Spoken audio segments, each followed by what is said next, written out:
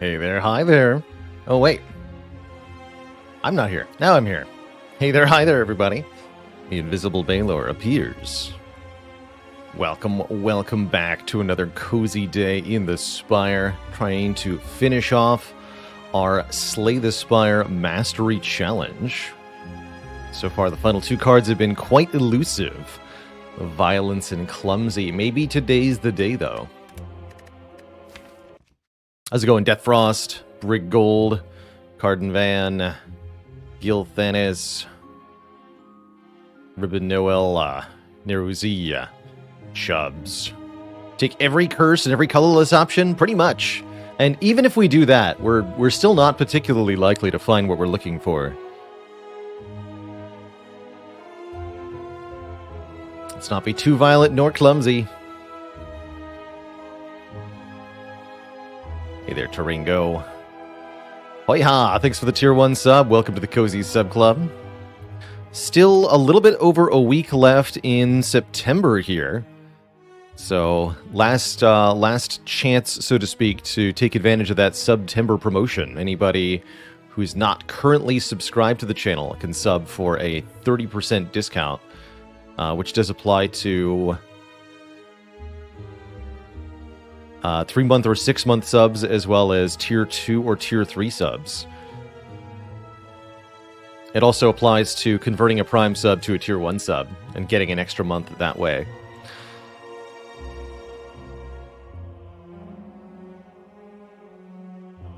Burn one and game. Thanks for the Tier 1 sub. Welcome to the Cozy Sub Club. Of all the cards that I've mastered, what have I changed my opinion on the most? One I keep coming back to is Dagger Spray, a common on the Silent. Deal 4x2 or upgraded 6x2 damage to all of the enemies. This one. Before, I thought this was a pretty good area damage card in a lot of Silent builds. Just nice to have to deal with the threatening encounters of Act 1 and Act 2. Nowadays, I feel like it just does not get the job done. It's not enough area damage to be worth including in the early game, and having a dead attack card on Silent in the late game is unacceptable. So I often find myself disliking Dagger Spray these days, unless I specifically have strength or some other nonsense is happening. 7L, thanks for the Prime sub in the 5 months. Wrist is resting on the desk mat. Good to hear it. Only about 50 desk mats, I think, ended up being made in total, so there's only a few of them out there, but I hope the people that did end up purchasing them really enjoy the extra large, extra delightful art, which does still feature, of course, on our stream ending screen, and will pretty much forever, I think. Burn One in Game says, on my first 820 win streak, thanks to your videos. Getting you to a 100% win rate over a 2-game sample. Well done. How do I judge when Ring of the Serpent is good for a run? I find it one of the most difficult boss relics to evaluate. It's definitely tough. That's the Silent upgraded starter relic that gives 1 card draw per turn in exchange for your 2 initial draws on turn 1. Because you have to give up this one's such a weird relic because you're giving up an advantage in order to gain a different kind of the same advantage. It'd be like if a relic cost you energy on turn 1, but they then gave you energy on every other turn. I think that'd be a cool boss relic, actually. Gain 1 fewer energy on turn 1, gain 1 more energy on every other turn. Combo really well with Lantern, I guess. Anyway, I find this most useful in decks that have a slow and steady plan. In order for this to be an advantage of card draw over your starter relic at all, you need to have a combat last at least 3 turns, and for it to be significantly better than that, you need it to go for 5 or more turns before you're really actually gaining a lot of card draw. And I like Ring of the Serpent a lot in Silent decks that are very cycle heavy or filled with 0-cost cards. So if you've got a bunch of deflects and backflips and dexterity, or if you have tacticians and reflexes, then Ring of the Serpent can be really, really, really good. Also, potentially good for Grand Finale, although you have to remember the 6 draw per turn, or you're going to have a bad time.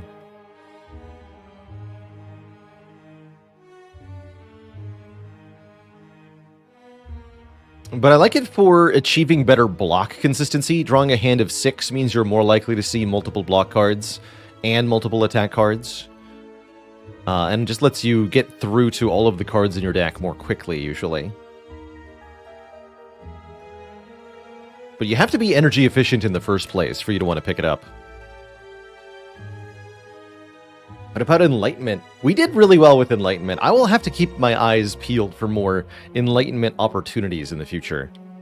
But I do think that Enlightenment run was a little bit of an anomaly.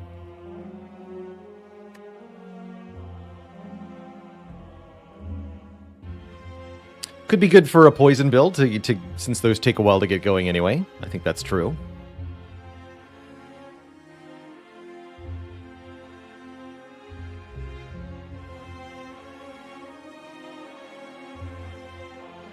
I still think that the upgraded Silent Starter Relic should be, you draw 2 additional cards on your first 3 turns. Kind of taking the approach of Holy Water. Just take your starting relic and triple it. So you get 6 card draws over 3 turns. Do card draws not have diminishing returns on a given turn, says Jumbo Gaming? Usually not. The diminishing return point for card draw is your hand is full. Up until the point where your hand is full, card draws are usually a good thing. Often to the point where if you achieve enough of it, you create an infinite combo and you instantly win the game.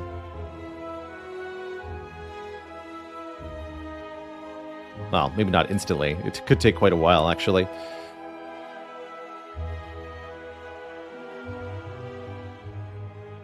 Not draw 6 additional cards turn 1? You know, that'd be kind of funny, too.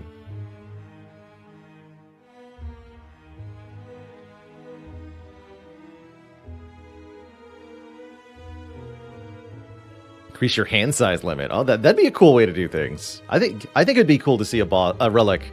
I know there's a modded relic that does this, but a relic that improves your hand size cap. Or reduces your hand size cap. Razor says, I picked a Pommel Strike. Why haven't I instantly won yet? You need a True Grit also. Then you're good. Once you have both of those things, game's over. How's it going, Beards of Bacon? Hello. And Blurst.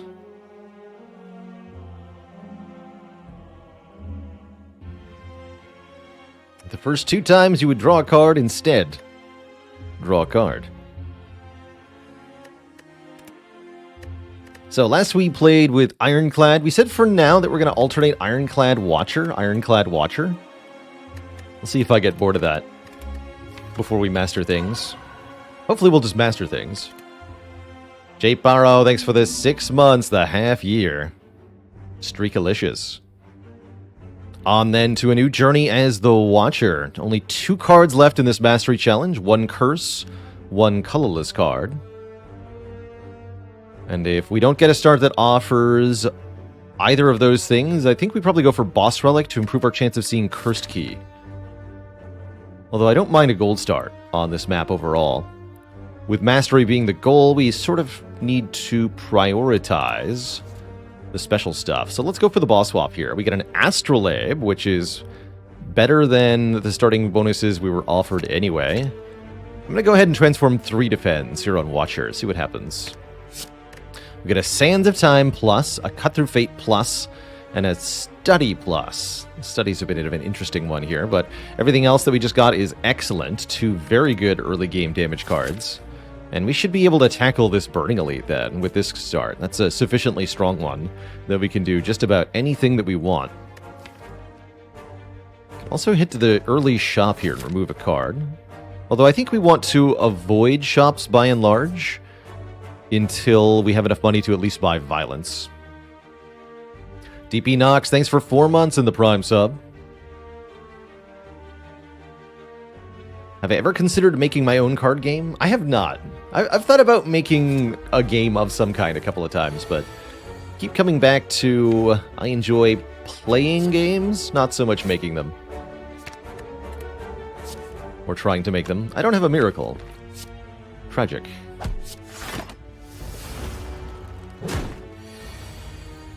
Making games is hard.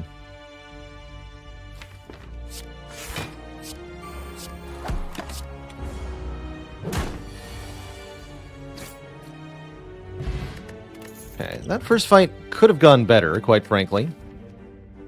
We are struggling a little bit for block, and a talk to the hand will help a lot. Making games is very hard. Spark Spies, thanks for 8 months of support.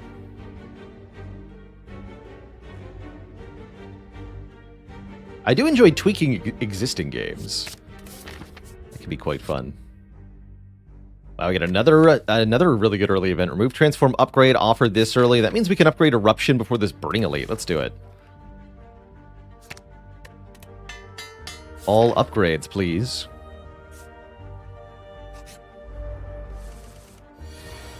Are the 2 cards I have left character specific? They are not.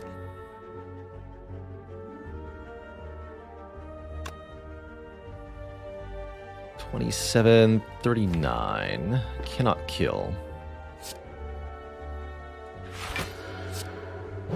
This will do that.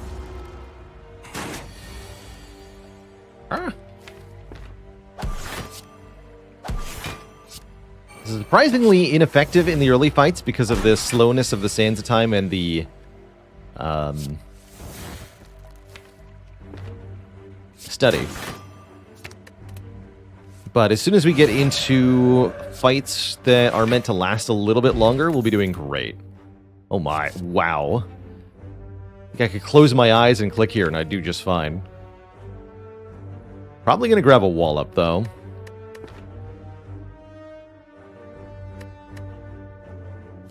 Meditate is also quite strong.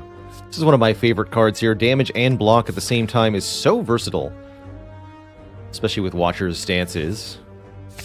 Bit expensive, but well worth the price, if you ask me. We can upgrade 2 cards at random for 20 more health.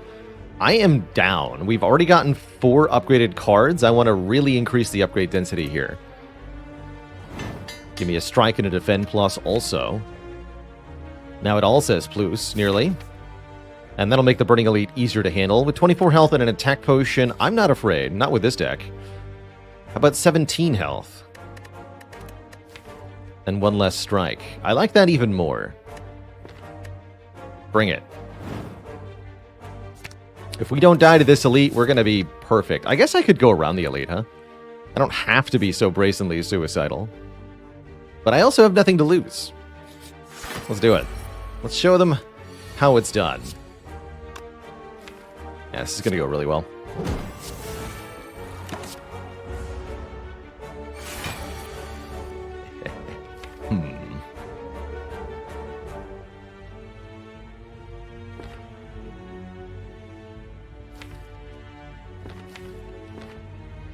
No, we wait.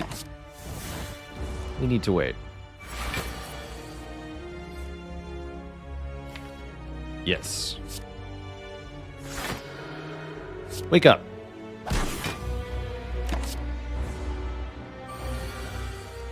Hello.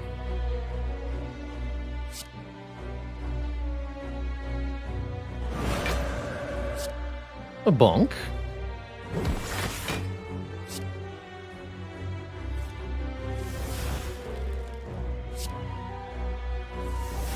A bonk again.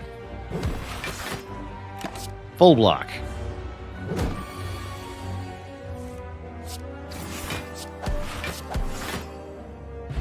Easy peasy. Now we have a peace pipe.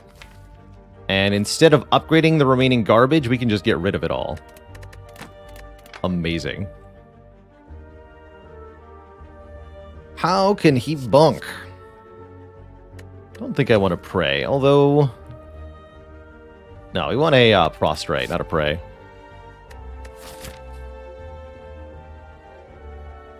I do think I am going to rest. This Gremlin Knob will not be so smooth. So let's sleep here. And I'll keep taking events, because events are the only way we're going to get clumsy, realistically. Oh, wait, no, this is not one way. Of course you are, he says. What do you mean, of course I am? I'm not ready for anything. Other than a relic. I'll take 100 gold. Thank you. Yay! Huzzah. And... Bottled Flame. Could bottle Talk to the Hand, we can bottle Sands of Time, we can bottle Cut Through Fate, or I could just take the blue key here. With only 12 cards in the deck, and quite frankly, we're going to have less cards over time, not more. It seems ridiculous to bottle anything. Take the key. How many hours have I spent mastering cards? The challenge started on the 1st of this year, so most of this year has been spent on the Mastery Challenge. All of them. Exactly.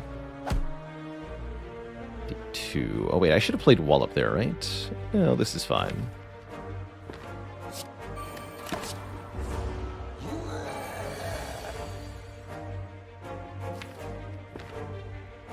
So we go what? Strike Vigilance? Try to get back to Wrath? That shouldn't be hard. There's very few cards in the deck. Take 3 win the fight.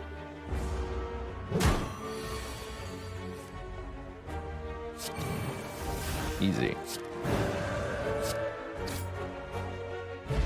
Juzu Bracelet. We will not encounter combats in question mark rooms, and we're offered a wheel kick or a wallop. I guess there's also alpha. I like a wheel kick quite a bit in this position. Although one would need to upgrade it. Currently I'm gonna pipe some cards, probably. I guess we can skip these. Skip these for now. Yeah, Juzu is also helpful for clumsy hunting.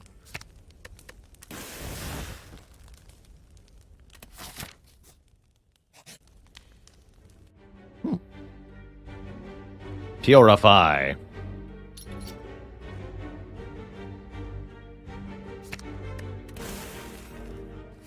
So now we have 10 cards in the deck. This is our current deck of cards.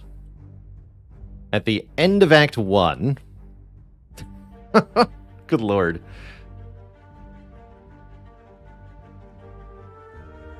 Good lord.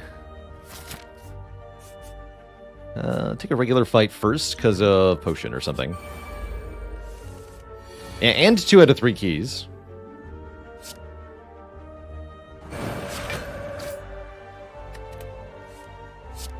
You'd love to see it. Do 52 times more damage than necessary. Talk about overkill. Prey is back. Do not want Prey. I almost want Prey. Although... Wait, hold on. With so few cards in the deck... Can I do, like, Prey, Insight, Prey, Insight, Prey, Insight? Is that a thing?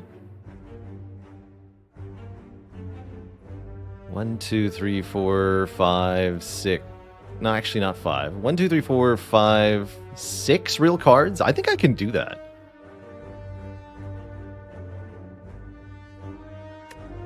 It still works... No, it doesn't work with Prostrate, because it doesn't generate a new insight. Seems like a way to get killed by Chosen. No, we just killed Chosen with Eruption, Sands of Time. Easy. I want to try this. I have to know if this is actually functional or not. And Lagavulin will be the test bed. Perfect.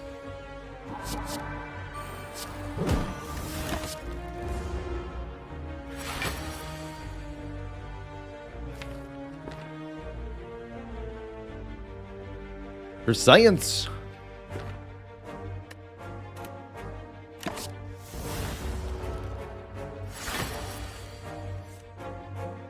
So the idea is we go Insight, Insight. Now there are 0 cards in the discard pile, 0 cards in the draw pile. I do Prey, Insight, which draws Prey and Insight.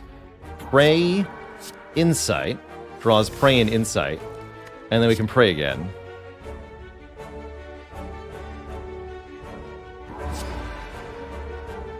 And then we're Divine.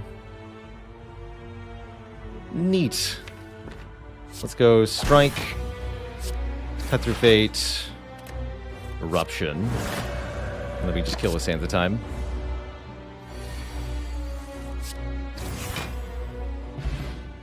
Neat.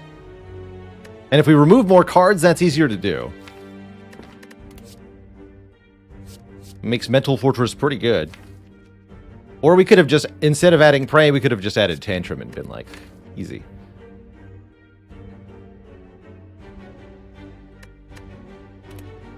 Definitely grab Mental Fortress. Signature move. Not today. Not today.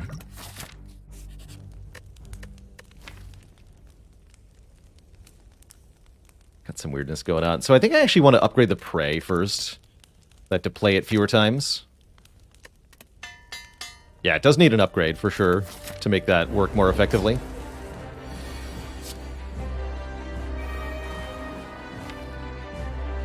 Slimes could be a slight issue. Let's just bank 2 energy here.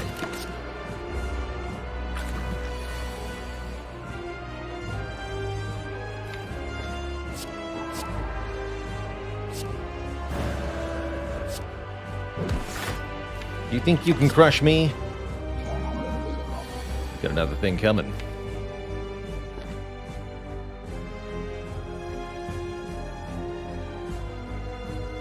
Guess we just keep collecting the insight for now.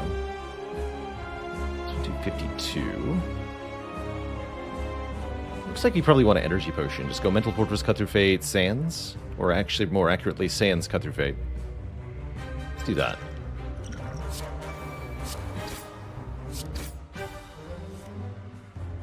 And then I have a lot of insights to draw with on this turn, as well as an attack potion in the event of an emergency, which there is not any emergency here. Trying to use Prey in this fight seems unlikely to work well, though. Next turn looks kind of spooky. Guess we just play this then. Of course, the little minions are going to be an issue, are they not?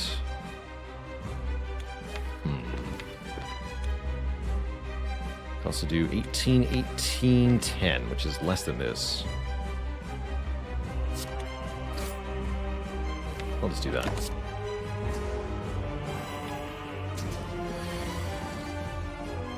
Good. So draw the strike and kill this one.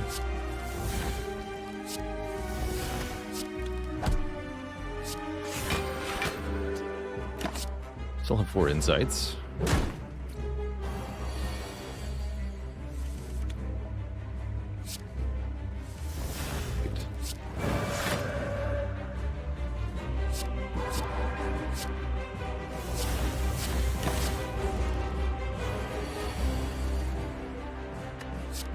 GG. A little spooky, but not too bad. We didn't use the Prey really in that fight, and that's okay.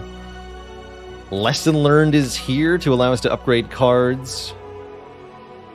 I guess with a Peace Pipe, it is still better than manually upgrading Talk to the Hand, Wall Up, Vigilance, and Mental Fortress. Because it'll save me 2 or 3 rest site actions and only cost me 1 to remove. So I'm down for that, actually. I'm down for Lesson Learned and only hold it for a short time. You can also use it to upgrade any additional cards we add. Exactly, we can always just toke it later. Brilliance I don't think is all that helpful. As noted, if we're looping Prey, it doesn't really matter what else is happening. Let's just take in Toka Lesson Learned. And then take a Fusion Hammer. Seems pretty good. Literally no downside. Actually, there is a downside. I have to remove cards at rest sites. If I'm at full health, anyway. If I'm not at full health, we can just rest. Could Empty Cage strike and defend here. no starter cards remain. I do like having more energy per turn. This deck would really like more energy. Happy with a Fusion Hammer.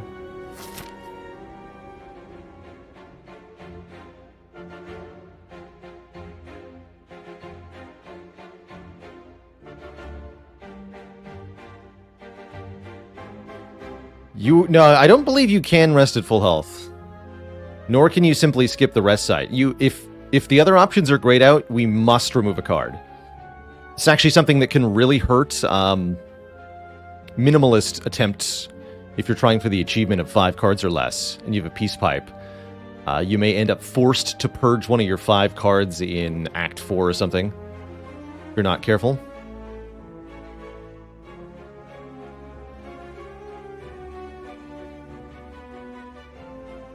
Actually, wait, no, maybe you can rest at full health, and it's just Coffee Dripper you can't.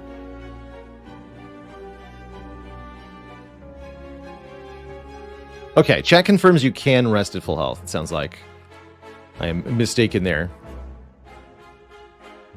So then it's mostly with Coffee Dripper, not Fusion Hammer, that you have to worry about that situation. With Coffee Dripper, if you have no cards to upgrade, you'd be forced to remove one. But not with the Fusion Hammer. Okay, cool. Yeah, I'm thinking of Coffee Dripper. Definitely thinking about the Coffee Dripper. So, do we want to go to a lot of events? How important is that? Seems moderately important, actually. It's not like I benefit from much else. Did we go to one shop? Yeah, might as well. We get one event here, and then let's do these 3. Take this fire.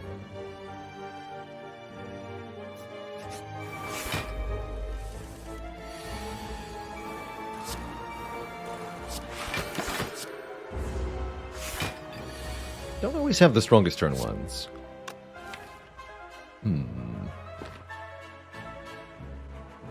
Can't use Wallop to block here. A curious problem.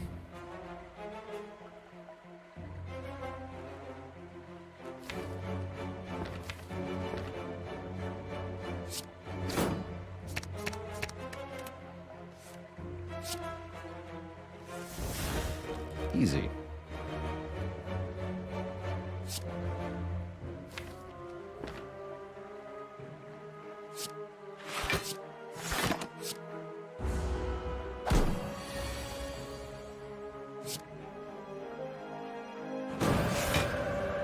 $5.52, 18.18. Easy. Although we do have a lesson to learn, potentially, here. We don't have to lesson learn in every fight because there are so few unupgraded cards in this deck. But if we can, we should. Doesn't look like we can here. Let's see, if I play Vigilance, we block for another 8 plus 6. 866 is 20. We would take 2 if I play Vigilance, Defend, and Strike here.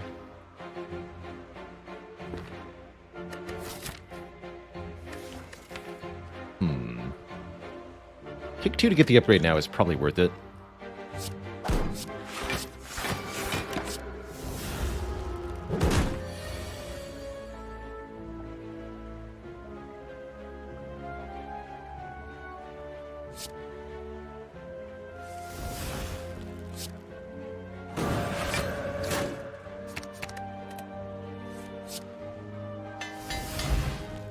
Vigilance Plus. Once again, Tantrum is here.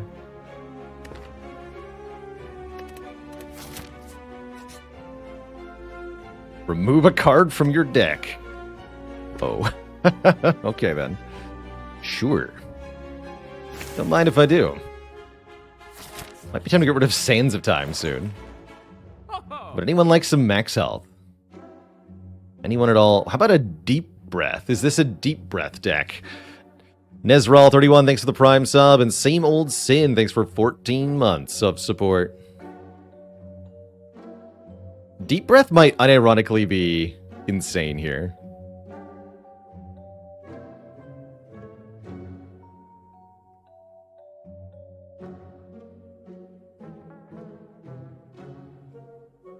Seems good, actually. Yeah, it's going to draw... Upgraded, it'll draw 2 for 0 energy. And that lets us redraw, of course, Prey. Can also afford a card remove here, because... Yeah. How many more cards must I remove? We could get rid of Eruption. That'd be really funny.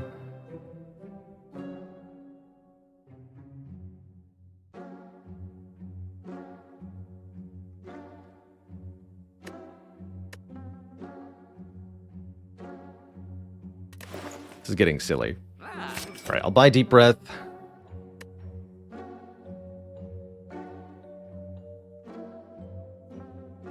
I don't know if I want to remove Defend quite yet.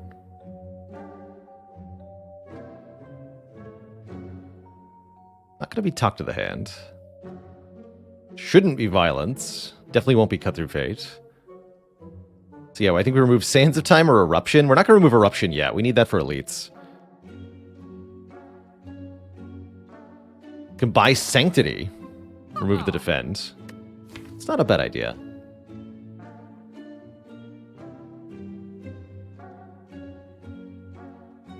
I like that Sanctity.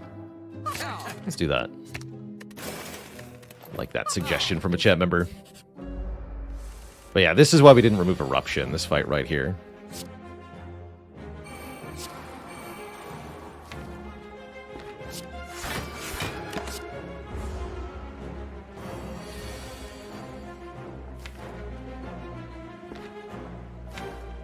You dare.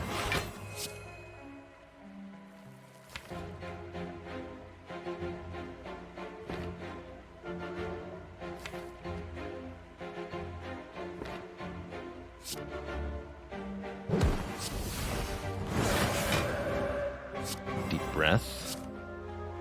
We can wallop. Show me Sands of Time. I guess just show me Vigilance next turn.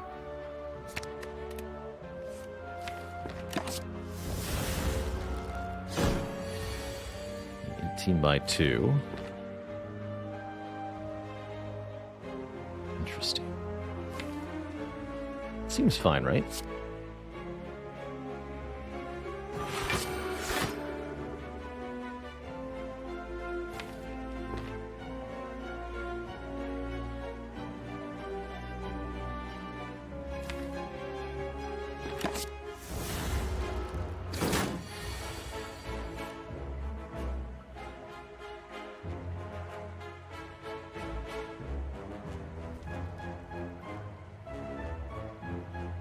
So it has to be, in order to get the kill with the Lesson Learned here, it has to be Sands of Time, then Eruption, then Lesson Learned. If you play Eruption first, you can no longer get the Lesson Learned kill.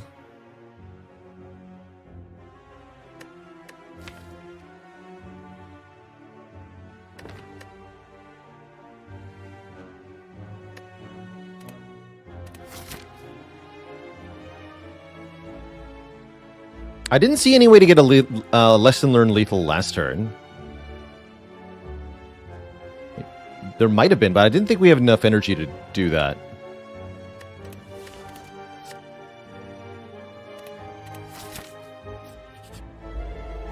Worship unnecessary? I think so.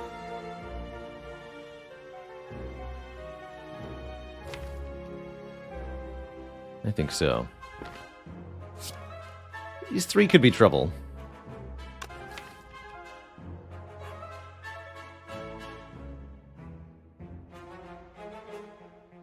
Might want to use the attack potion. No, we want that for the elite.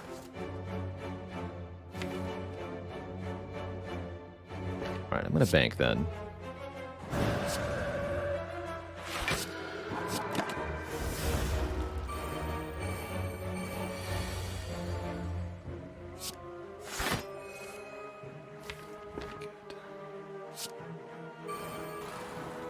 You can forget.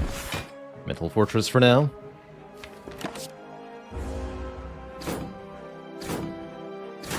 Here's where it gets spooky. Very spooky.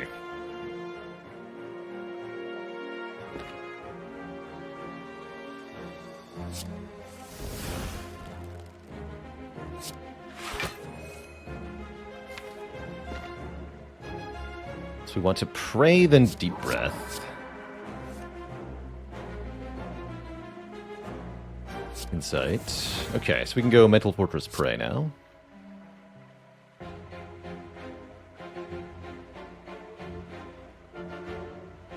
That what we want? Mental Fortress? I think so.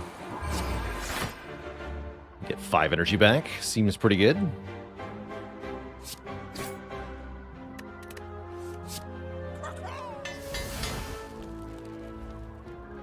Excellent.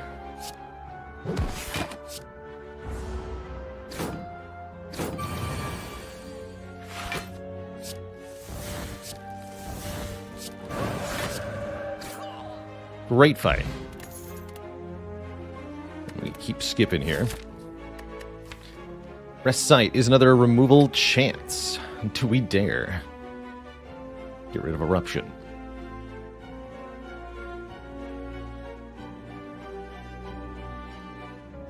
Do I need Talk to the Hand?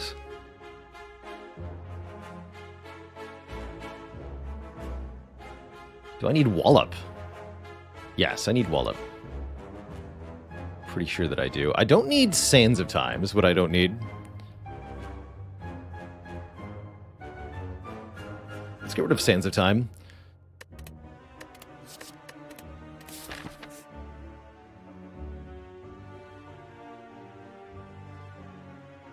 We also don't need Lesson Learned. Well, we still need it for a little bit. We need it to upgrade Deep Breath at minimum and Mental Fortress. Definitely Deep Breath, though. Do we want to go left path instead? Get less fires here if we don't need removals as much. I guess that is a little bit better. Yeah, that does seem a bit better. We don't get any more events this way anyway, so let's go left. Wasn't expecting the free remove here when we originally marked out the path, after all. Of course, there is some downsides.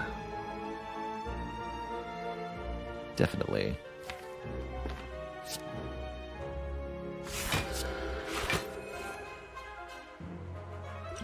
What are you?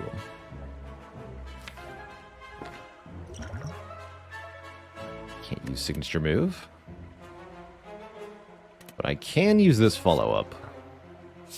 Alright, this might hurt a bit. Quick maths. 18, 14, 32, right? We want Eruption here.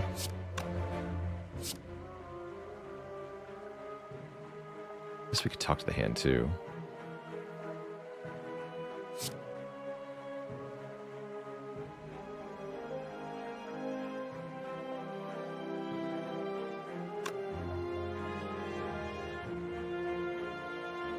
I'm only going to get 3 energy back, so I actually can't play the Talk to the Hand. It's just going to be Eruption, Cut, Lesson Learned. Got it.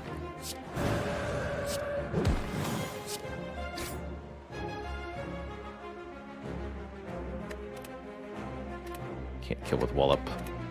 It's going to sting a bit then.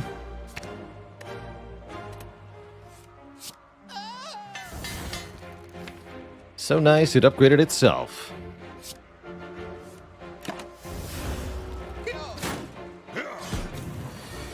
Ow.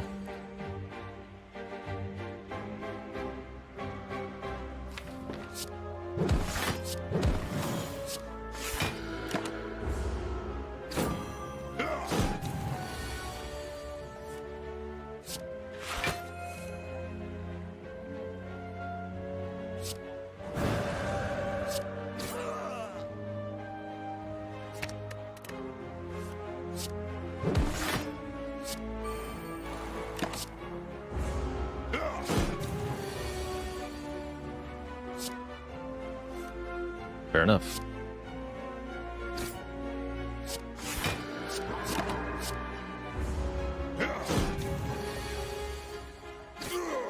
Okay. That certainly could have gone worse, but it didn't. I'm actually not sure who wrote that meow command. I love that it's there, but I'm not sure where it came from. Have we ever had 2 copies of the unmastered card and then just failed the run? Oh yeah. We've done that with Clumsy specifically, even. It definitely happens.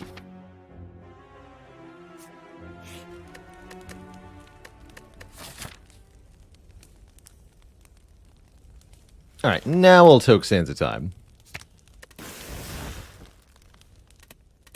Dead Mousy, hello and welcome. Finally, the timelines match.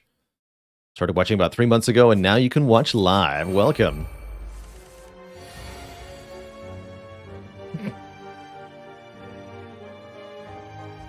Excellent Prime Command as well.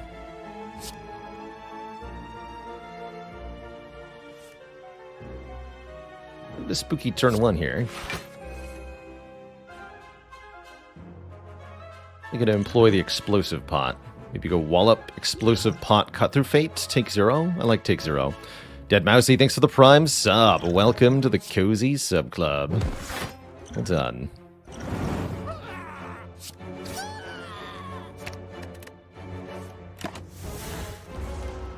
One free turn is usually all we need to get things set up with this deck.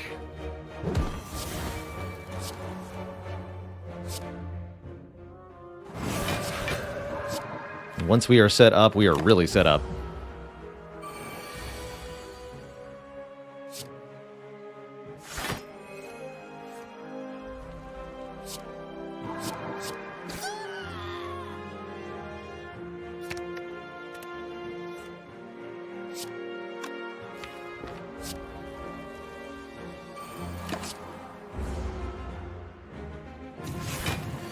Here it comes.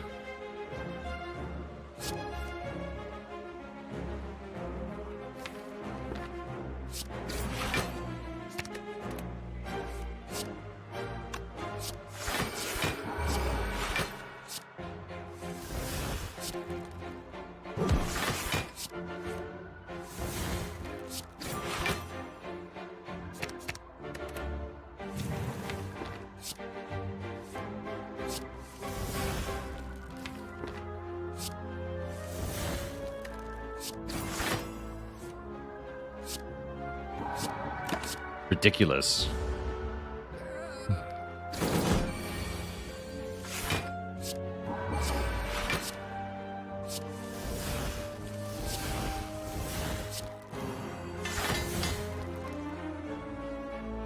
Publius Maximus, thanks for the 3 months.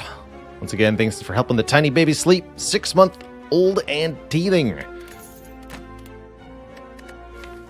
Good to hear. Small human progression continues.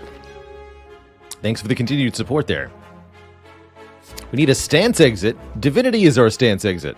Although I guess we'd like a way to exit Divinity so we can get back into Divinity, maybe.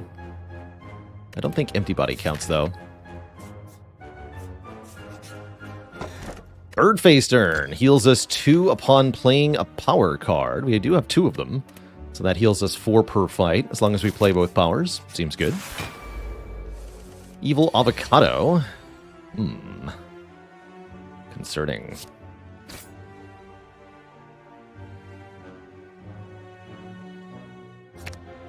Talk to the hand Wallop blocks. Not the right amount, because it kills the enemy. It's not good. I think we'll just take some damage here. It's fine. The faster we get this stuff in play, the better.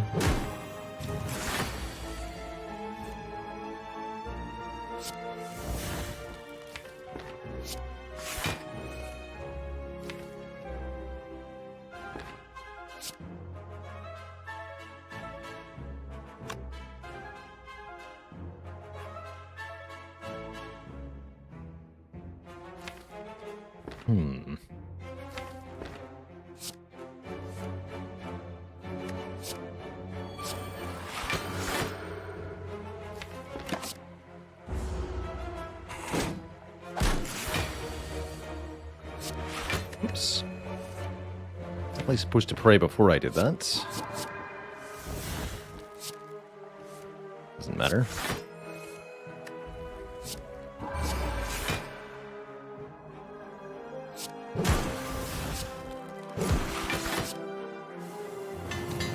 There we go. Deep breath upgraded. That's going to make our life a lot easier. Moving forward.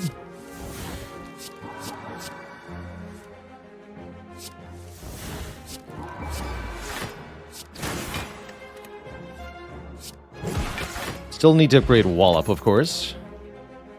But once we have that, we're good.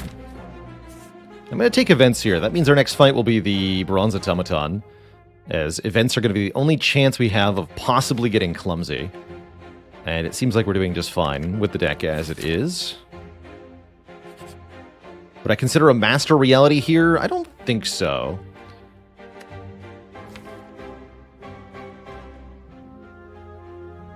Would give us more draw on the insights, but we really don't need that. I guess I'll take 3 strength on turn 1. Sure. Fight. Fee of all my gold, huh? I'll show you all of my money. This will do 32. Pointy, no!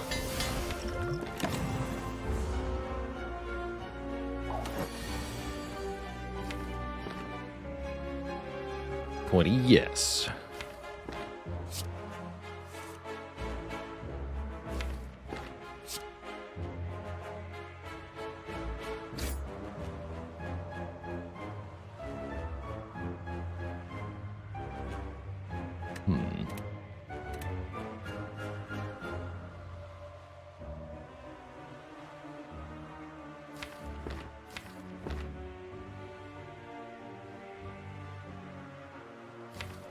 Without the insights, we actually can't do all that much.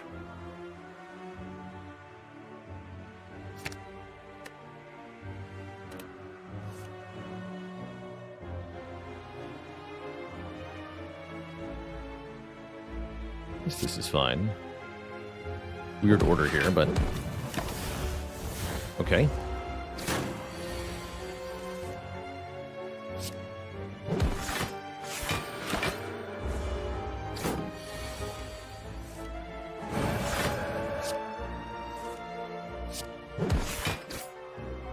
Whoops. Oh yeah, we already got the lesson learned. That's right. And we got our upgraded Wallop. Now we can remove the lesson learned, or we could add another Wallop or something. I don't think we need to, though. I think we just purge this lesson learned now. And we could also purge Talk to the Hand, I think. We've got 2 rest sites. Let's do it. Let's remove lesson learned and Talk to the Hand here. Further distill this down.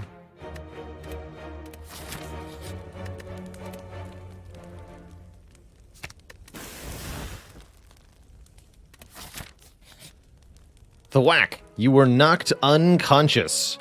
Groggy and with a throbbing head, you awaken to find yourself thrown into the center of a massive stadium. It's seriously really big.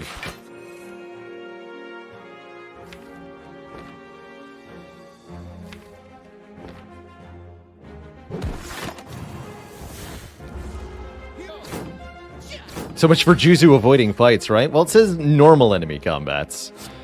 And for what it's worth, these are not normal enemies. These are extra special enemies.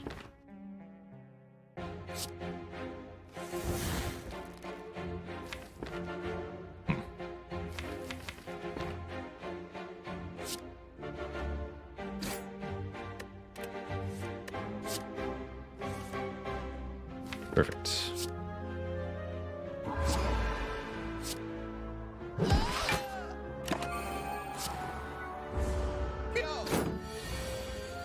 Doing that on turn 2 is a pretty good sign.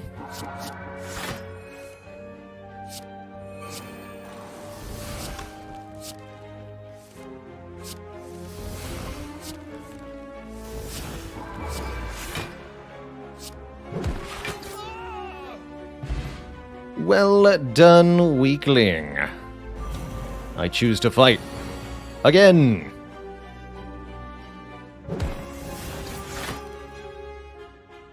Though it might mean mine own death. It does not.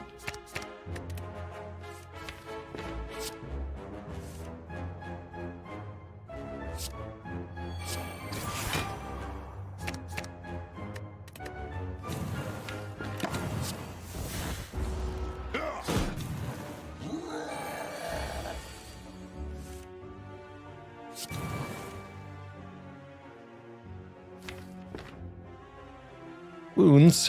Where'd these come from? It'd be ridiculous.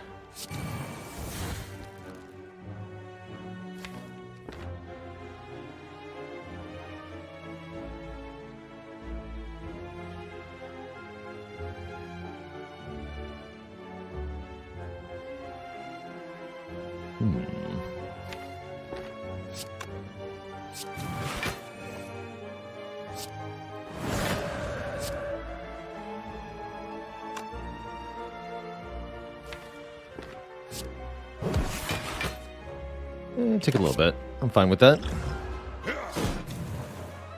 9. Seems okay.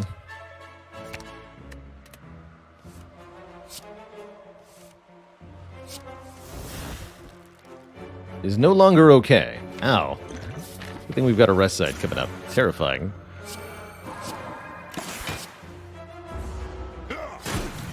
My hit points. How dare you?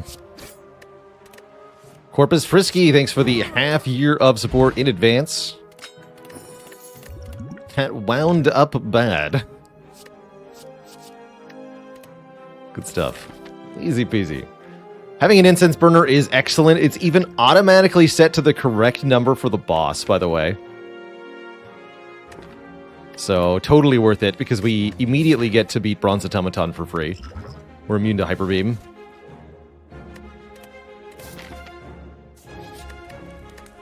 I guess I'll sleep one time, though. Just for a little bit of safety. Although, I don't think this will matter, actually, because we should beat the Bronze Automaton well before problems would arrive. We study, yeah.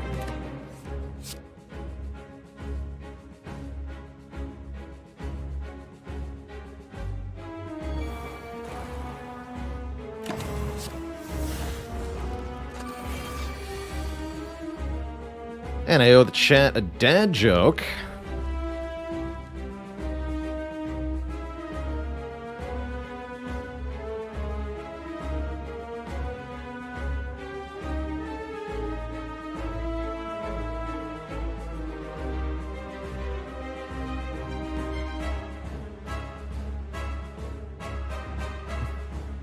Why is this boss so large?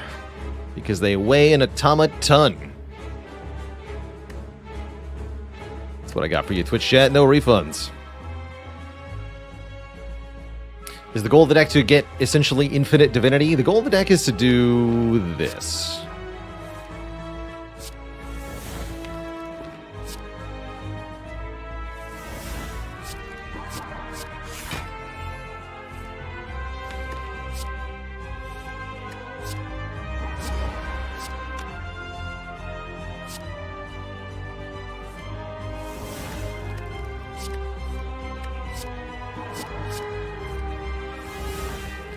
Then we go Vigilance, Prey. 5 more energy. Is this good? Not sure. Here we are. Prey. Insight. Deep breath. Prey. Insight. Okay, we could Vigilance, Prey again. We're actually not net gaining energy, though. I guess we should get rid of some of this other stuff. Take the rarest card in my discard pile, huh? We can control what that is.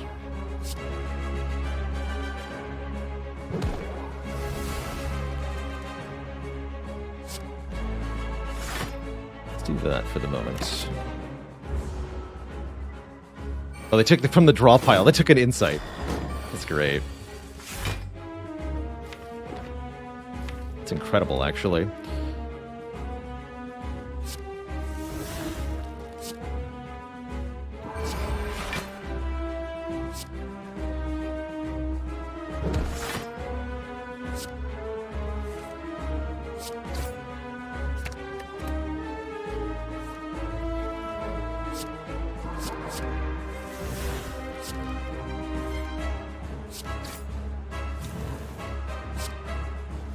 Don't actually seem to do that much damage, though. Well, maybe that's not right. It's only turn 3. We got the boss halfway down. Also took an insight. Cute.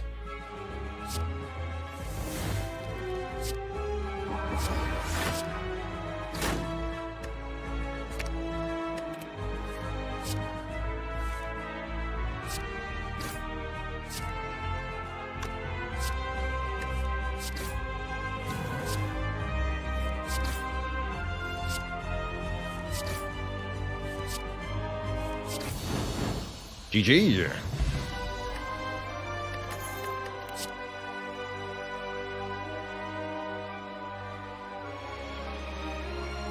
Get wrecked, nerd. Sir, step away from the infinite. The almost infinite. Honestly, cards seem like they're not helpful. Devotion could theoretically add to what we're doing. It would give us more stuff per turn. I don't think we need more stuff per turn, though, really. Just have a devotion potion. For the one fight where we do want devotion, it's in a potion. Welp, that seems good. Pyramid means we could retain the hand, means we can much more reliably do combo stuff, much more easily. Could also take Sozu or Calling Bell, I guess. It's not the world's worst Sozu. Go to 5 energy per turn. Get to do even more stuff.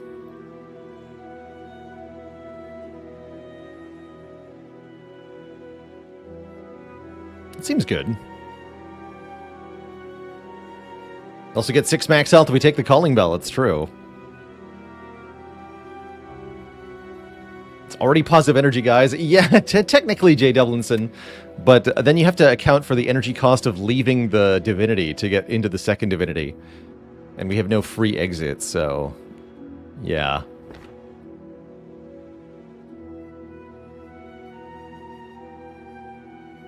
Is Runic Pyramid still good with a 10-card deck where you see all 10 cards from turn 2 on? Yes. Yes, it is. Because it allows us to get all of the cards into our hand at the same time.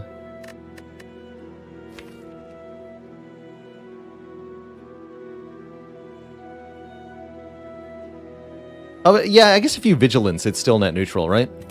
Easy.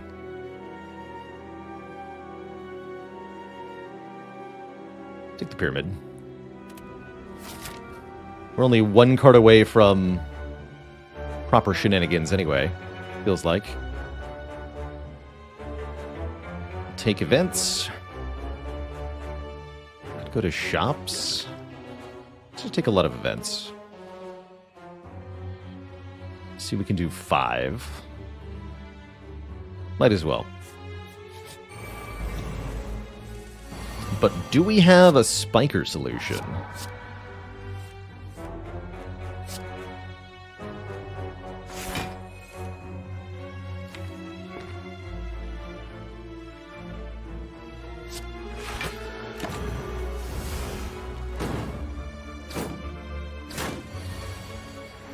Oh yeah, we do. It's Incense Burner. I forgot about that.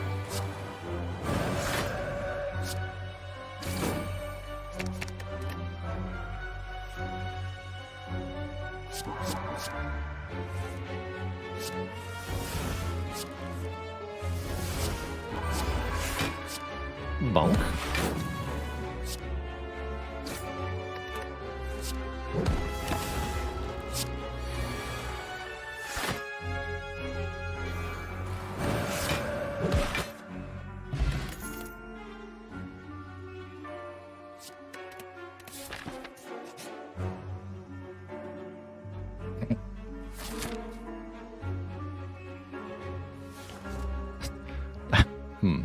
Guess there's only one real choice here, huh?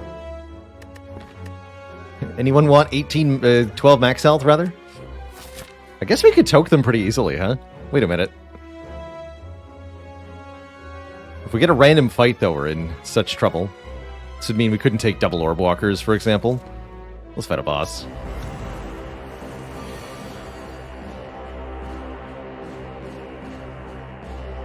Juzu makes us more likely to find double orb walkers, Twitch chat.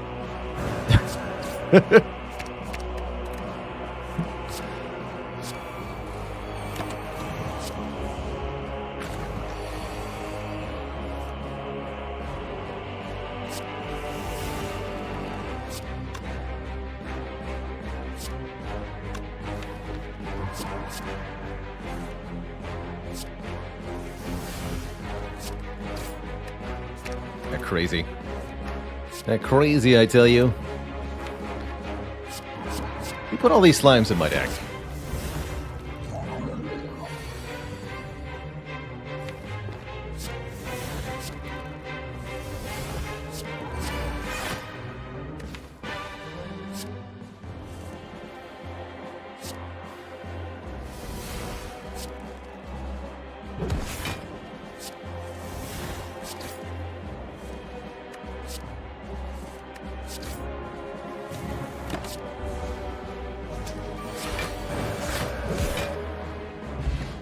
Gurya! We can now gain strength at rest sites.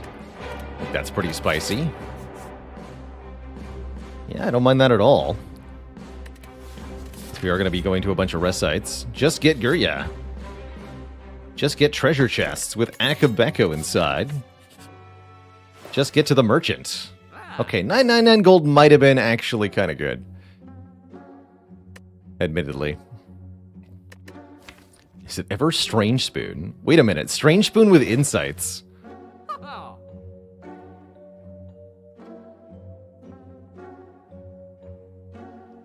Yes.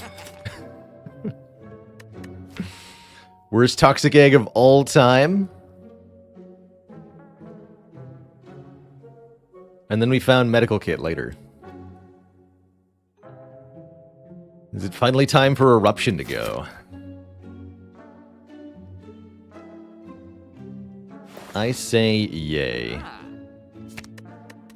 Remove Eruption. Yes, pay money for Remove Eruption. You heard me. Can't afford to use my valuable lift actions for this garbage. Winding Holes. Seems like we're past the point of Transform being a possible option. I'll just lose max health, although madnesses are actually kind of insane here, are they not?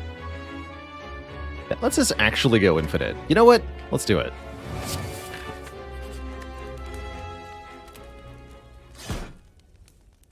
Wait, we have Spoon? Wait a minute. What have I done?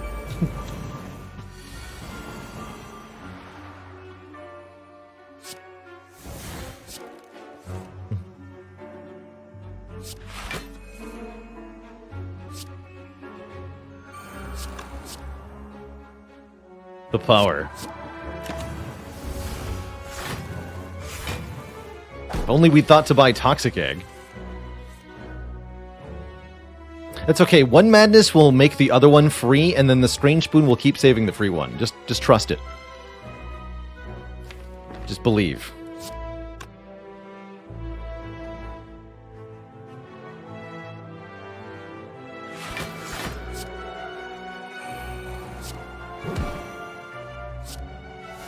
Spoon.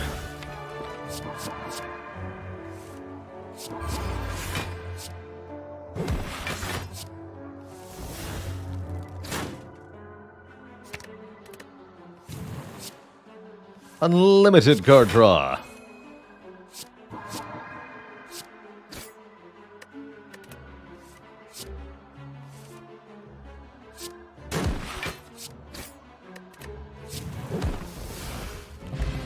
Love it.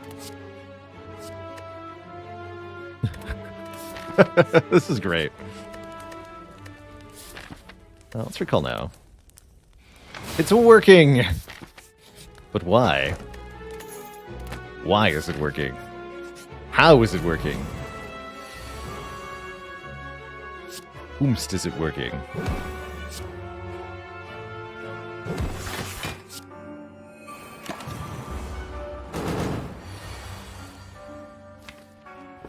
Oh, no, you don't.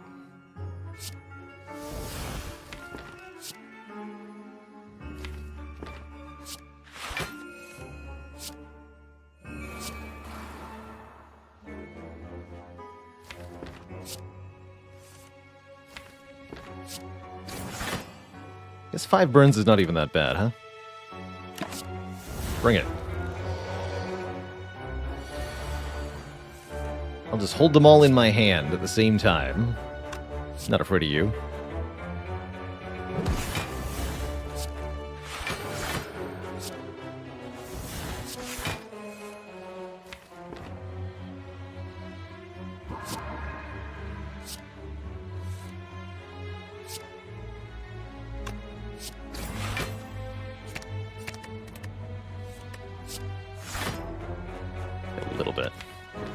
Or take none. Wait, infinite? No, my hand is full.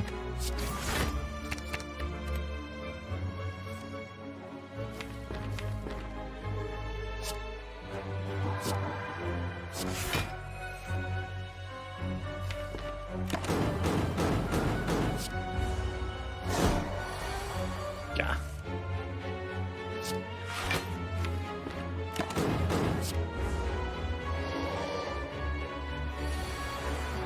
Now, I'm a ghost. You take that.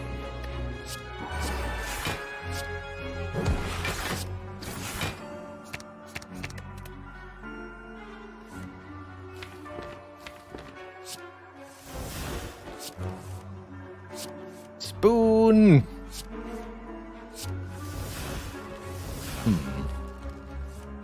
There we go.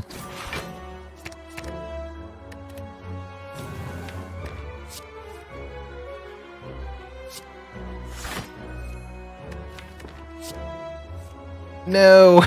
Could have used Gambler's Brew there, but I don't need to. I think we're fine. We just get some more burns. Easy. There we go.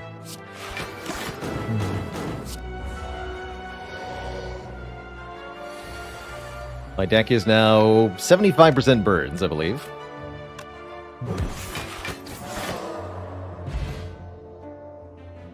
Coca Soka Loca, thanks for the 10 months of the Prime sub. It's here, Twitch chat, Sundial.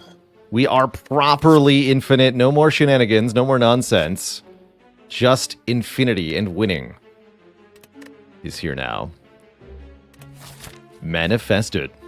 Infinite has arrived. Merchant has arrived, offering a kunai. A panache is kind of cute.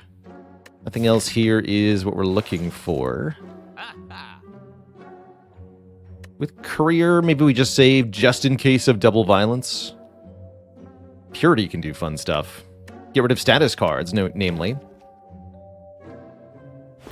Okay, I'll buy Purity. I like it.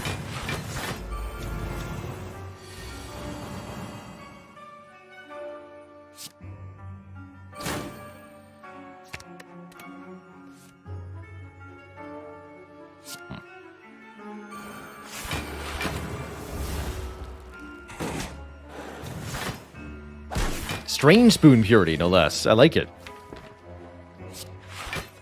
It's even better that way. And we can use it to get rid of cards we also don't need for a particular fight, should we encounter any such situations.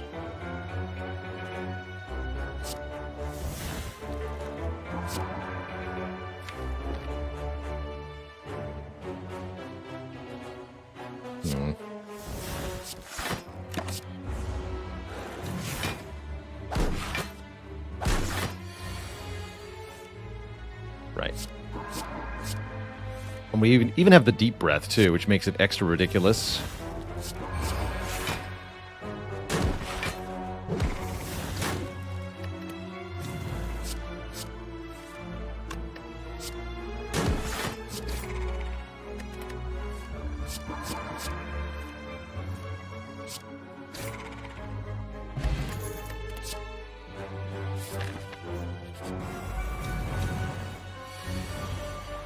Welcome to Dead, Mr. Giant Head.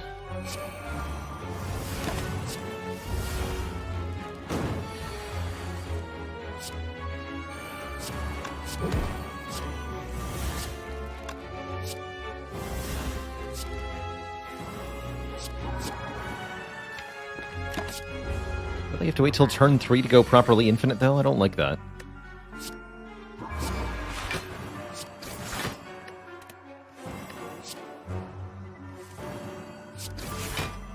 I don't actually have that much direct card draw, I guess.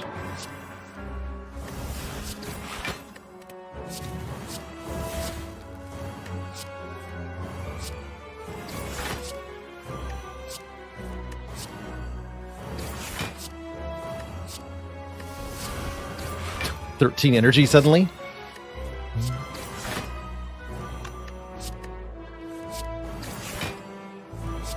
great.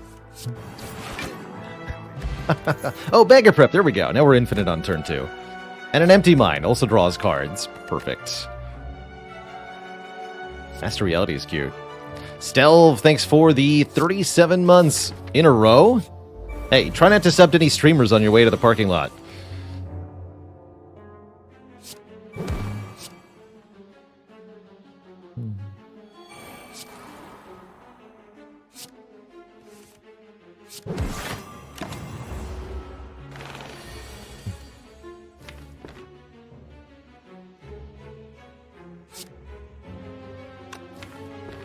Double Madness in the draw pile.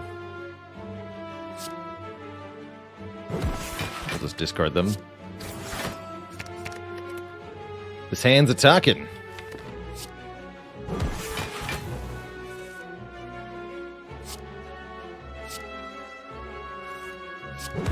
Spoon.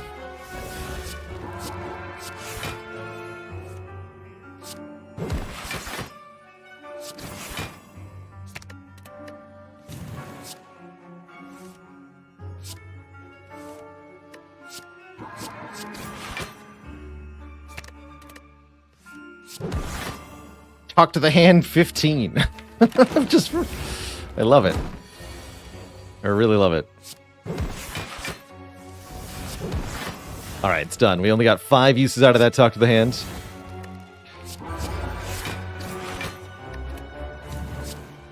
Whole deck is madness. Absurd. This is a fun run. I wish I could take signature move, but we'll never be able to use it.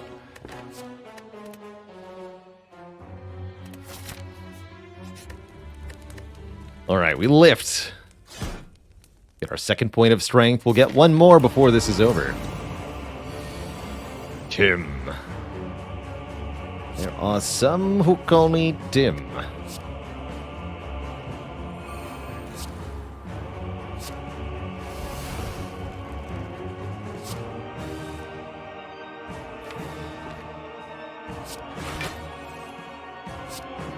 Hopefully we have Purity to get rid of certain things like Study, I think is something we don't want here.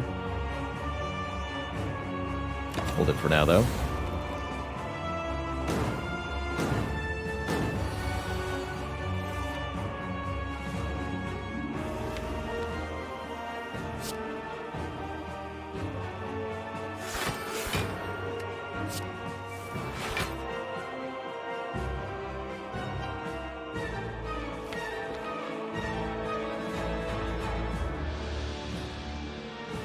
Deep breath is still good here.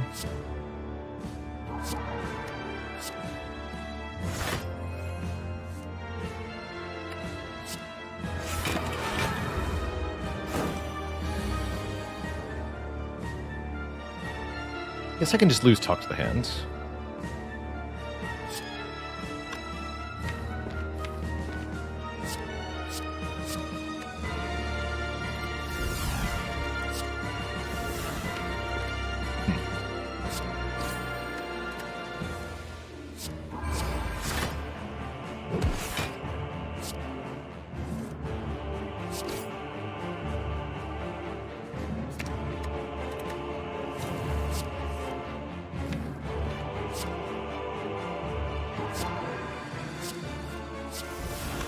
Oh, we kept Purity too. Nice. Get rid of these.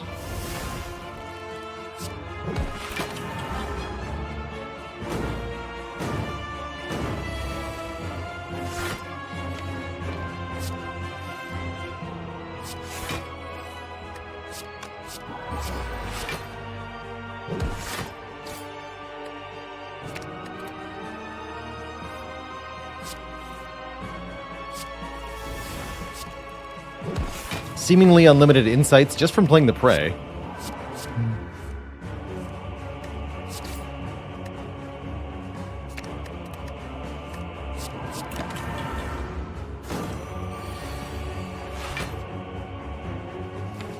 I just kill you now?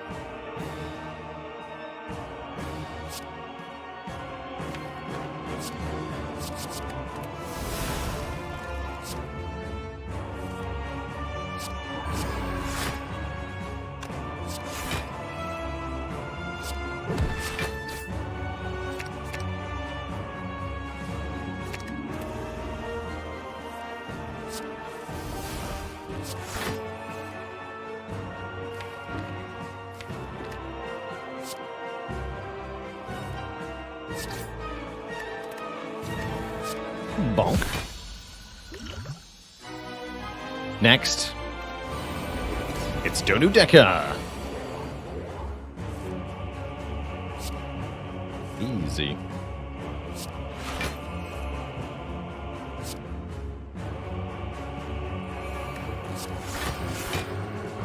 That'll do for turn 1.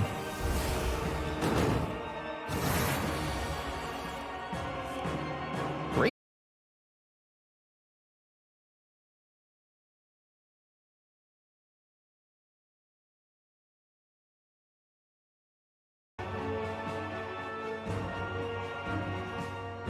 Alright, Twitch chat, I think we're back. Not too much of a disconnect there. We're back. Welcome back, one and all. Sorry for the interruption there. Looks like the internet forgot it was supposed to be on for a second. The ISP couldn't handle all this power. There's Sanctity, too. Gonna keep the Purity.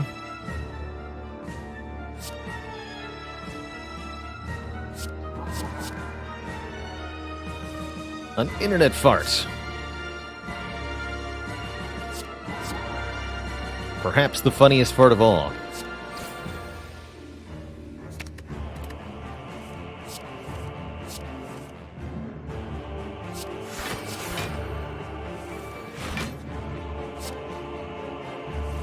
Simply increase the number of cards in your hand until infinity occurs.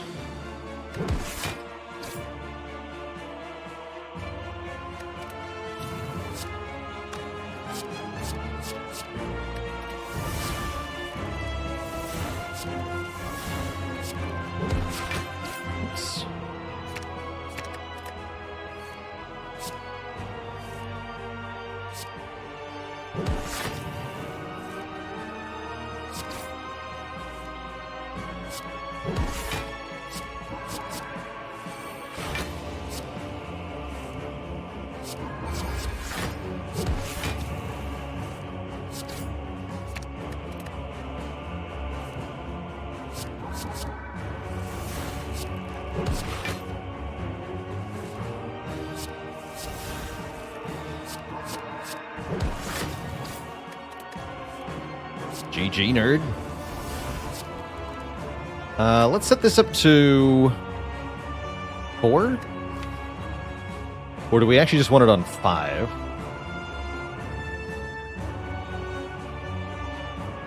I just want it on 5. Because if we get to turn 2 of Spear and Shield, we already win. Let's put it on 5.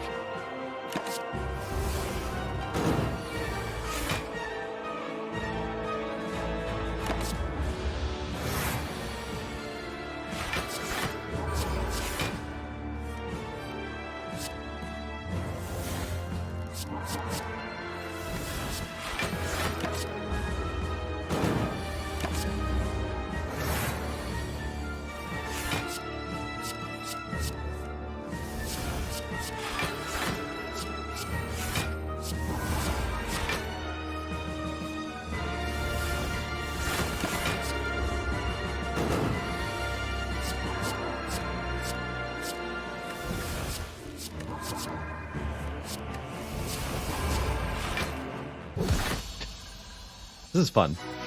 The power. Guess I could have set Sundial to 2, but I don't think it'll matter too much either. 2574 is our score here. A good year as we blap the heart with the hottest of nonsense.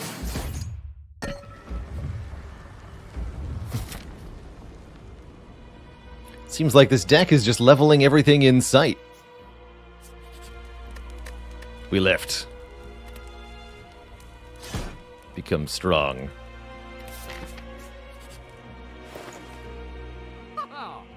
We sure we don't want to master reality? It is kind of funny, actually. And I have nothing better to spend my money on, ostensibly. If I want to make this take a lot longer, we can get Melange. Whenever we shuffle the draw pile, scry for 3. This is not helpful because of some weird interactions it has. And it would be very time-consuming, so I think it would actually be a horrible addition to this deck, as usual. Poor Melange. We managed to complete Extra Pain Train challenge yesterday. Done it? We did. We finished Extra Pain Train with the Little Fade plus triple Entombed Explosive build.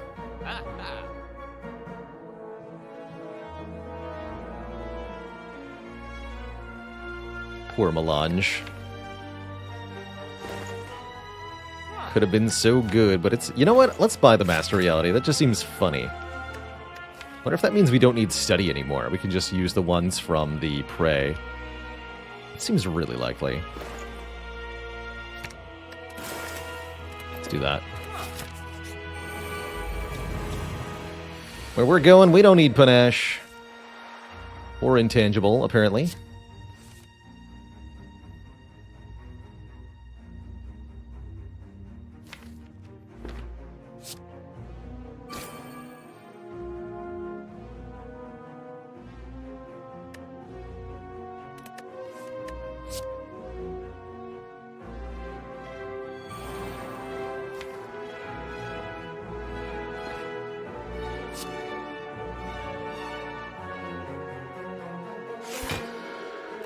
For now. Just having all the cards in hand is kind of important here.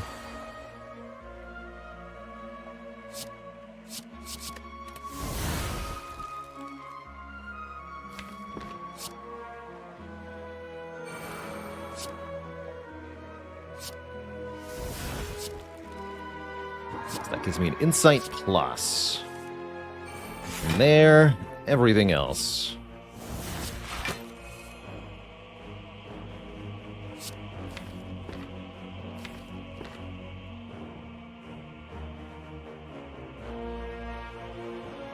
Four mantra. Hard to tell because of the card the card hotkey makes it look like we have 3 mantra, but we have 4. Cute. Okay, but we need to Sundial. That's what we need to do here. Okay, so that's fine. So let's pray deep breath.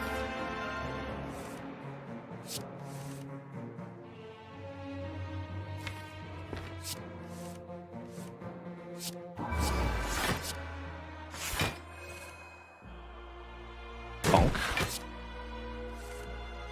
Bonk. Bonk. Bonk. You get the idea.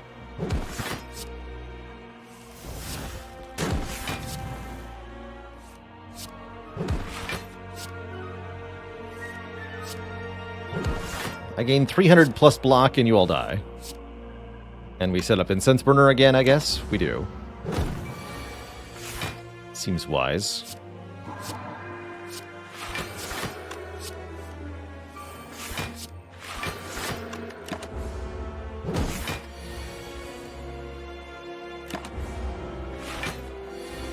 We want it on 4 here.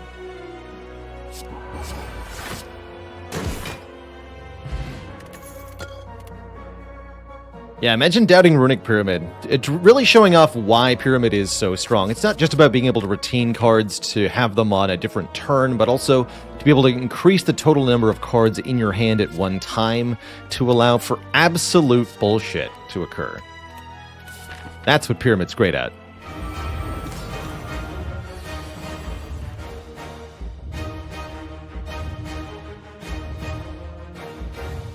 Look at you. And Ornithopters. So we might as well play another card first.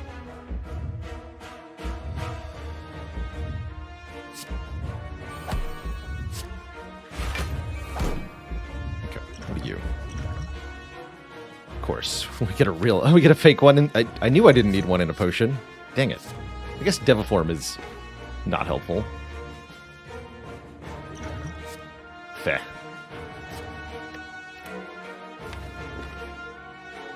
Whatever. It don't matter none.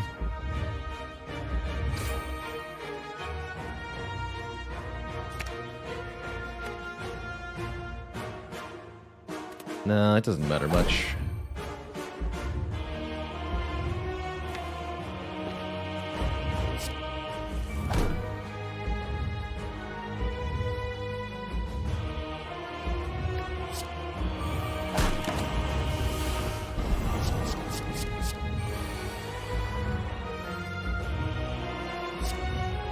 Fear not, for I am a ghost.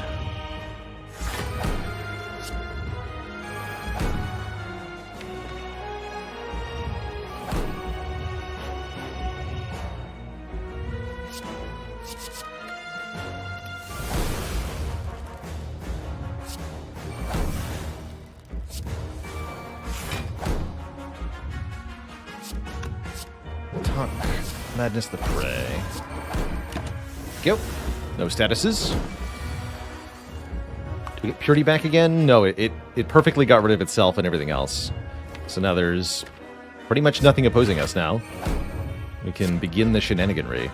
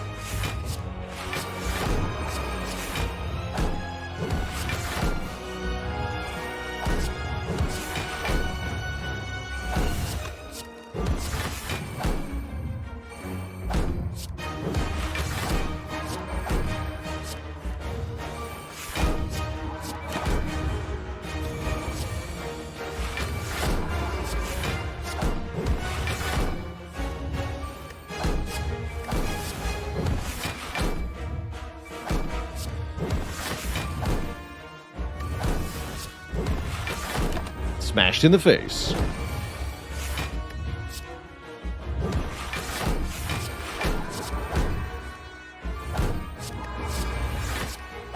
GG, Mr. Hart. GG.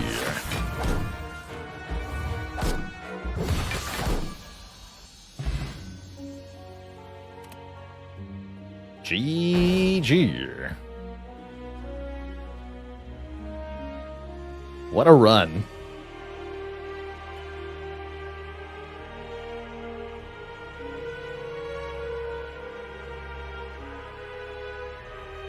What a run. GG, everybody. Absolute, uncontrollable bonkitude. Delivered face first to the heart for a final score of 33-74. Not too shabby. That was a great time. That was a great time. GG's. Yeah, don't give the Watcher a peace pipe, you silly Spire. They will simply break it.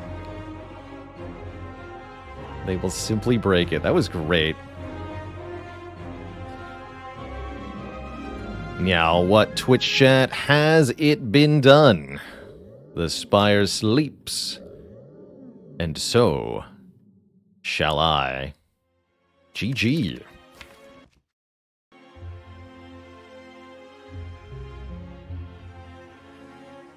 GG.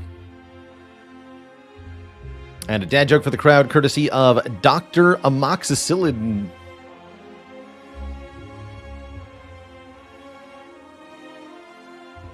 Why does the Watcher prefer old-fashioned televisions? She's a fan of the cathode prey tube. And I'm not sorry. No refunds, Twitch chat. DTH Rocker, thanks for the Prime sub. Welcome to the Cozy Sub Club.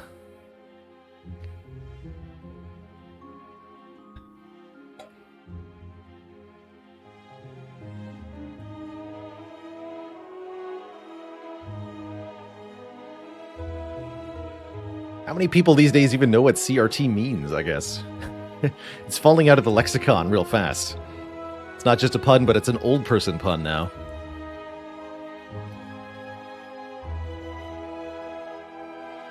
Melee players know.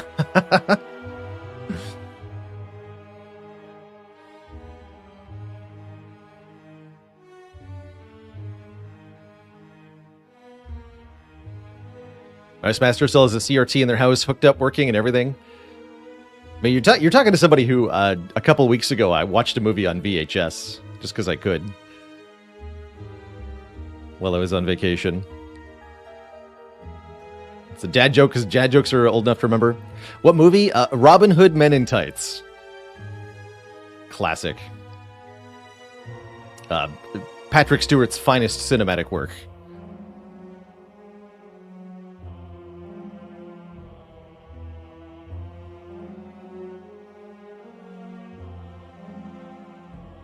Yeah, I was impressed that there was a working VHS player sitting around.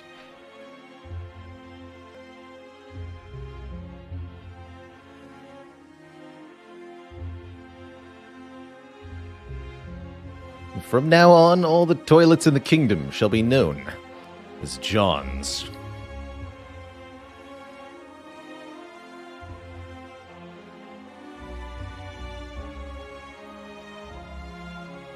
And yeah, I had to legitimately rewind the movie to watch it in the first place, too. The previous viewer was unkind.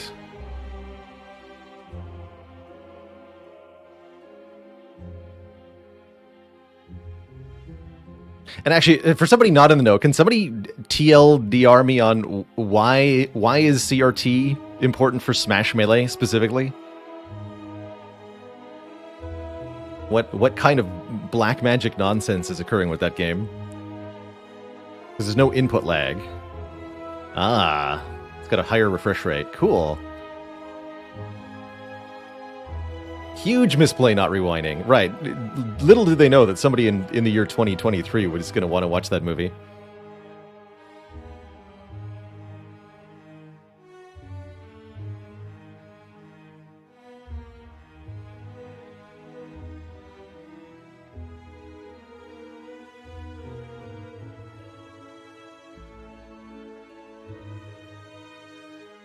CRTs have instant visual response times, flat screens have visual lag. But I guess it's only the Melee players who really care. Even though theoretically there would be many other games where this could matter. Where are the Souls players demanding that they played, Elden Ring on a CRT to get the best response time? What's up?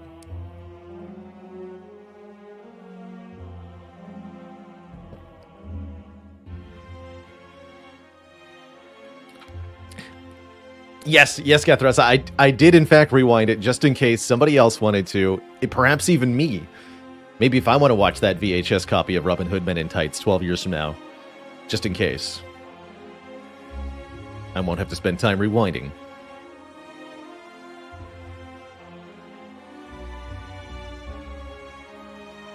Ripindoa says the Melee players go harder than anyone. I'd believe it.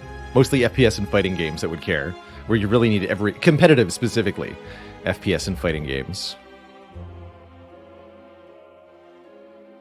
PvP. That way you need to be able to know what the other opponent is doing instantly. I guess when it comes to games like, single-player games like Souls, you don't actually care that much if there's a little bit of visual lag, because you can account for it, as long as you know what's going to happen. And if, for example, if you're dodging the moves of an AI-patterned enemy, you can know what's going to happen before you see it, and adjust your inputs accordingly.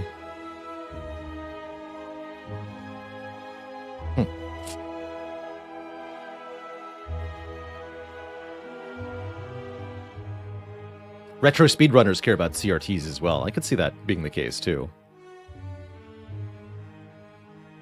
Some are really big on making sure that you're running the game on original hardware. Some games don't emulate well. Or don't emulate in a way that's consistent for speedrunning or other weirdness. Need a CRT for Potato. There you go.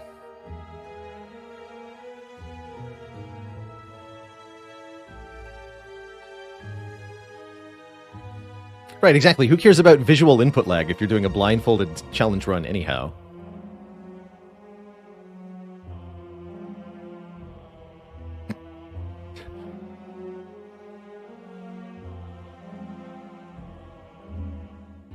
Steve with the B says, my brother had a massive widescreen Sony-branded CRT, ran at 1080i, but weighed 80 pounds. I definitely remember those massive old TVs being just enormous weight. Hey there, Failey. We just had a very silly run Nothing was mastered, but the heart got destroyed. Everything got destroyed by infinite praying.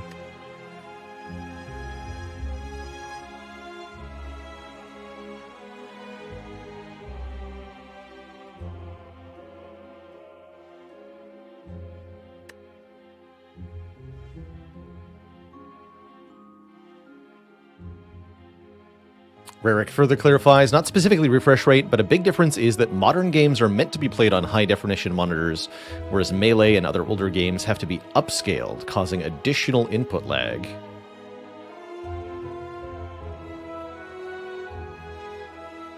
You might also have a stretched or distorted image depending on the resolution aspect ratio that your original game was made.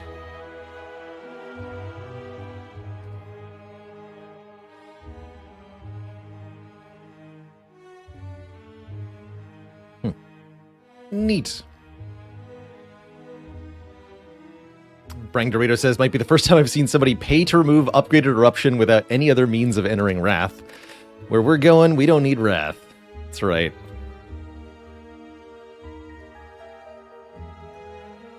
I used to have a 50-inch CRT, had to get rid of it when moving because it weighed more than everything else combined.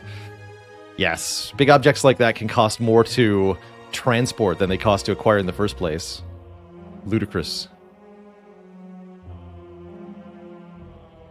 Ludicrous.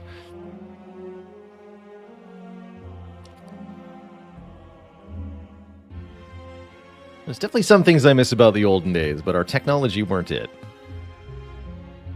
Glorious. Alright, next up, Twitch chat. I think we'll play an Ironclad run. I might do some variety soonish. Variety meaning other than Ironclad or Watcher here. Before that happens, I'm going to take a quick break, refill the legs, stretch the water. Back in a few minutes upon my return. There's going to be more Spire. BRB.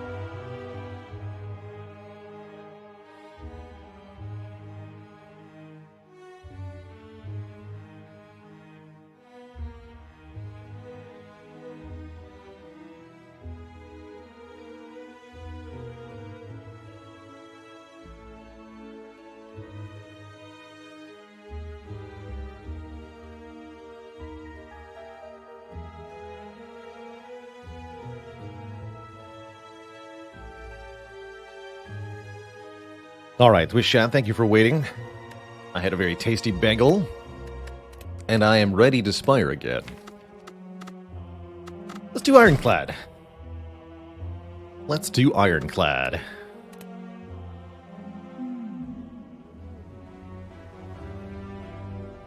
Tasty bagels. Currently stuck on A18 with Silent. Can't get to the Act 2 boss. What do, says Aquacode. Great question. High Ascension Silent is really, really tough in the early game, as you've noted. The regular enemies and elites essentially require you to beat them one turn faster. That's how I like to articulate the Ascension 17 and 18 changes. You have to build decks that end fights one turn faster than you were doing on lower Ascension levels. And by and large, that means dealing more damage so that you can kill the enemies. Trying to outblock high Ascension enemies passively is just not going to work if you don't also have a victory plan. You have very limited time in most cases to get stuff. So for me, that means prioritizing taking the best damage cards that you're offered, in Act 1 especially, and prioritizing your upgrades onto the cards that gain the most damage. Also prioritizing picking one or more cards that can deal damage to multiple foes, so that you have a way to deal with multi-enemy fights.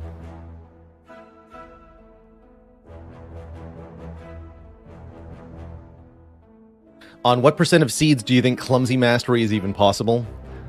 I would guess 5% at best. Not very many. So I'm a little disappointed that I previously missed the chance to master Clumsy. We did have a run where we got 2 Clumsies and then perished in the heart fight.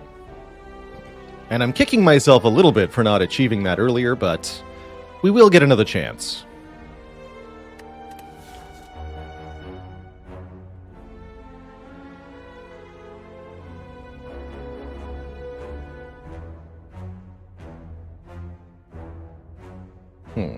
Not sure if I want to get 250 gold or a boss swap here. With this early shop, does look like a really good 250 gold start.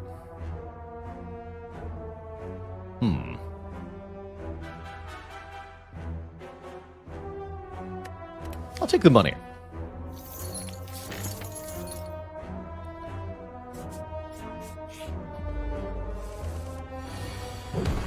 What will I do after mastering all cards? I will never pick a heal hook again. That's what I'll do.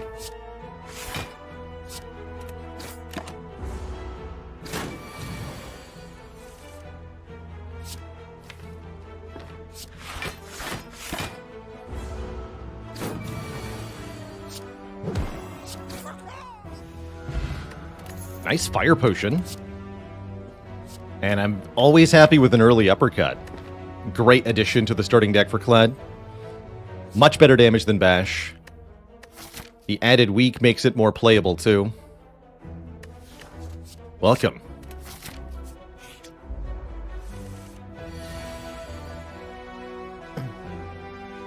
Do I think this year's challenge will take more total runs to complete than last year's challenge? No, no way.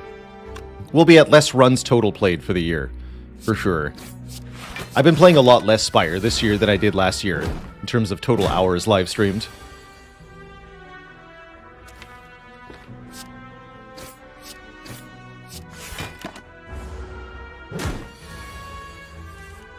Jeez.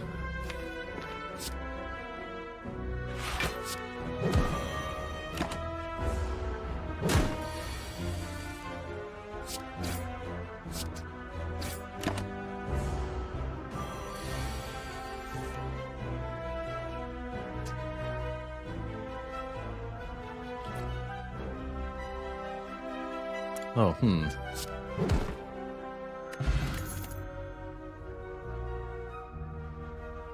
Yeah, that command does not go to the right place. Do not put me on pizza. I don't have the right link off the top of my head, though. Or know where to find it easily.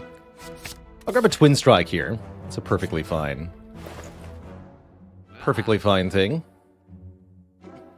And the shop offers some stuff. Red Skull jumps out to me. Bonus strength below half health. We're already pretty close to half health. If you want to fight a couple elites this act, Red Skull could definitely help. Really good way to get past Slime Boss, too. Card removal is always nice to get started on. This challenge has taught you that transmutation will get you killed. It's certainly a dangerous card to rely on. I really like transmutation conceptually, but it is far too unreliable.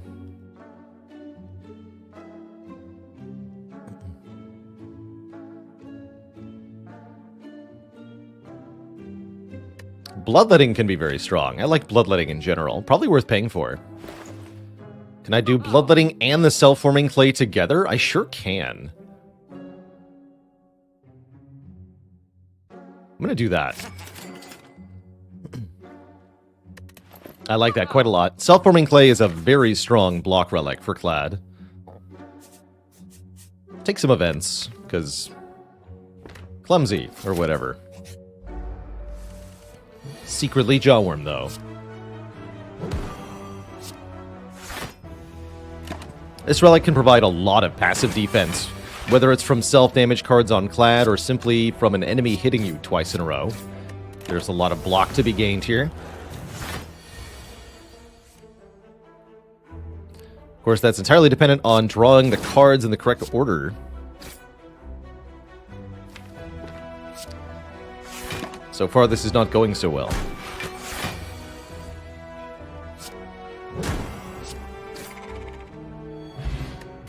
Get an elixir. And a headbutt, true grit, or armaments. Ooh, I like both headbutt and true grit here. True grit would want an upgrade eventually. I'll take a headbutt. Better than average damage, plus put a card back on top is always excellent. Our second event room is a treasure chest and a big one at that. Oh my. With 69 gold, nice, and a question card, meaning we get more options from future card awards. To get that so early is excellent, crucially giving us more rare choices from bosses. Neat. And I think the first upgrade should most certainly be Uppercut for one more turn of both debuffs. Very valuable upgrade there. We could go to a second shop here. And then maybe veer Burning Elite. I think I'd rather take more events. Do something like this. Oh yeah, look at all those events. Surely we'll find a curse. Or another merchant. A bag of prep. And a toolbox that I can't buy. Well, heck. If I'm going to be subject to this treatment, there's only one thing to do. Buy Discovery.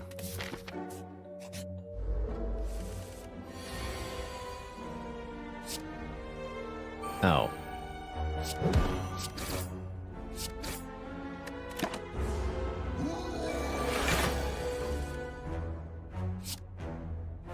Discovery, as they say, never misses.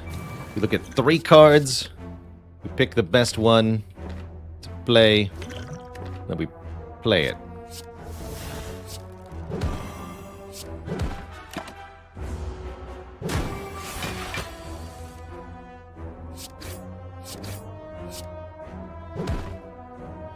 No problem. Suddenly we're rich again. Amazing. And we have a Battle Trance, one of my favorite combos with Headbutt. Battle Trance is going to transform this deck into serious shenaniganry, especially once upgraded. Just behold. Tons of card draw. Oh my goodness. Toxic Egg question card. Give me a prayer wheel next, please. Now we're going to be able to add tons of ridiculously strong cards to the deck, and they're all going to be upgraded. I love it.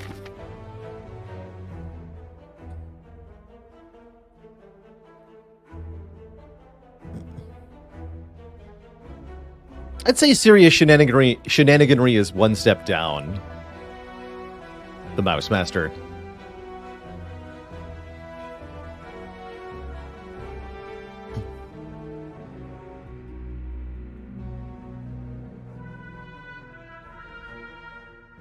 Doc Ten Kong, thanks for the Prime sub in the 3 months. So proud of you for setting up Incense Burner on 4 before Shield and Spear, but then accidentally set up to 2 before the Heart on accident. Oh no. I've been there.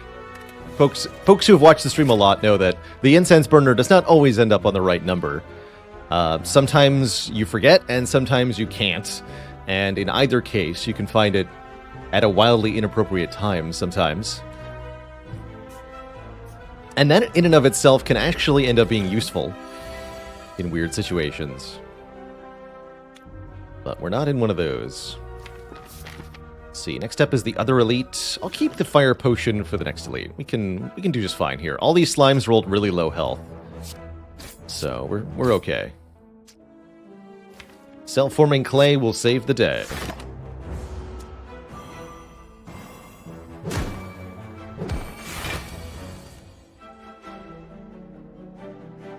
No, Dimodius, I don't have any sort of gaming-related superstitions like that. I've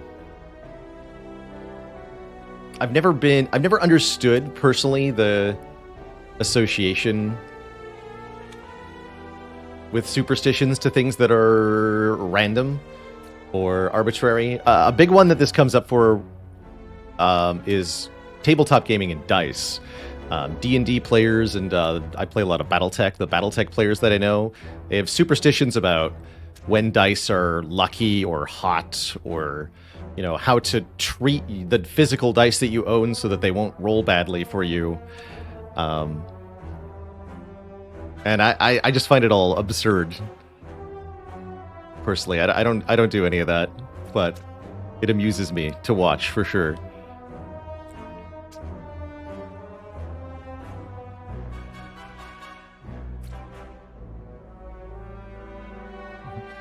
Featherfall is not superstitious, just a little stitious.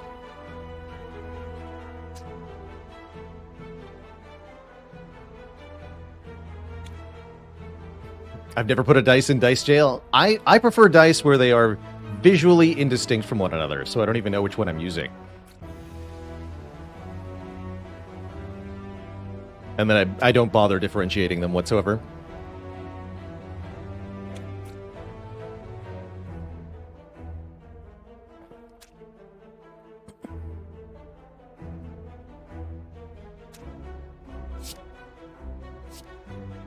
Combust, hell yeah.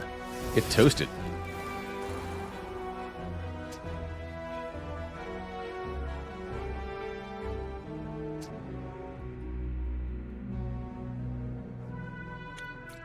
Morcom shouting out with some Battletech hype. Good stuff. Alright, 5 to each of these nerds. We can kill just one more, huh?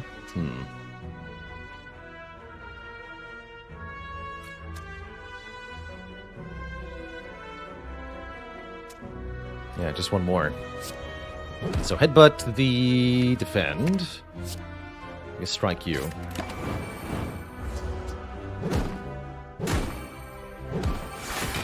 Firepot here would have saved 12. Maybe it was better to Firepot.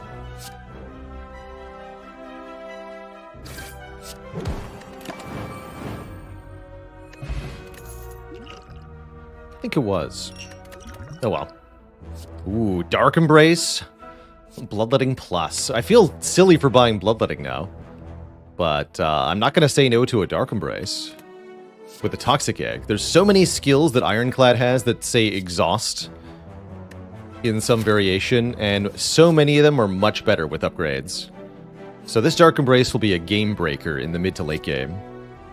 This is also the perfect foundation to start taking a crapload of curses on a run, by the way. And that is something we're going to seek to do. Because we can transform curses into Clumsy, I will take the first curse we see. No curse yet, though. We could upgrade Dark Embrace. I'm also down to upgrade Battle Trance here. Let's upgrade that Battle Trance. Or we could transform one of our strikes, actually. We should transform a card, because we could get an upgraded card. Hey there, SCOTUS. I use a mod called Map Marks to mark the map. There's a link to it there.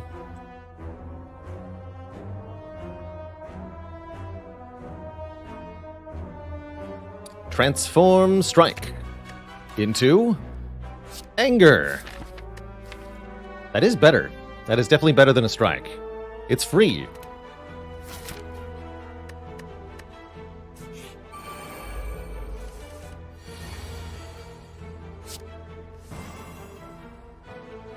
You can't beat free. Or can you? Let's see, this is 15, 25, 45 damage.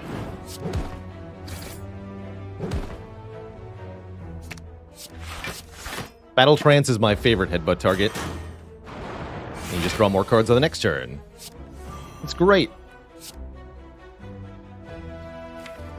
Feel no pain in this fight sounds also great. I'll take it. It's not Juggernaut, right? Juggernaut's actually not bad, but yeah, we should just take Feel No Pain.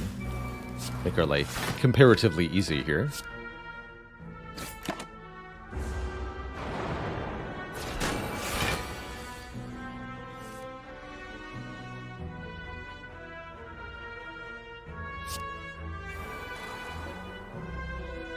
Somewhat tempting to Bloodletting so that I can uppercut Twin Strike, but at this point, with the Dark Embrace and the Feel No Pain in play, we no longer need to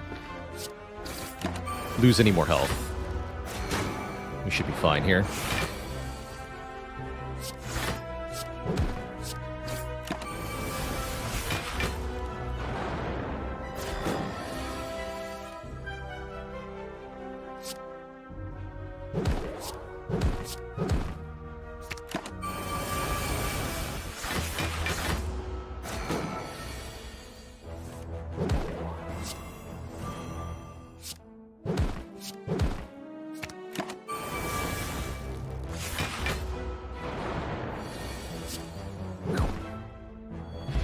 Get a potion belt, allowing us to hold more potions for longer. Good. Good. Oh my good lord. And another Dark Embrace, or a Barricade, or a Warcry Plus.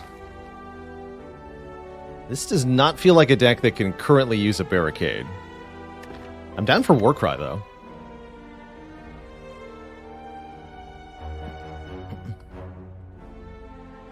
It took me a while to understand how good 4 potions could be Featherfall, but there's an incredible utility to it.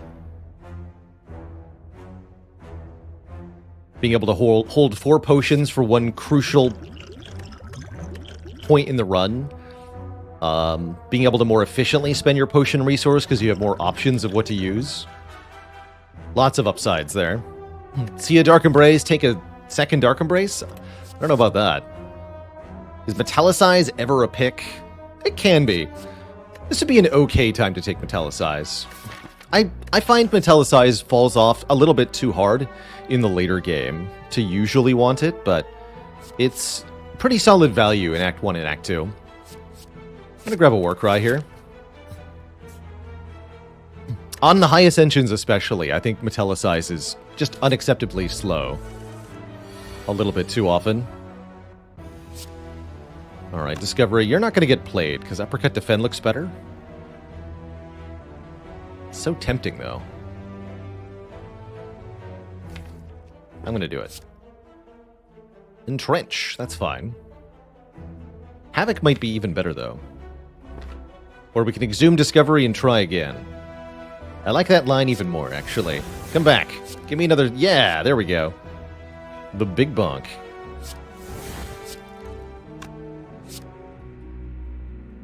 You take that and you like it.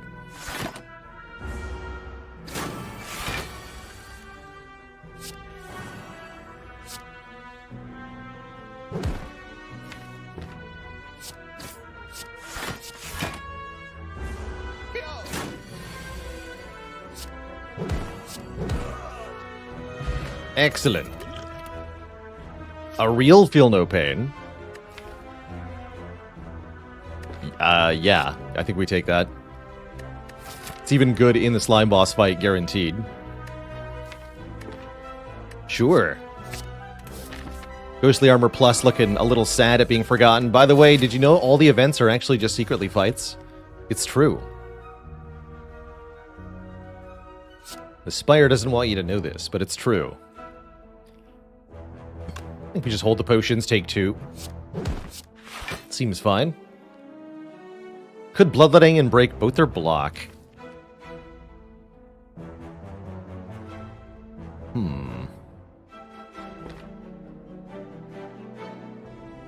That's probably worth it.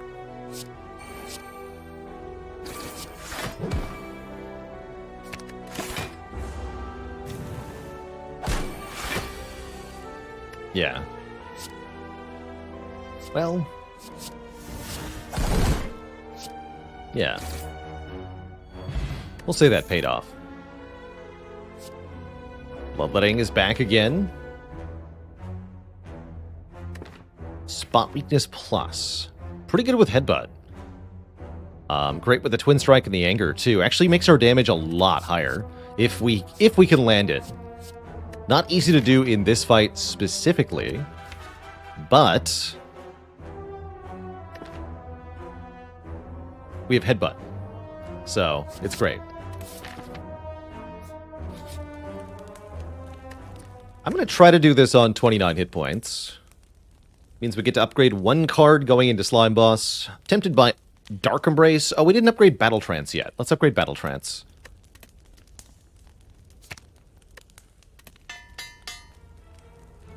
Merle and Raiders, welcome, welcome, one and all. Joining us for some Ascension 20 Ironclad action here. Hope your Watcher runs went well. We are looking at a very early question card and Toxic Egg on Ironclad here at the end of Act 1. Very powerful set of cards so far. All we have to do is get through Slime Boss. This is the first Ironclad run of today. Yeah, we're still looking for the final 2 cards in our Mastery Challenge as we play. So expect to see some curses get added to our deck.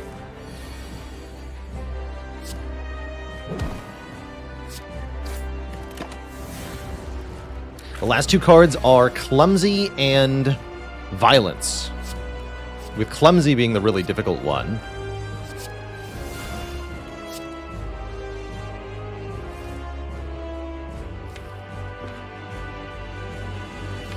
Put this on top. Yeah, we have to get 2 copies of Clumsy in the deck and then win, which is very much up to chance whether it happens or not. Looks like we might hit spot weakness with the attack here. That'd be really nice. This is great. So we can headbutt a skill.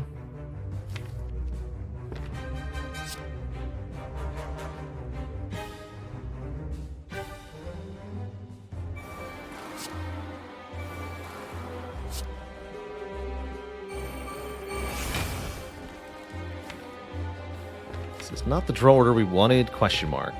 Well, either we draw uppercut or we draw all the other skills. So I think we just keep playing this. Nailed it. And we got Battle Trance too. Okay, here we go.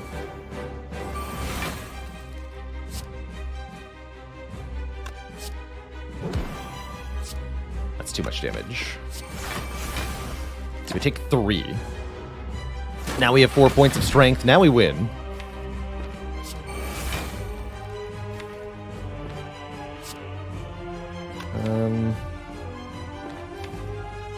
Are you winning, son?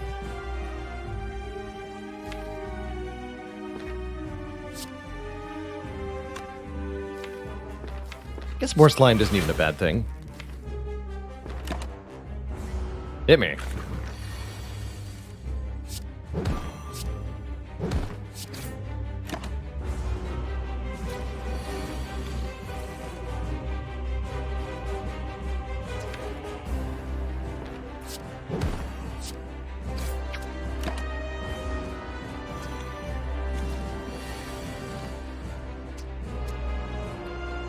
One-shots this thing.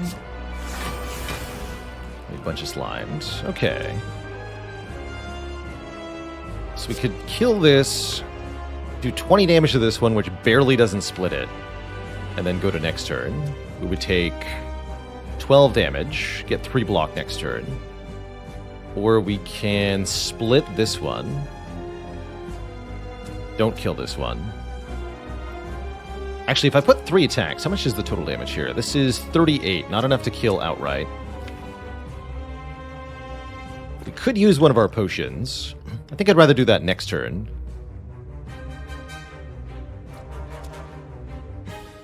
Oh yeah, we're always playing one of these slime, right? We have extra energy, actually, I just realized. So we always play one of these. Oh, even better. Well, in that case, you are toast, sir. And we're fine.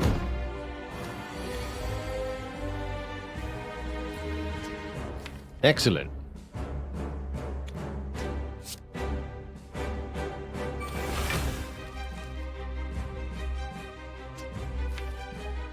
So I could headbutt anger.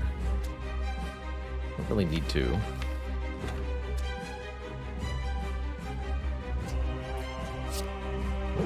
Might as well, though. There. Keep both potions. GG. If I'd asked myself before the challenge what the last 2 cards would be, what would I have said? I think I would have probably been able to guess Clumsy as one of the last 2. I probably would have guessed Necronomicers, though. Or maybe Jax or something.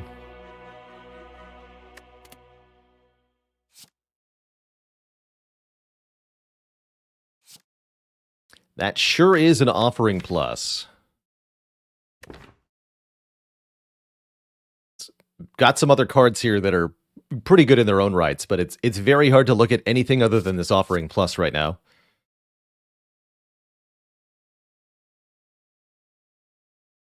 Which cards took the most attempts to master after we already had 2 copies? I think Dagger Spray took the title for that one. Part of why my opinion on Dagger Spray has fallen so far this year.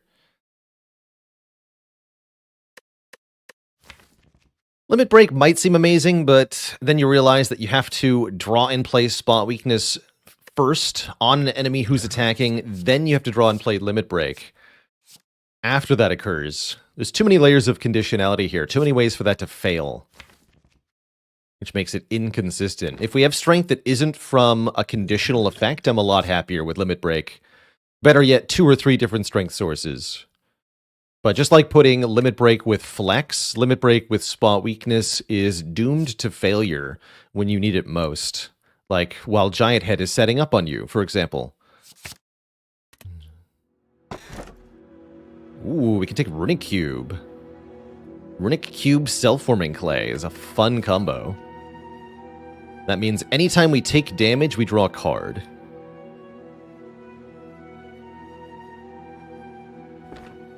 And there's a lot of ways to abuse that. Could also simply take more energy in a straightforward manner. I think Slaver's Collar is fine here. But I want to run the Cube. Cube is a cool relic. We've got a couple self-damage cards already, so we can get extra card draw out of this. And the addition of Dark Embrace plus Toxic Egg plus Question Card should allow us to find other cards that really break this interaction.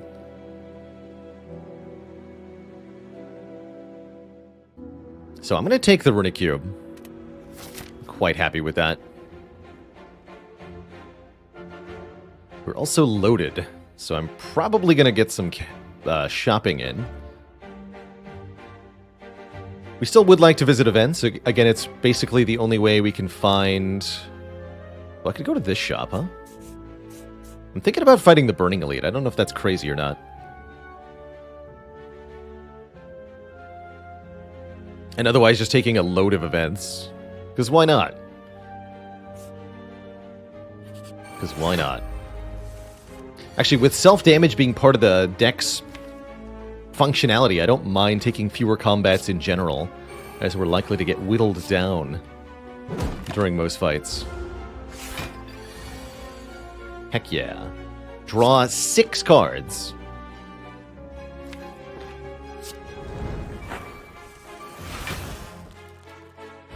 And then we get to do shenanigans like Spot Weakness, Headbutt Spot Weakness, draw Spot Weakness with Battle Trance, play Spot Weakness again. Now I have 8 strength.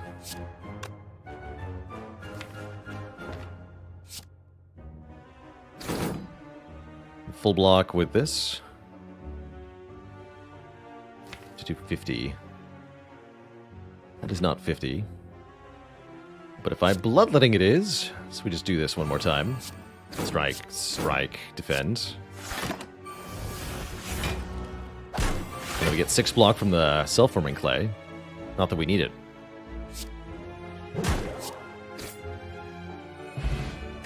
Get a flex pot. The more potions we have, the better. And here's one of the crucial cards for this build here, True Grit. Activates the Dark Embrace and the Feel No Pain and enables us to exhaust ineffective cards or status cards, which can eventually be used to create a loop. We might show that off against Champ. How many weaknesses does it have? As many sides as it has. It's a sphere. You do the math. Searing Blow, huh? We could take another Bloodletting. Sentinel can be interesting. Infernal Blade can be interesting. Or we could just take another True Grit. Down for double True Grit. I like that quite a bit, actually.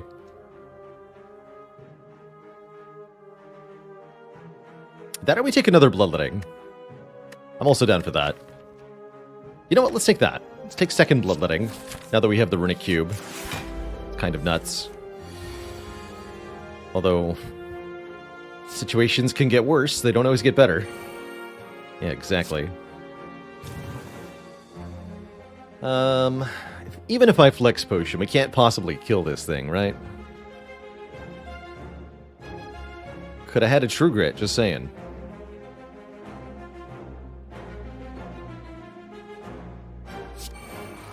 Let's see here. That would be 17 plus 22 plus 22. No, that's not enough. Maybe if I used all 3 potions. I don't think I'd want to do that, though. I'd rather just sleep. Have a snap. The good news is, after taking 21 damage, we draw an additional card. And get 3 more block on this turn. Hooray.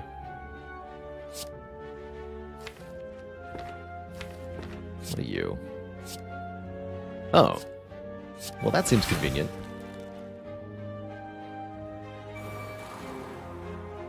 Seems really convenient.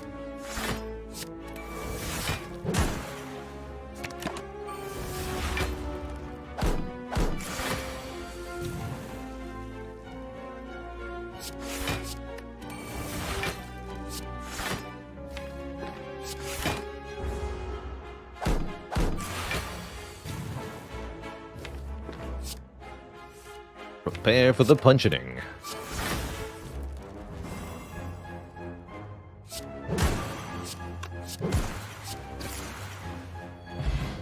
An elixir rounds it out. We can now exhaust any number of cards in our hand.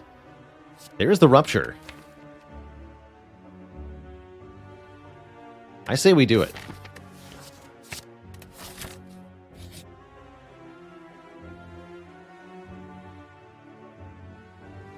Alright, Ranwid. You can have my Strength Potion. I don't want to lose Spot Weakness Plus, I don't want to lose 128 gold, but I do want a Relic, so... Strength Potion it is. We get blue freaking candle. Please. Please, events, you have to.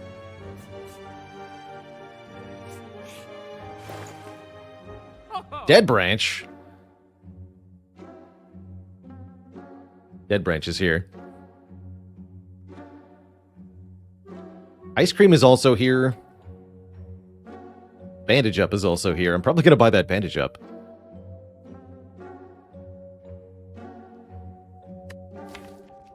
Dead Branch and Dark Embrace can be overkill. That would actually eliminate our ability to do some particularly silly things. Maybe I'll go Ice Cream over Dead Branch here. Interesting. Is there any reason not to buy Dead Branch? Yes. I mean, we can spend that 316 gold on something else. This is one of the big reasons. We're also getting to a point where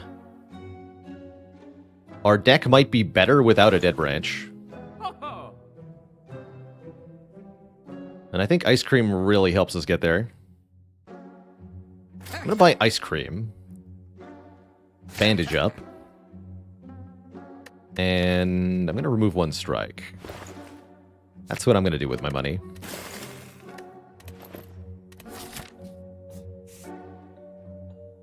Maybe could have considered a potion. No, these potions weren't that good. I'm gonna fight that burning elite. Don't worry, you get to rest.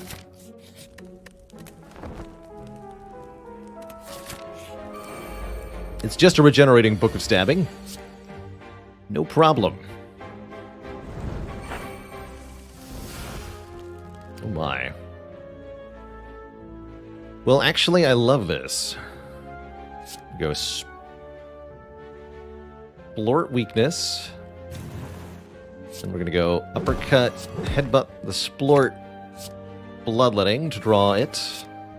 Play that. Play this. Get that. Slap. Whap. Don't forget to slap. Want to draw one more? I think I'm good. I'm going to bank one energy here. Take one, draw one.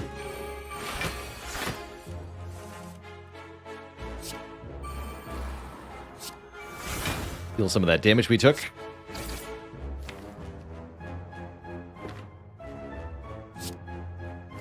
Couldn't need to play this bloodletting.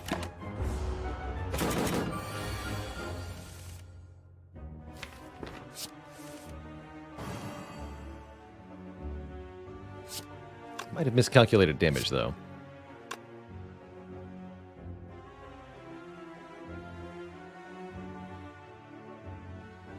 Three defends. Let's see. 21. So I could use the explosive potion to get out of here. It's really useful in the next fight, though. Or we could take some damage.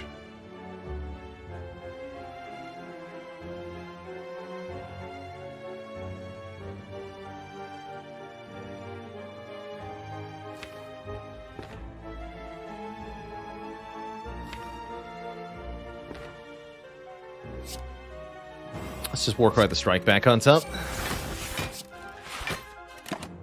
Everyone forgetting about Battle Trance. Pretty typical, but does prevent us from drawing more cards there. And we're rewarded for keeping our potions by getting a Toy Ornithopter. Whenever we use a potion, we'll now heal 5, which means we actually are essentially at full health, considering the 4 potions here. We take a second Rupture? I don't think we need a second Rupture. We just need to upgrade the one that we have.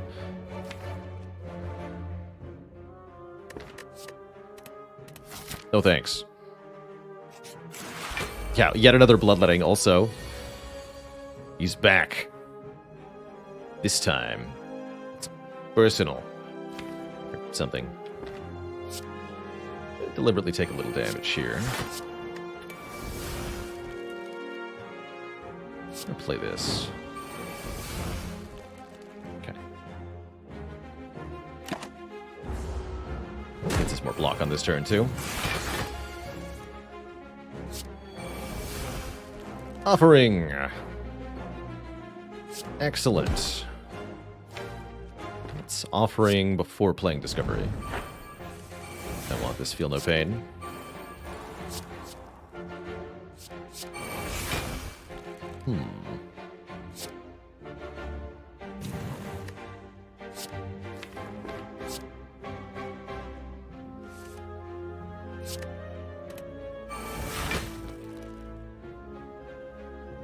So we should kill this thing. Twin Strike already does that. That'll make this 10 times 2. Could block that with the Ancient Potion. We are very unlikely to get another potion. It's a pretty good use for that potion. Arco Moon, thanks for the 2 months of support.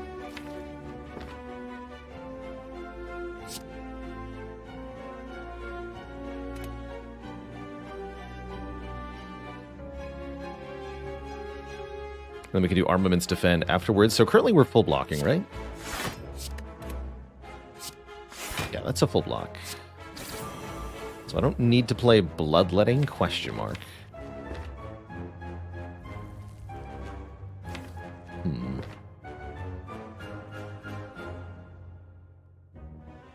I think I should play this. And then we should get Rupture in play and headbutt the Battle Trance. Keep one of that energy. It also gets us more block on this turn. This deck is awesome.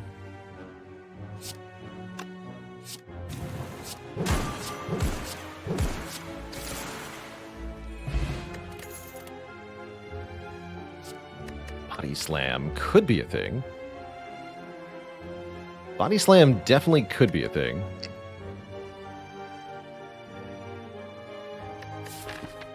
Needs an upgrade? It does. I'm not prepared to give one to it, so I'm not going to take it. We're likely to get offered more Body Slams. We might even see one that's upgraded for free. And we get Sundial. Excellent. We can further employ shenanigans with less playing of Bloodletting required. You'll love to see it. Lastly, the Merchant shows up for no stinking reason. What the heck, man? I want this Deep Breath Plus. You're a jerk. I wanted a Sundial run. Again.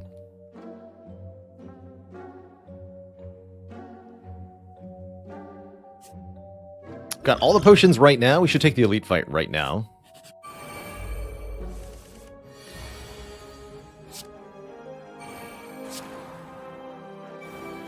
Alright, we gain 1 strength whenever we lose health from one of our own cards. Good. Oh, we're definitely using the explosive potion here. 100%. Lines up a perfect kill here and here. Definitely want to get rid of those initial gremlins to reduce the chance you get attacked on turn 2, and overall lessen the severity of any attacks you face on turn 2. Oh, look at that. Easy. Easy every time. The uppercut is in the discard pile. Let's go with this then.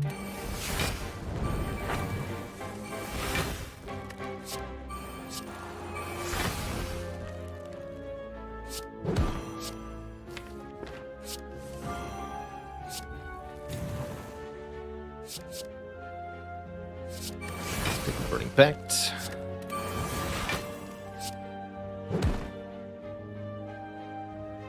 And they'll full lock, I guess. Seems good. Don't think we need to Bloodletting again. Looks like we're fine here.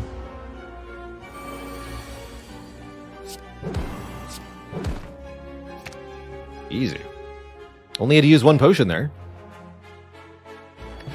We get the Courier, giving a discount at the Merchant. I don't mind an Intimidate Plus, actually.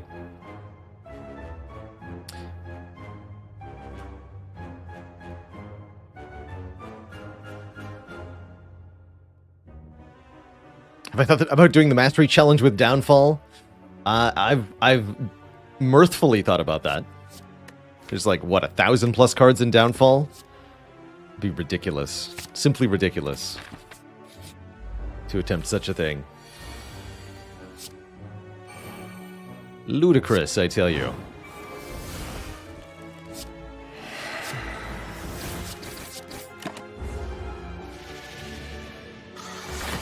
It's a pretty weak turn 1. You can hit me for 1 damage. I'm cool with that, actually. I don't really want more anger in this fight, either. I'll just pass, I guess.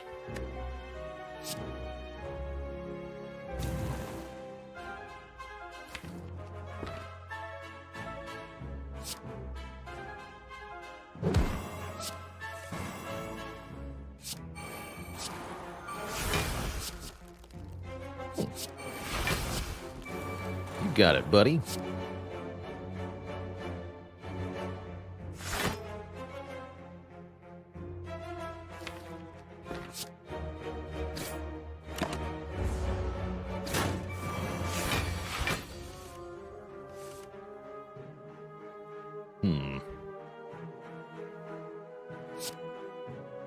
Not good.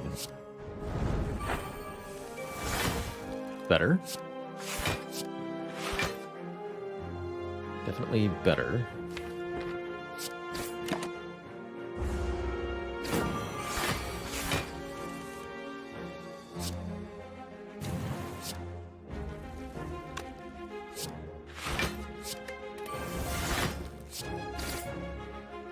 Alright, I think we have it. Even got Sundial here.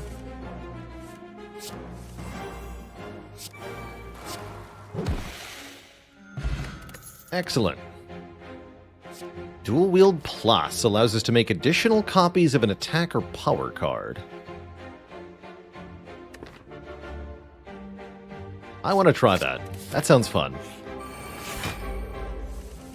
I don't know if that's actually going to be helpful, but I want to try it.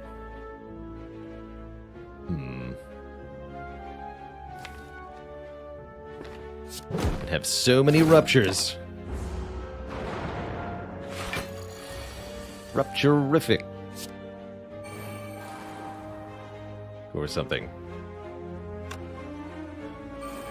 Should probably have played Rupture before I did that.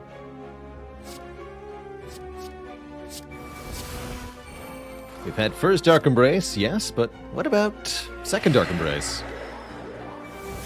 What about it?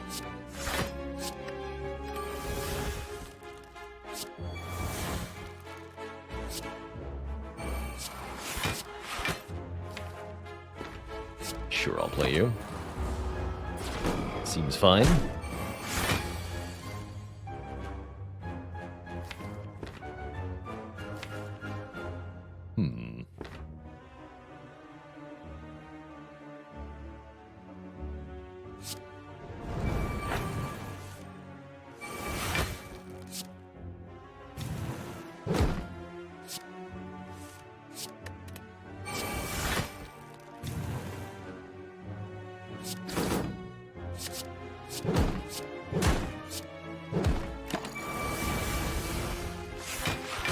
Not bad.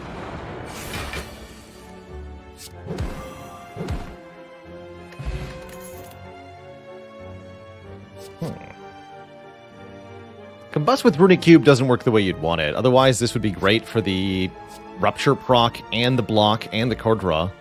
If we see a Brutality, we should take it. But I don't think Combust is any good. Blood for Blood could be an interesting card to keep cycling back to. Great with the Dual Wield. Interesting. I don't think I want that Blood for Blood, but that's pretty close to something that's good. And the Knowing Skull is here. Hello, Knowing Skull. Good to see you. We have couriers, so I'd love to get some cash from ya. Though I was hoping to upgrade Rupture going into Champ. I'll take a potion. Duplication potion's good. Can success be violence? No, this is specifically a random, uncommon colorless card that gets added directly to your deck without you getting to choose whether or not it, you don't get to know what it is before it gets added. So it's only one of the 20 uncommon colorless cards. Yes, it is terrible. It's a huge trap. Do not take the colorless card. Wishing for success will result in failure. Success is pretty bad. But the money, that's a good deal. One more. Now I'll leave. Behind you, mortal.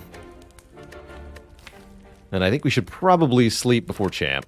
As much as I would appreciate an upgrade there.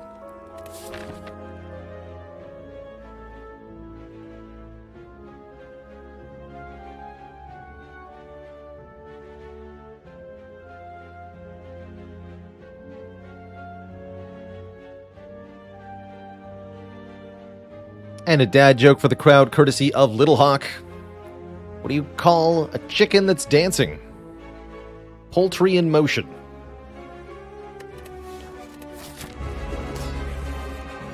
No refunds.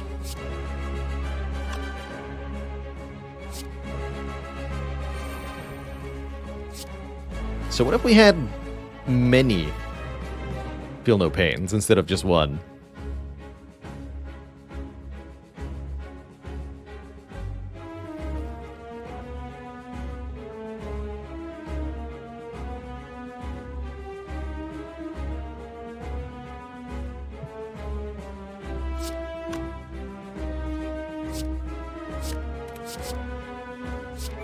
We're now debating the merits of punishing the dad joke asker.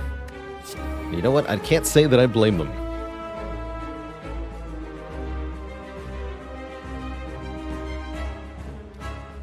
That's true, Koryuiop. There are ways to heavily abuse an upgraded discovery in this position. You're completely correct about that. I don't think we'll be needing any of that, but you're absolutely correct. You can do that.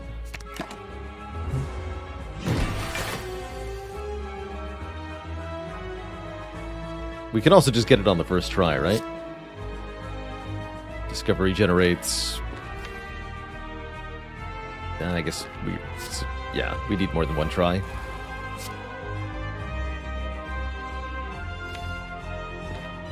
Take an unupgraded True Grit for now.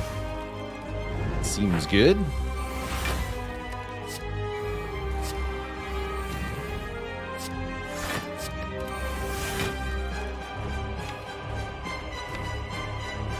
Keeping Anger.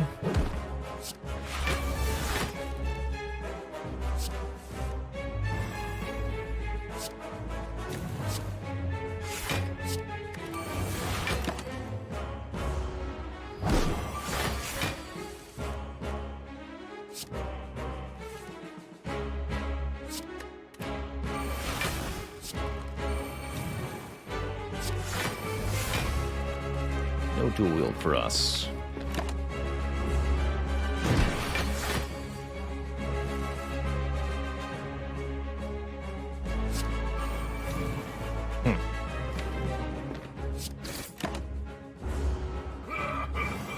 Feudal weakling. Who are you calling feudal? Sir.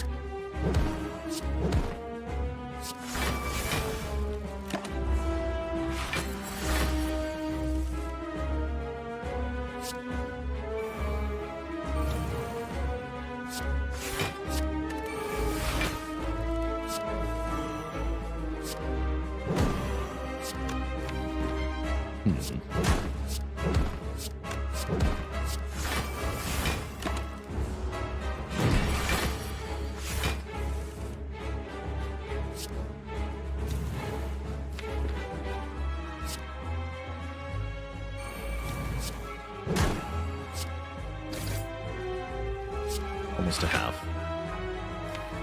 Take a little bit more damage here. Glad we rested. This has been fun.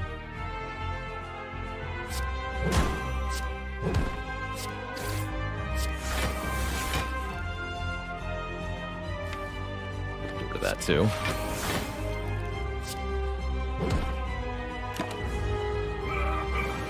Call that a weapon?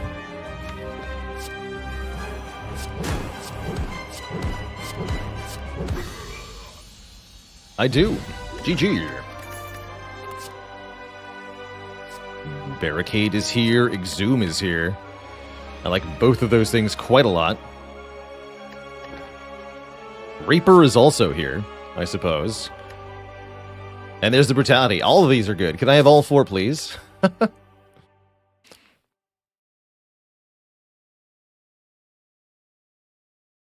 What did Popeye the Sweet Potato say? I am what I am.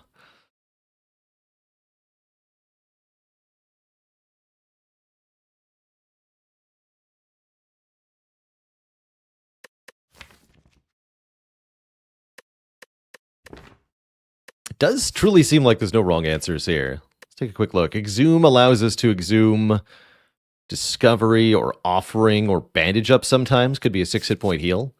Reaper can be a lot more than that, though. Especially with Spot Weakness and Dual Wield.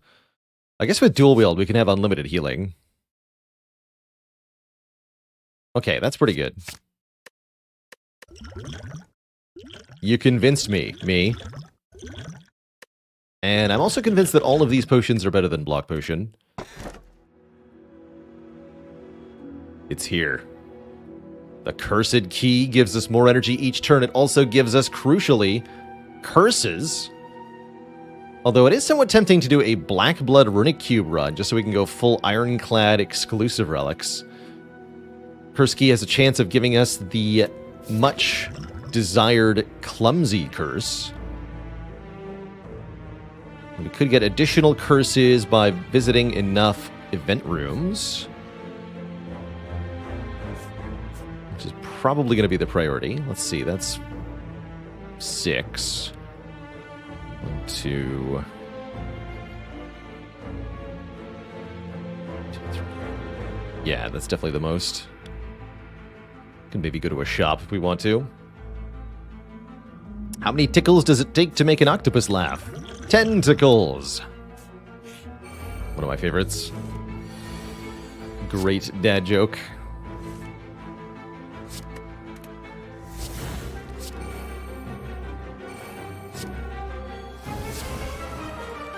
Oof. That's not quite it.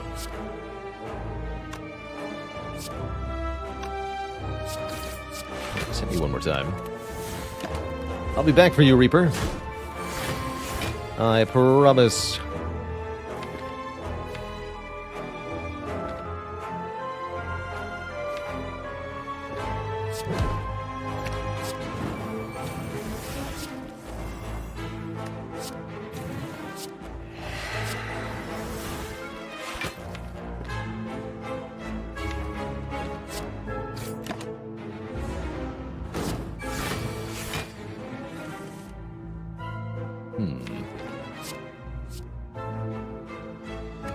Well, that's not good.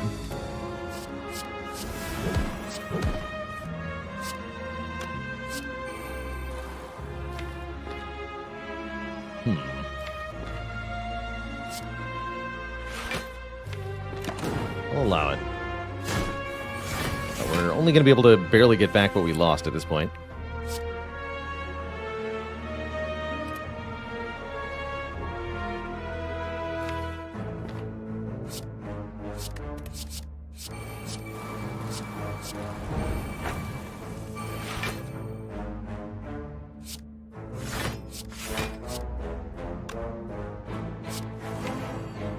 There we go.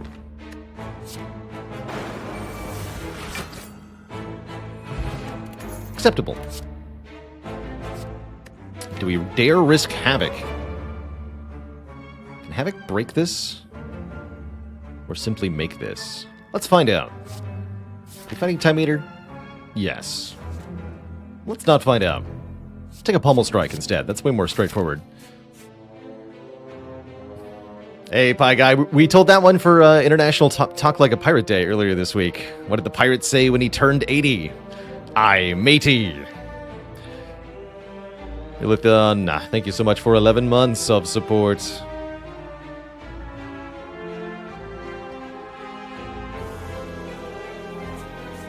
Onwards and upwards, hey? But my face. No, fear not. Face is the place. Taking damage simply results in card draw, which was the plan all along.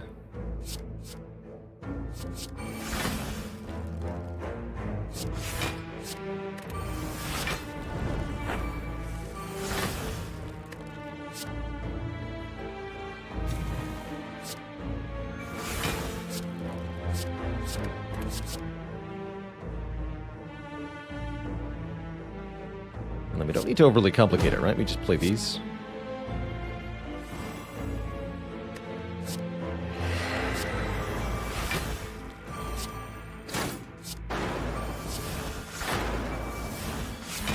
Seems good to me.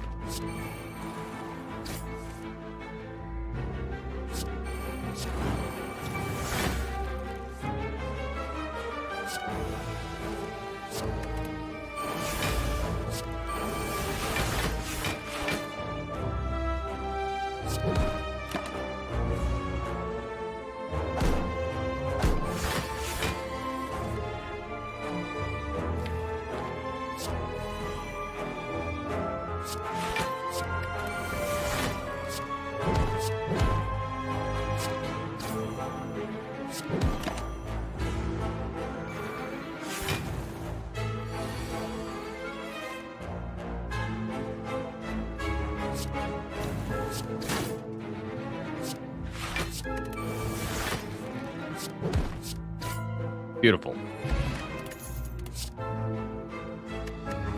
Take an armament. Probably don't want an armament. Inflame is another way to gain strength. We have Rupture, though. We don't need more than Rupture. We just need to upgrade Rupture. Also, we need to not get clobbered by the Transient in this question mark room. Oh, good.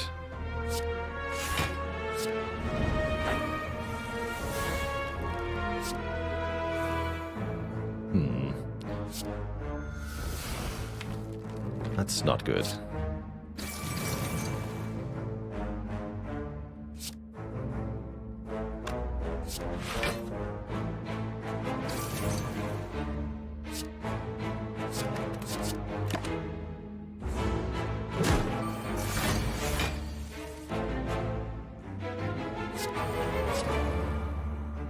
That's good. That's quite good.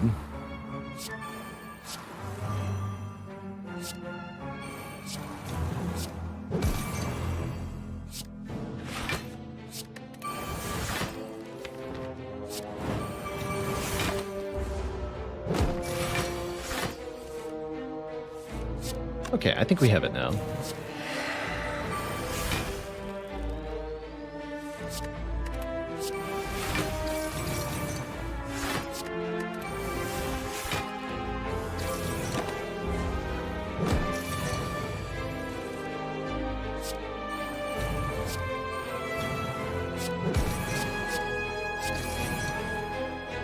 More! Oh yes, this is the end game of all fights. Simply infinite reapering. So glad we took that dual wield. What a great choice.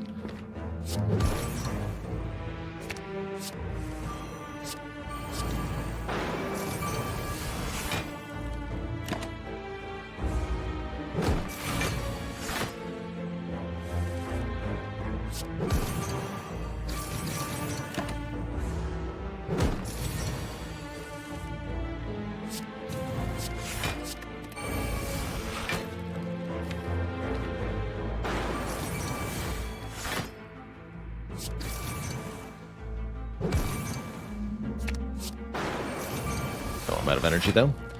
GG, nerd. Get thee gone. Another dual wield. Seems like overkill.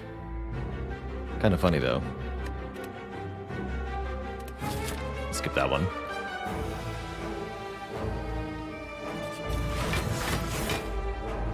The worms.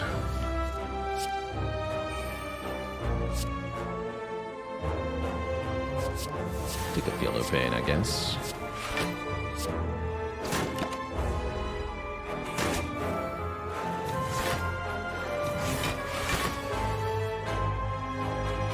Okay, well that's a little spooky. Guess I'll just headbutt my spot weakness. Kill one of them. Or some such.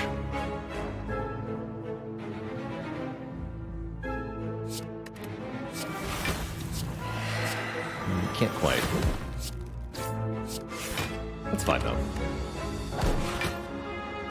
Do I usually see the self-replicating nature of anger as a downside or a feature? I usually see it as a feature. Something that I can utilize to my advantage. It's not always the case, but that's how I usually see it.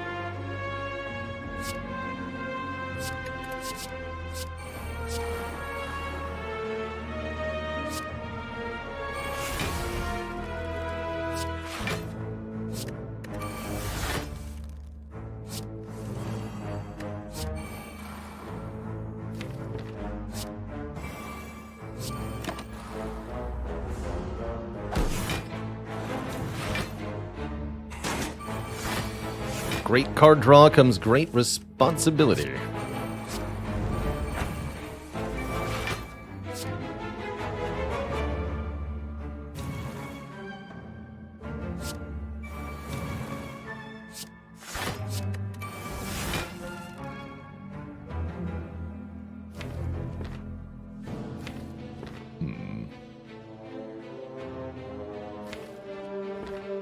garbage in the draw pile. I'll be back.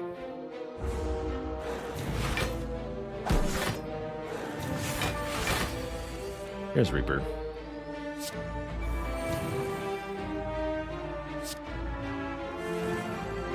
There we go.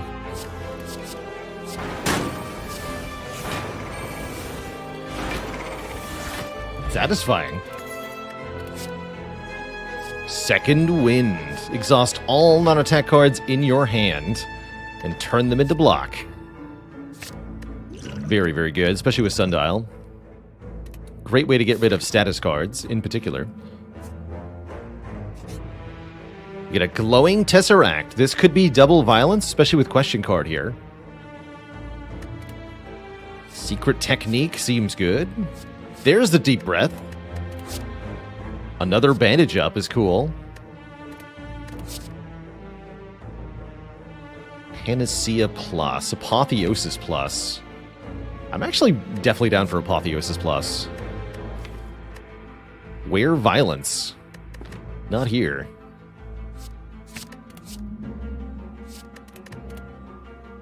Take Deep Breath with Sundial. Although Secret Tech is good too, right? Secret Tech versus Dual Wield. No, let's take Secret Tech. The other Bandage Up. We're still going max question mark rooms here. It's our main hope. Question mark.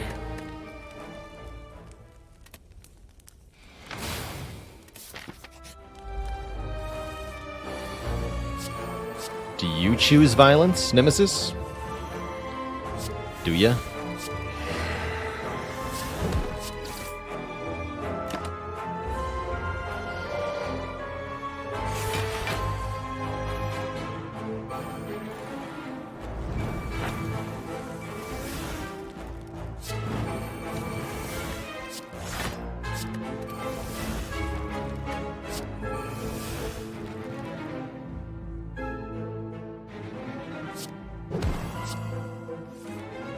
Go.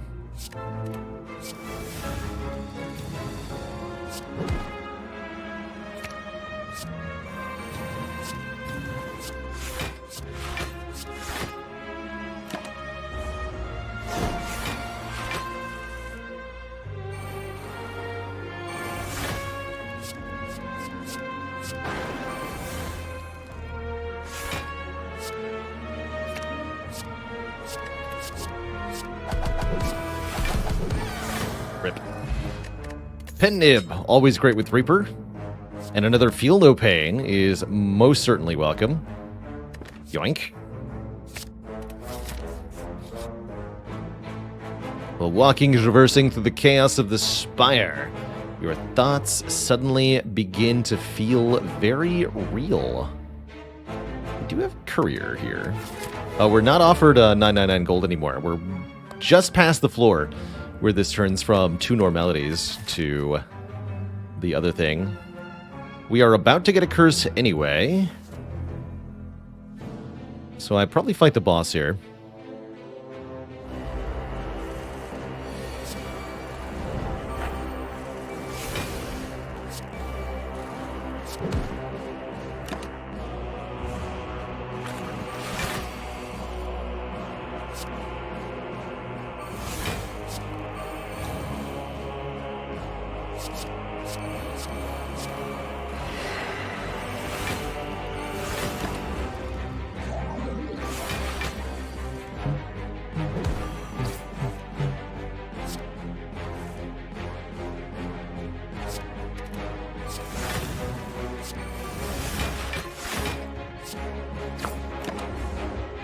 Bonk.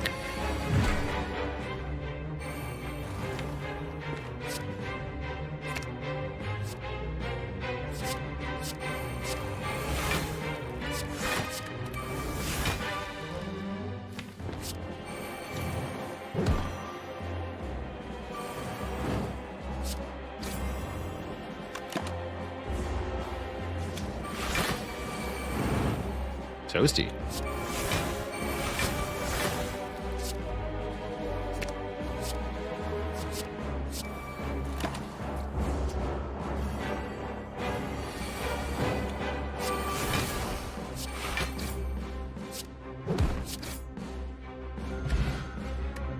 Oh my goodness, we actually get it? Unceasing Top would be, I was thinking would be really useful during a lot of the turns where I don't draw the good stuff. Now if we have no cards in hand during our turn, we draw another card. The card draw engine continues to be all-powerful. We can do anger shenanigans too. That's awesome. That's very funny. As for the curse, it's Pain, which is a really good card, actually. And a Sapphire Key. Let's fight. Sushi Cat, thanks for the full year and the Prime sub. Pain is awesome.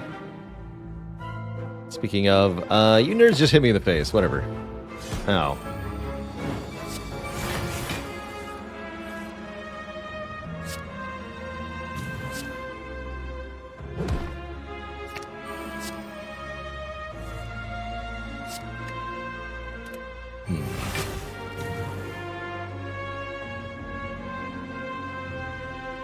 Doesn't kill, though.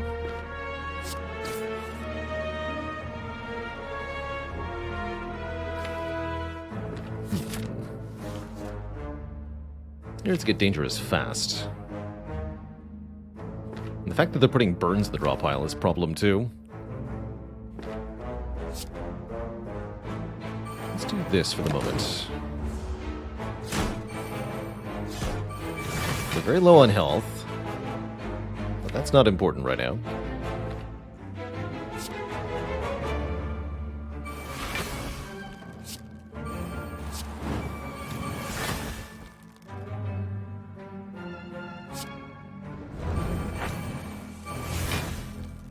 Look at that.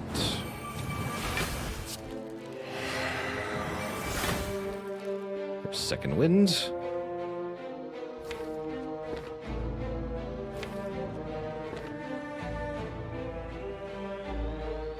Quite a few things from this position. Gotta be careful, though.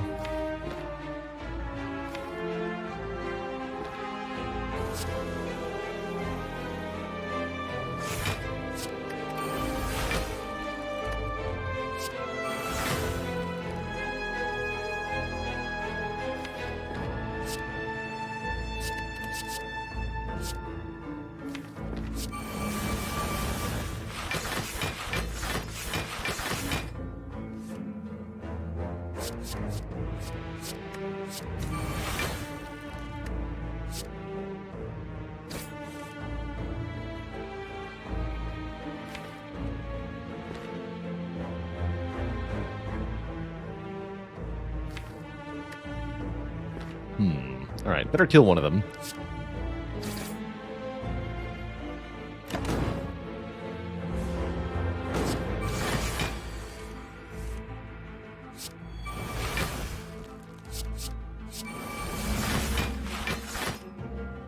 Right, and that's why we had to kill one of them. In case that happens.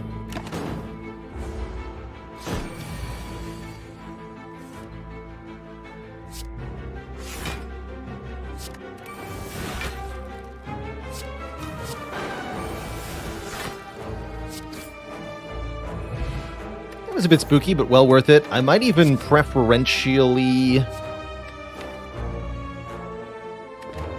take a second elixir here over one of the existing potions, over the flex potion. We'll go double elixir. Very good potion. Oh!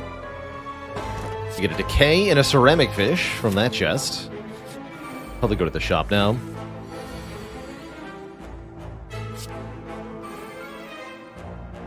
Not what I was looking for. Pocket watch can be very good with ice cream. Let's use it here, I suppose. Let's take some damage. Draw 10 cards, please.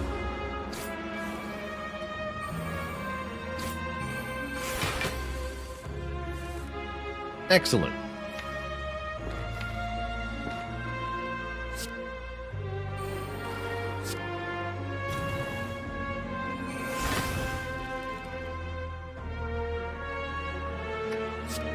Uppercut.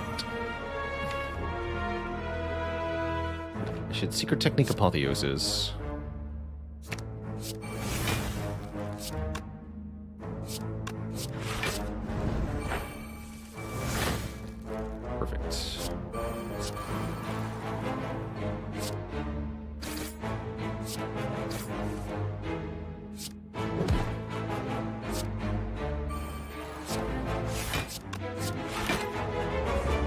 Cards that turn. Got a lot of important stuff in play, though.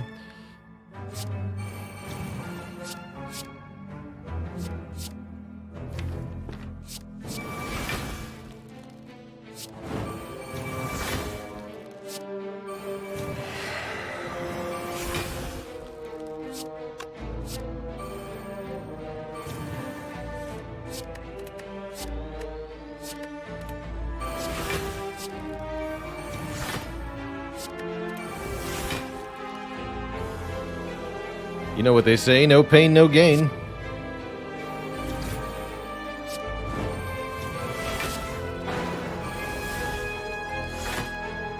Of hit points. Get some bronze scales. Good way to deal damage back to heart. Do we want a double tap or a rage? I don't think so. I think we're A-okay with what we have. So I got courier, right? Alright, we'll take that last event then.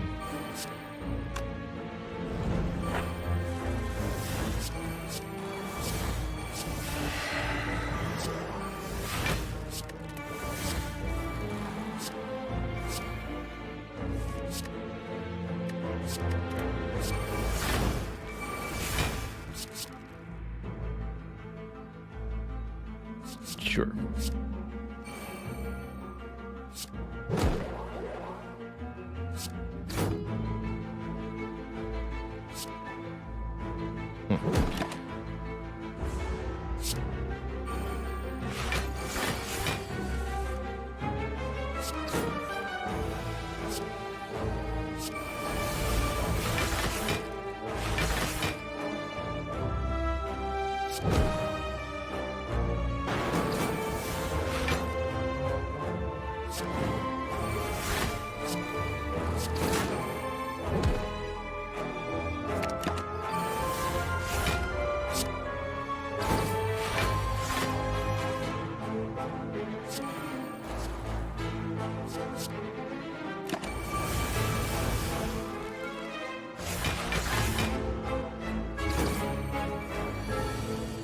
Can always get him with the bronze scales.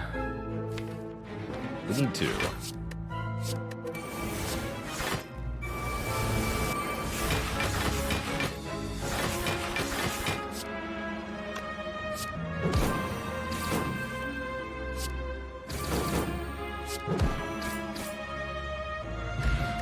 Or we could just play a lot of cards. Okay, now we can take Body Slam, and now I think it's a lot better. Is that true? I think with Rupture, that's actually not true. I don't think we need to change our attack cards at all. Take one last event, just for one final hope at maybe getting another curse or something. It's nothing we can really use here from Darklings, but that's alright.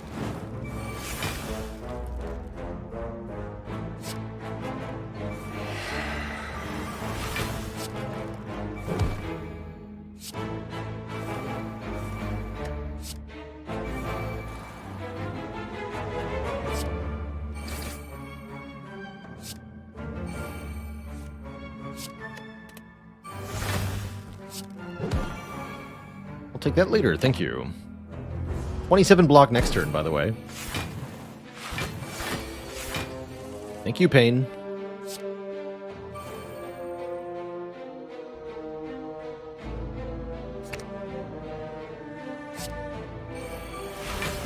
There we go.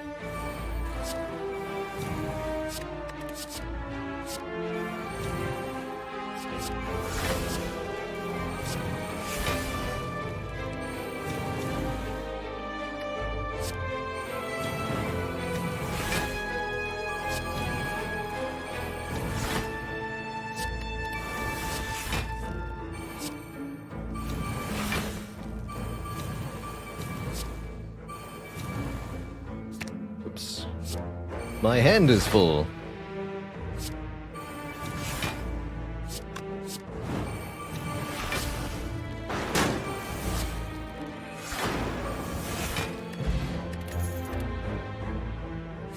Another second wind. Or a power through. I'm perfectly content with 2 second winds. This deck wants to. Does want to. And we get one actual upgrade here. Rupture, I guess? May it never be unupgraded again.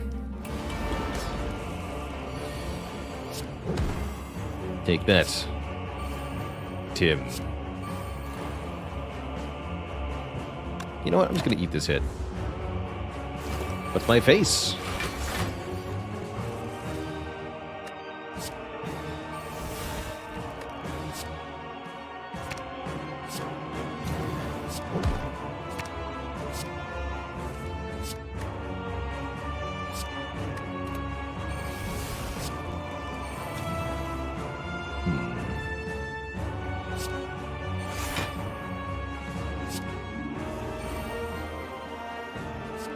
Just keep punching.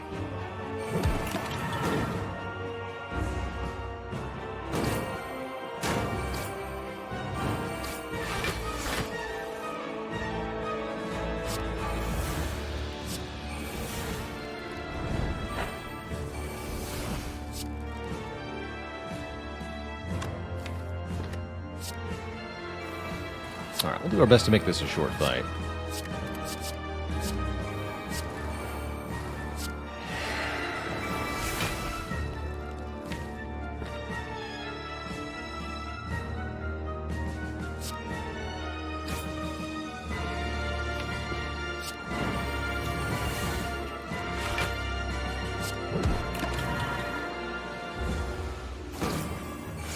To get the timer to 12 there.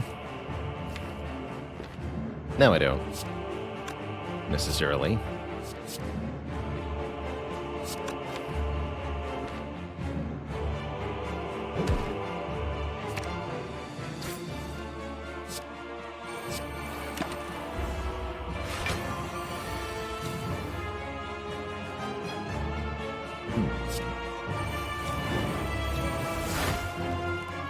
Excellent.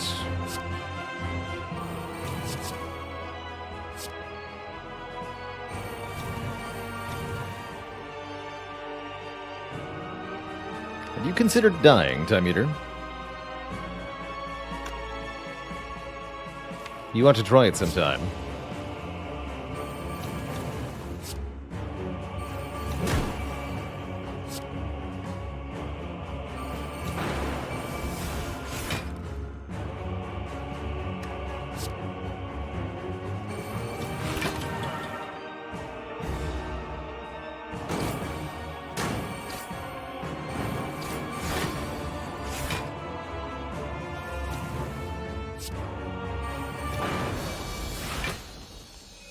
GG.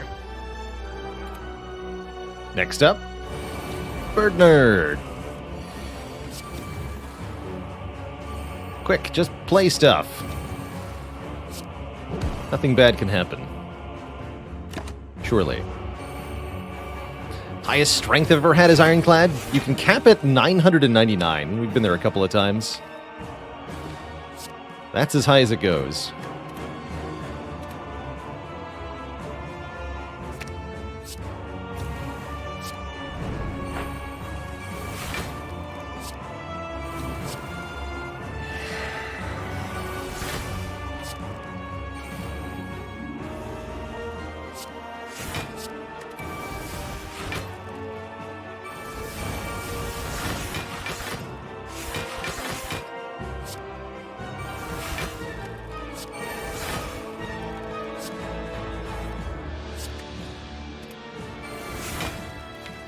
Sure, hello?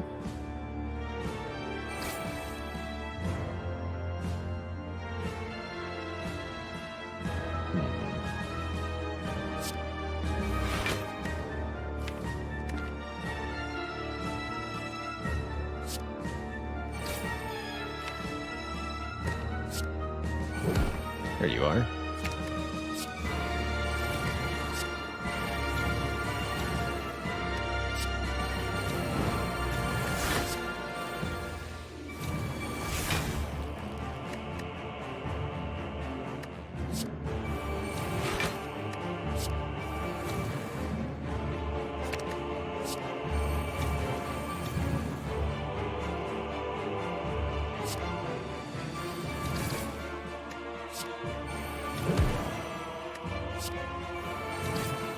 Cube OP.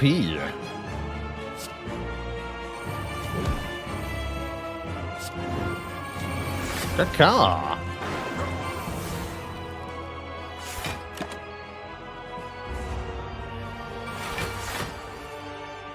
$63 block at the start of the turn.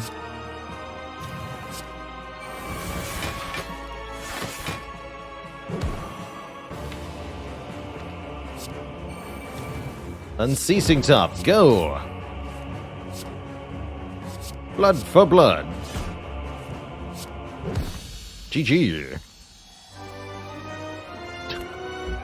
Two thump, two thump, two thump. A deep pulsing dread can be felt throughout the room.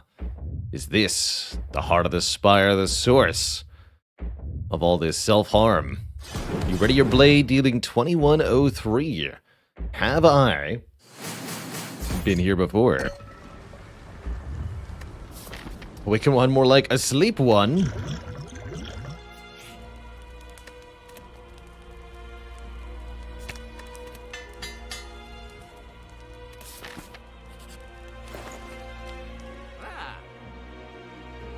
Alrighty.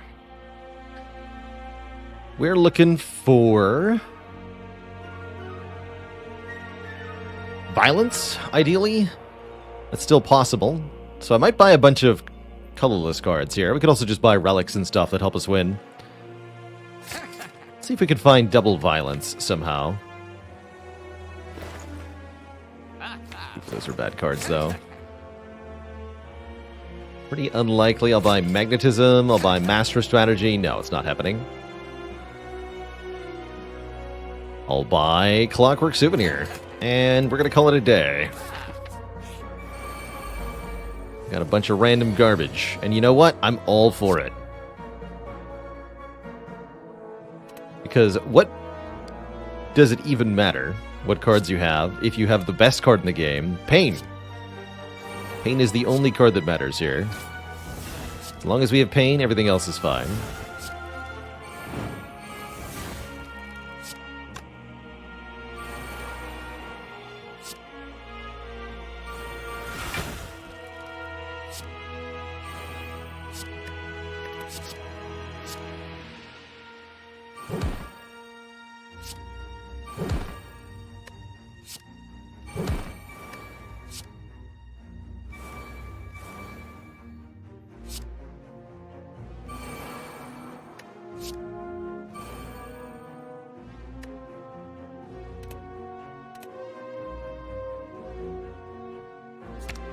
Let's take second wind.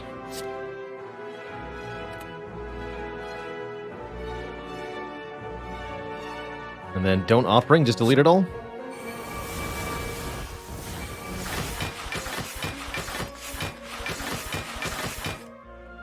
Good.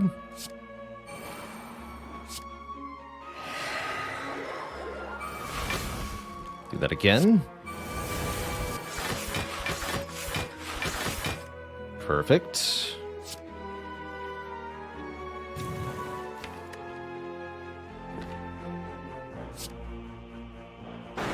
Take that back now.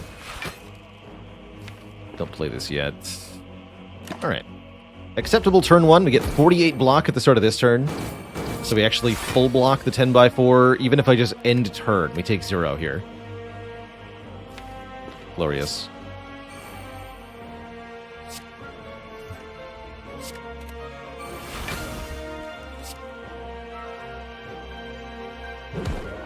In fact, I'm going to let Pocket Watch contribute here.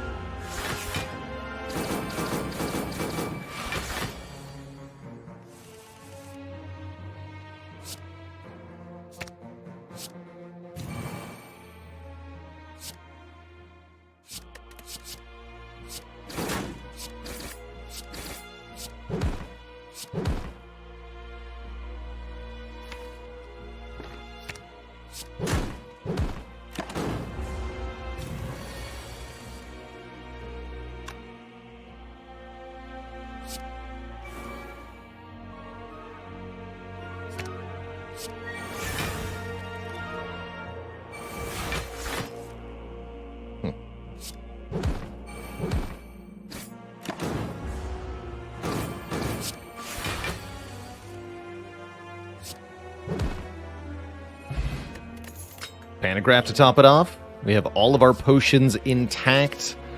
I like it. This is going to be a pretty easy heart fight, by my estimation. Part of the reason for that is, of course, this runic cube. Whenever we lose HP, we draw a card. Well, guess what? Every time we play a card in this fight, we lose health. So for every card we play, we draw more cards. It's that easy.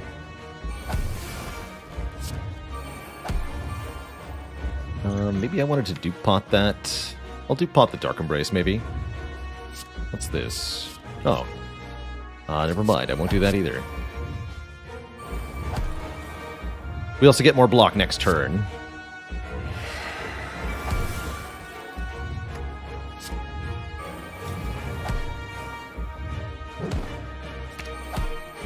Of course, this costs us a lot of hit points.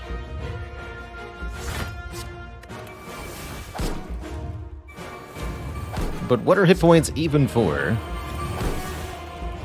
If not violently losing. Guess I can dupe pot a Feel No Pain? That doesn't seem all that important either.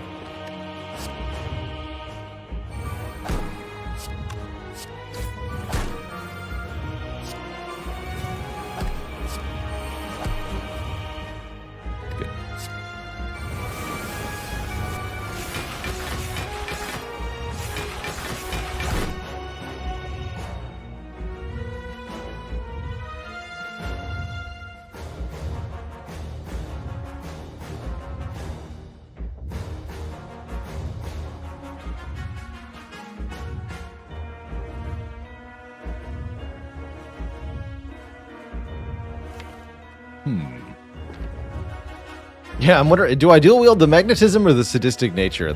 That's what I'm trying to determine here.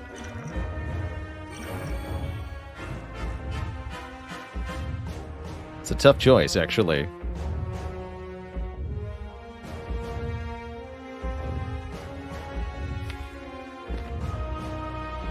Both. One, then the other. Use dupe pot to get... Oh, yeah, I like that. Both. We can do both. You're right. Can absolutely do both. Let's make some hand space then. Play the uppercut first, unfortunately.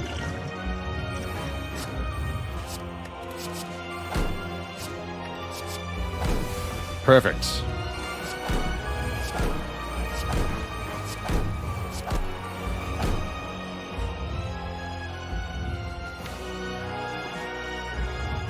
Excellent.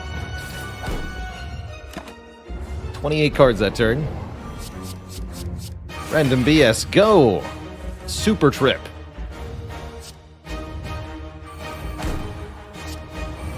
$21 damage.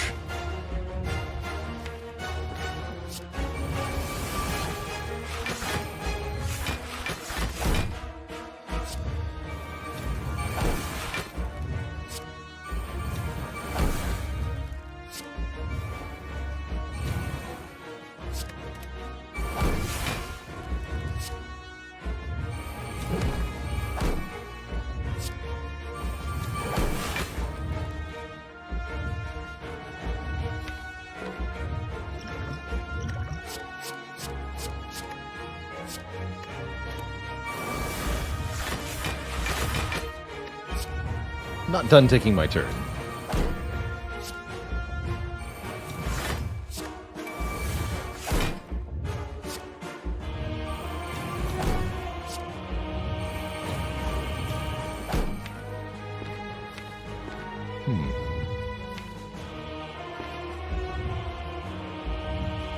And we should make more Reapers.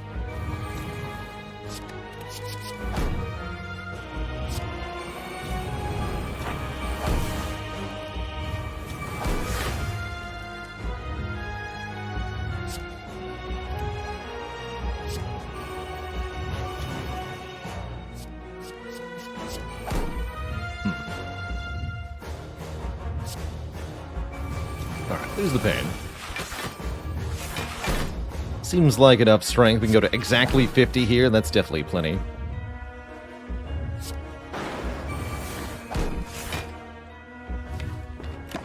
Seems good. 51 more block that turn. Flash of Steel does 79 damage. I like it.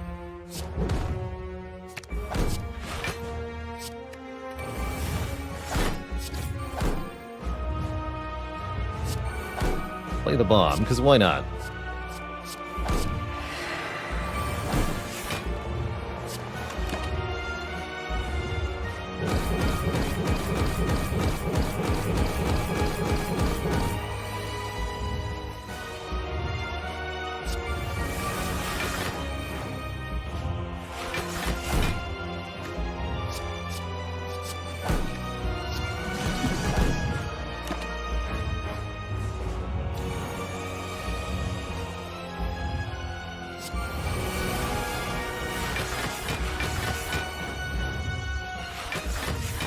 GG! Mr. Hart.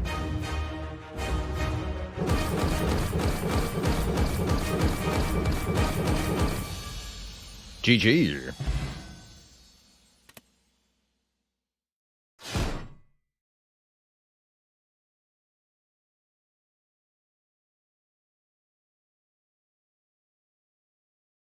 We took that heart fight square on. With the power of the cube. GG. 200 cards drawn. 2 per turn. 2 card draw per turn from this thing. That's a lot of cards drawn. GG. GG.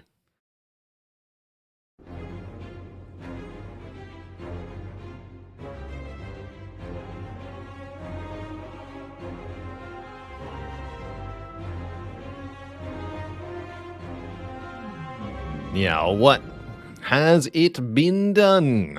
The Spire sleepeth, and so shall I. GG.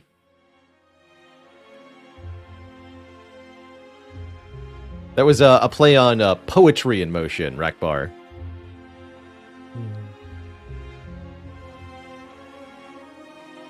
Dento Sales, thanks for $3. Donated, says, just won A20 with Silent, the last of the 4. Thanks for all the tips. Here's a tip for you as well. Thank you and well done.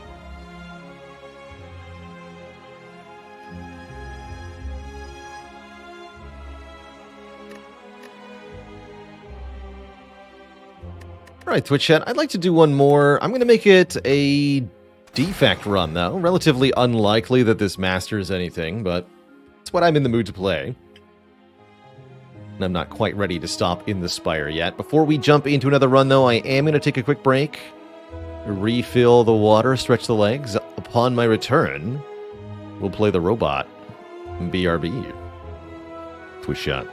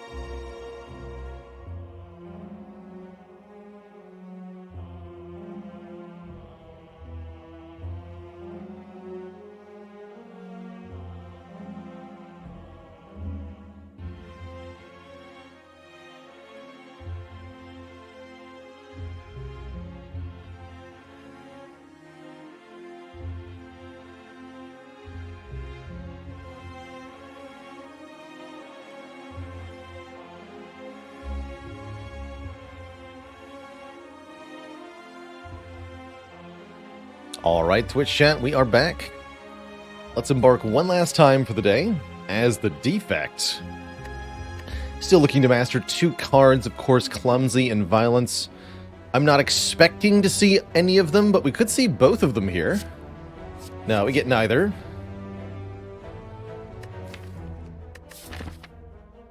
We get neither.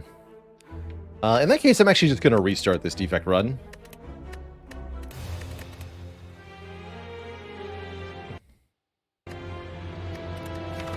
And do one with Niao's Lament. Perfectly cromulent start. No free elite to be had, but that's not necessarily a requirement anyway.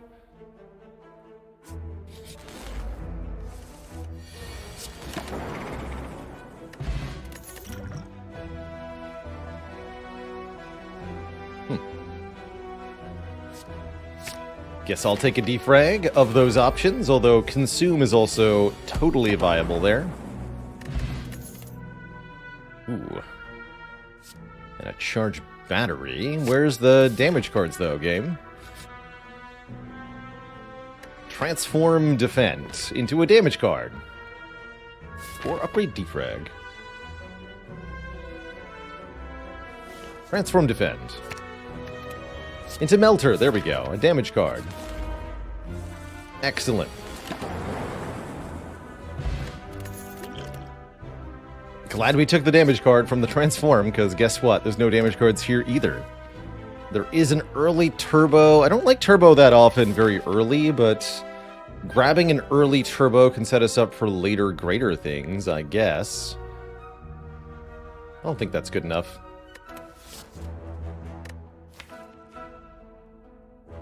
What if we had 2 charge batteries and 2 less defense? That's kind of cool. You know what? Sure, I'll take another charge battery. And I'll stop into the shop. Miss the Membo card. Buy the Sweeping Beam, as it's the best damage card here. And remove a Defend.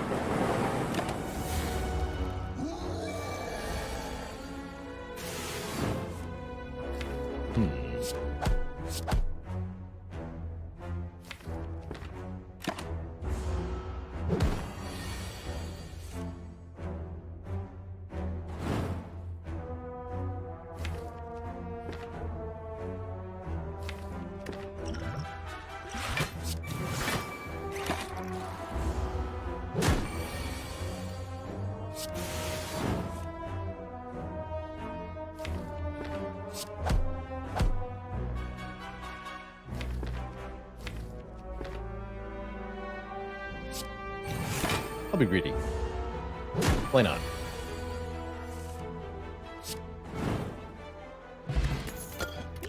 Got a Lantern and an Electrodynamics. That'll do. Now we're zapping.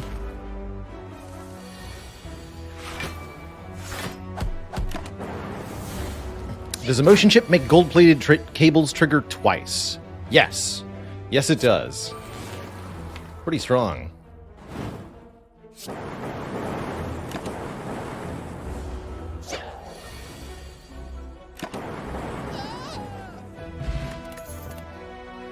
I was just thinking I could use a self-repair in this position.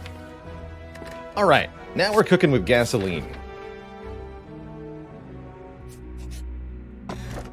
And with feathers. Even more healing. In that case, let's go this way. Or, no, not that way. This way. Wait, let's both go to the shop. This way. Or we can go this way. I'm a little afraid of the Burning Elite with only 19 health, though.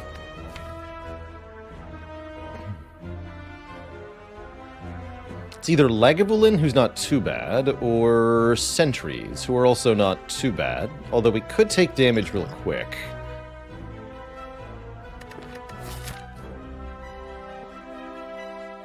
Nah, it'll be fine.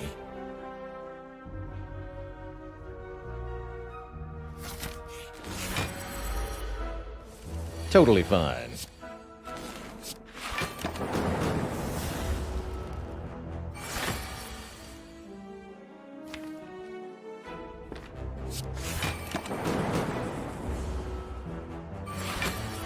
Melter value. Plus 12 damage there.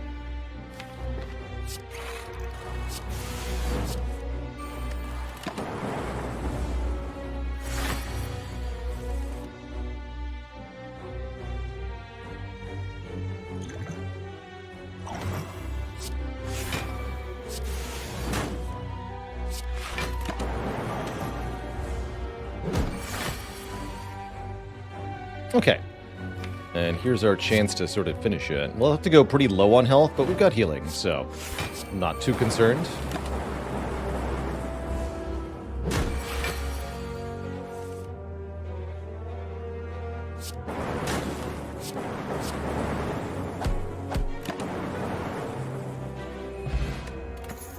Unceasing Top is back. I doubt it'll do a lot here, but it's not terrible. Also not terrible is Go for the Eyes. 0 cost damage, maybe weak. I'll take it. I will take it.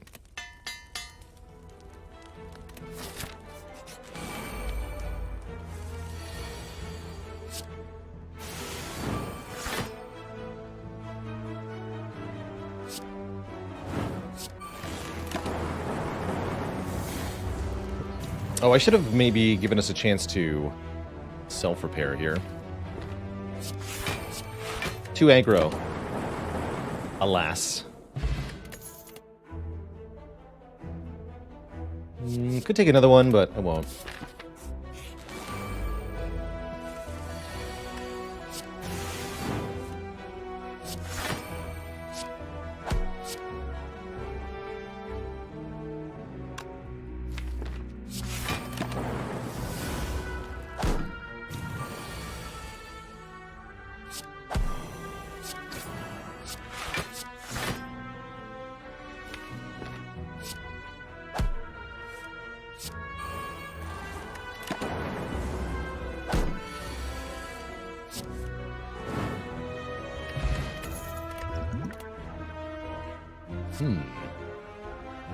Three different flavors of card manipulation. Get something out of the discard pile, or put something back on top, or keep it in your hand. Keep it in my hand.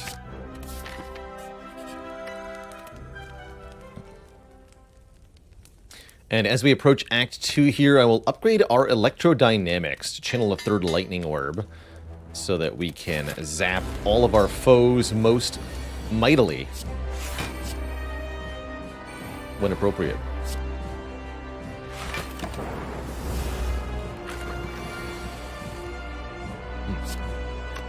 That's a sad draw.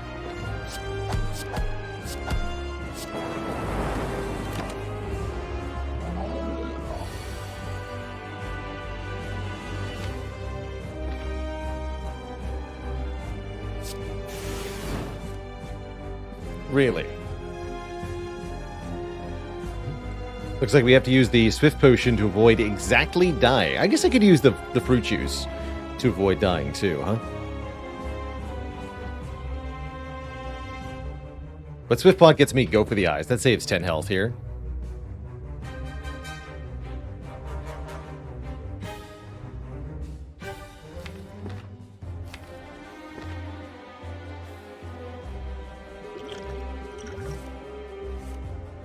Could also block for an additional 12, but I think I need to play this.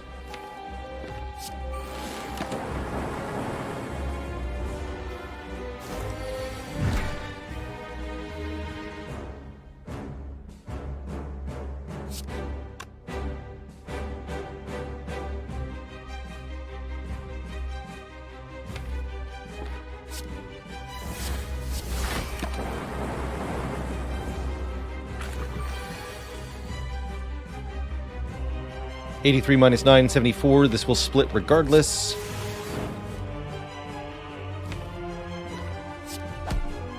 Although I'd like to keep dual cast for next turn. Let's just double slime. No, just EQ here. keep them all in hand.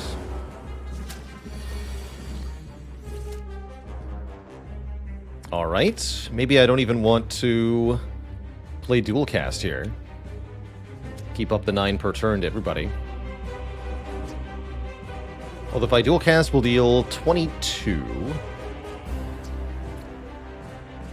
Plus 15 to one of them.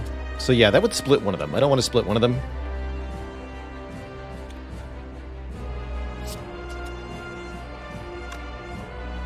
Goes to 50, goes to 38. I think this is the play. 35 is still above half.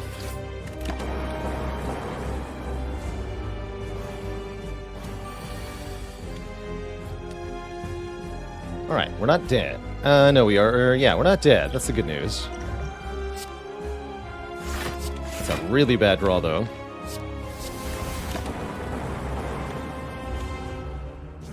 We might be dead this turn. We're not. I think that means we're not dead at all. Easy game.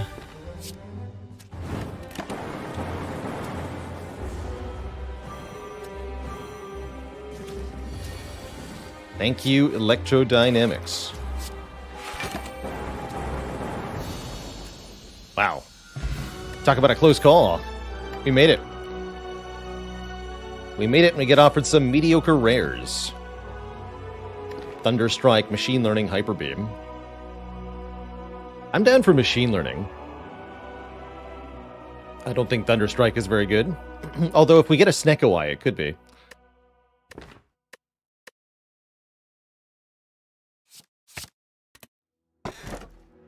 We don't, but we do get a Curse Key, which is one of the ways to find Clumsy. We'll certainly be taking that, just in case. Is Machine Learning not pretty much always good? It's slow. Make no mistake, it's slow. You play it on turn 1, then on turn 2, you draw back the card draw it costs you to draw Machine Learning in the first place. Then on turn 3, you've spent 1 energy for +1 net card draw. Takes a while to actually pay off.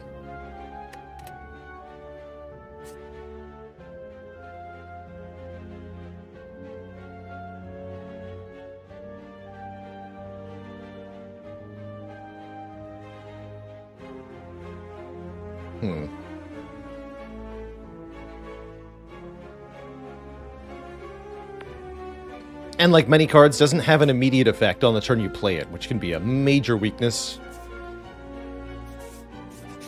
Curious how well we'll do here.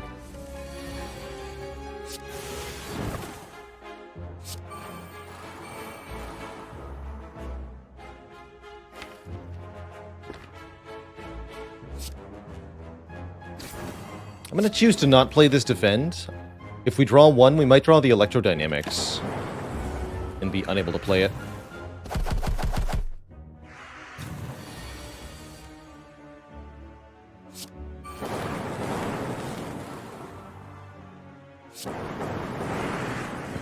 Well, that went well.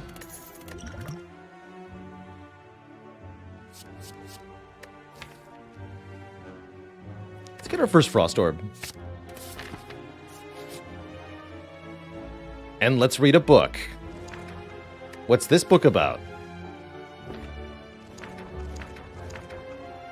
It's about power cards being put into our hand on turn 1. 3 zero-cost power. Turn 1 of every fight. That's awesome. Definitely like that. The enchilada, they call it.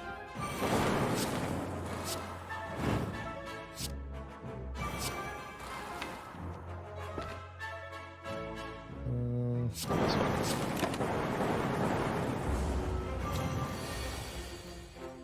Excuse you. I'm zapping over here.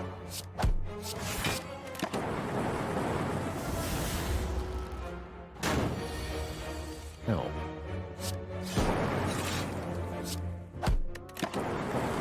Missed the self-repair, too.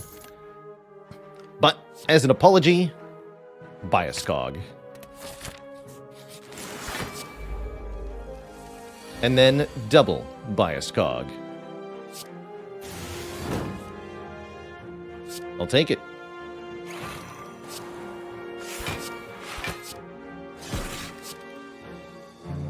Don't let that thing die to the lightning orb. No.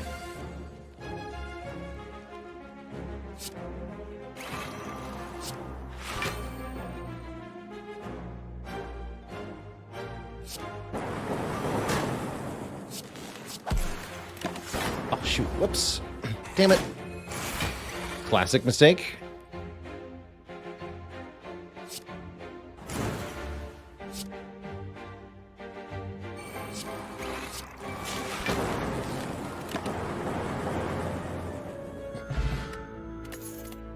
Very much an unceasing top moment. I'm going to grab another one of these.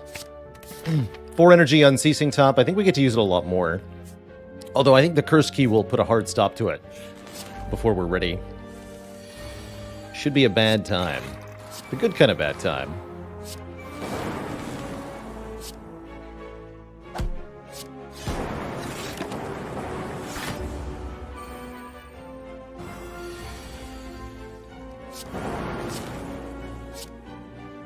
Please no.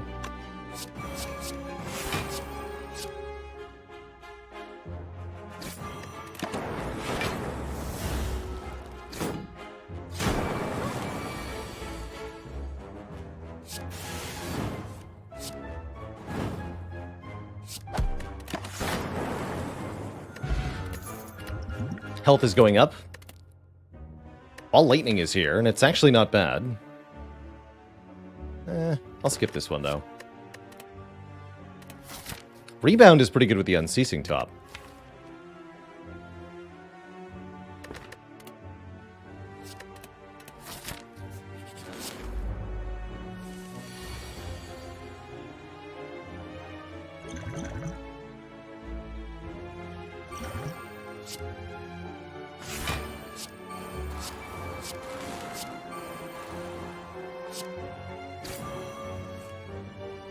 To retain this. Could use the energy potion to keep going. Currently don't see a reason to. I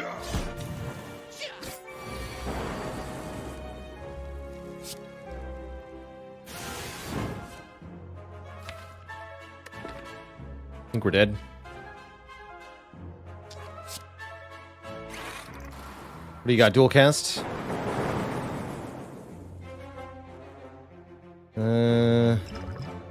Probably dead. Yeah, we're dead. Needed to see Electro there. That's part of the reason I skipped the previous card reward.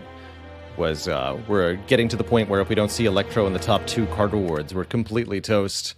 And that's exactly what happened here. Bottom deck the Electro in the important fight, you die. So it is.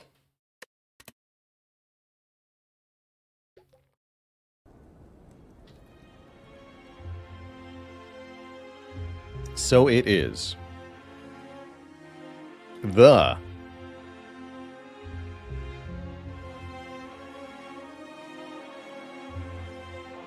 Oh no.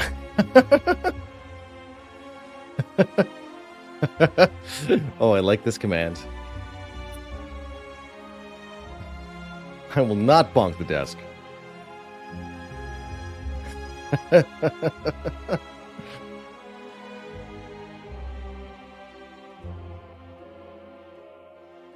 That's great. Well done, Philly. The single most important command ever.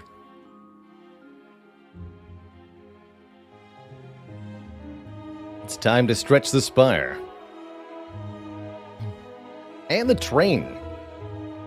Got our butt kicked in the Spire, at least as Defect. Why don't we try things out in the expert challenges of Monster Train here? Let's see, we're at 14 out of 25 expert challenges.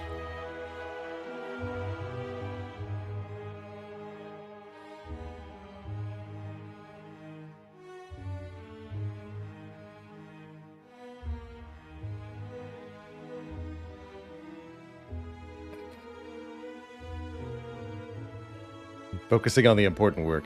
I will not bonk the legs. I will lower them. Do I plan on playing Potato anytime soon? I don't have intent. Yes, actually, I plan on playing some Potato tomorrow. I do plan on playing it tomorrow.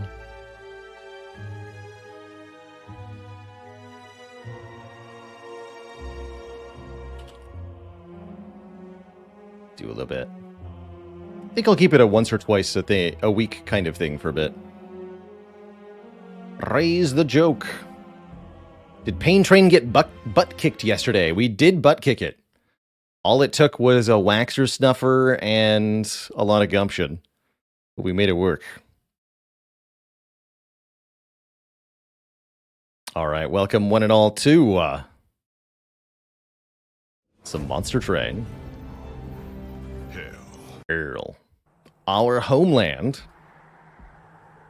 in which we are 14 out of 25 expert challenges complete here, as well as the majority of the crown combinations. Once we complete the expert challenges, we'll have to track down the remaining crowns, and then probably the remaining cards, too. Worrisomely, we're missing a couple of the colorless cards. The card masteries specifically don't have to be done on Covenant 25, so we might relax the difficulty for these if we aren't able to get them otherwise. Ever heard of a game called Shogun Showdown? I did enjoy it, Rinviri. We showed that off as a sponsored segment when it came to early access originally, and it was a delight. Ever come across a challenge that has ruined a game for me? It's kind of how I felt about One-Armed in Potato for a bit. Now I like that character. Well, that was tough to start, definitely. Is someone trying to move away from the Spire? Does Monster Train scratch the same itch? Some of the same itch, yes, Jam. I'd also recommend Griftlands, as well as Rogue Book, in terms of games that are deck-buildy in some of the same ways. Rogue Book in particular is quite a joy. We streamed maybe 100 hours of that one. So, next in the challenge list. Fragile Collection. Apply Fragile to the first friendly unit summoned each turn, so it dies if it loses any amount of health. Wild Frost, a good suggestion too. Still waiting for the revision to the difficulty bells of Wild Frost. We'll be revisiting the game when that happens. Extra collectors, extra upgrade slots. I think this is a job for Melting Remnant. What Remnant combinations have we not won with?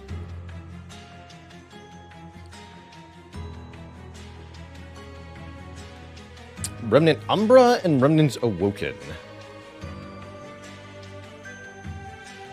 Let's try Remnant Umbra. Oops. And wait, we need the primary to be what?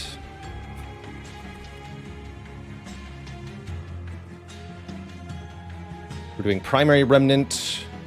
We have to do it with Rector Flicker. Or we could do it with Primordium.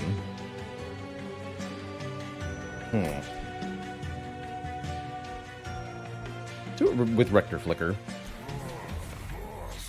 Rector Flicker and Shade Splitter sounds good to me. Let's see how this goes. Will Morsels take the Fragile? Yes, I believe so.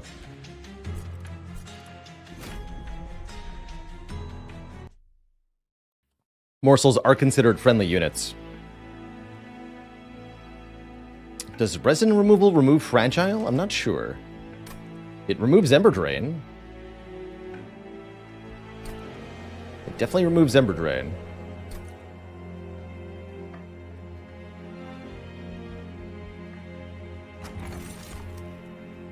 We get a morsel every turn. That means we could apply Fragile to a morsel every turn. I think we take that. Just get one free morsel. I like it. Is the bot alive? Let me just check here.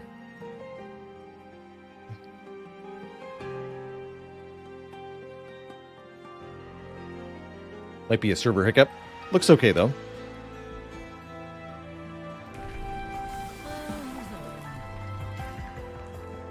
And we're not offered Dark Calling Rector Flicker here. We can either burn bright, have high stats with short lifespan, or we can gain stats every time something dies on this Rector Flicker's floor. Although it's mostly defensive stats. I haven't found a lot of use for Harvest Rector Flicker yet. They struggle to deal enough damage, but let's give them a shot today. Let's go Accumulator.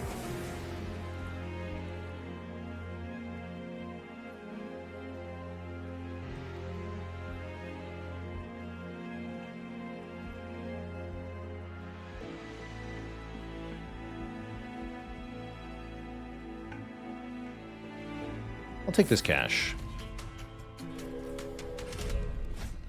And I'll definitely take a unit draft. Although adding armor 10 is almost certainly going to result in us taking some pyre damage here. Hopefully not too much.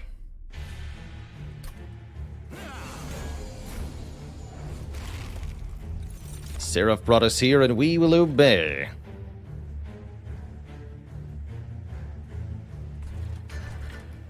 Guess we want to put Rector Flicker on the top floor, probably? Probably. No, Fragile is not a debuff. It is a status. Interesting. Status.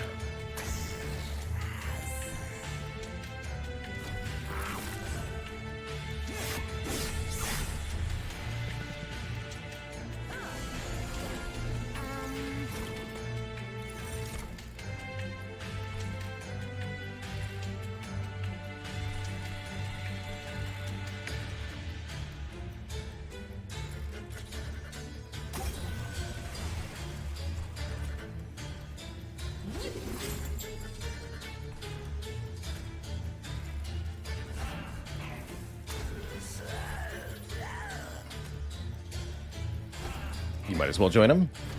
Chip away those front enemies.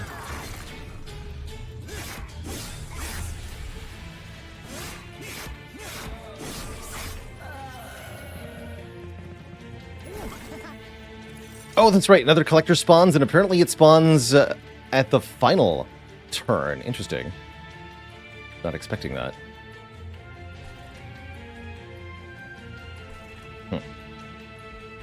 Looks like this guy's gonna get up. Oof, we're gonna take a lot of pyre damage here.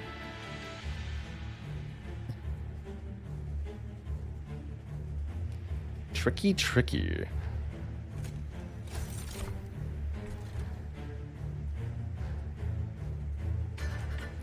Yeah, nothing I can do about it, huh? Oof.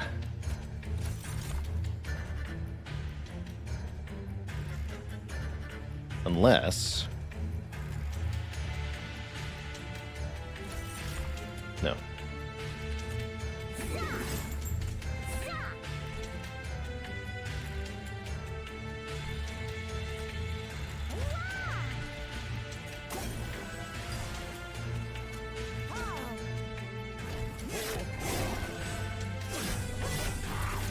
I could put morsels to chump block on the Rector Flicker floor so that Rector Flicker gets the harvest bonus when they die. That's a valid option.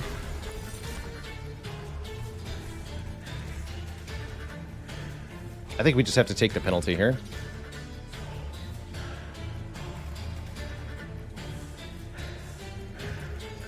Actually, we can kill one of them, right? I like that. Wrong order, though. And then we should stack these on Rector Flickers so that Rector Flicker can beat the boss. Good enough.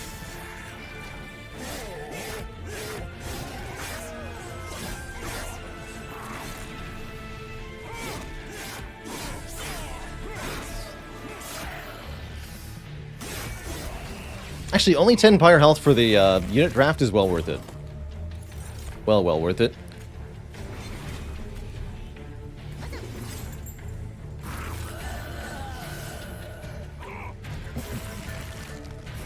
And now our champ is mighty strong. Don't do that. This, though, yes.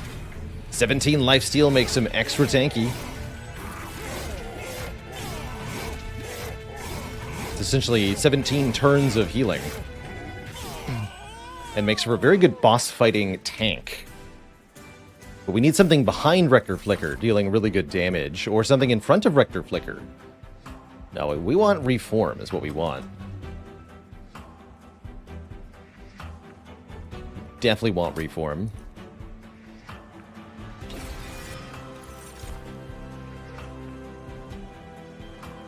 And space. Space, very important for both.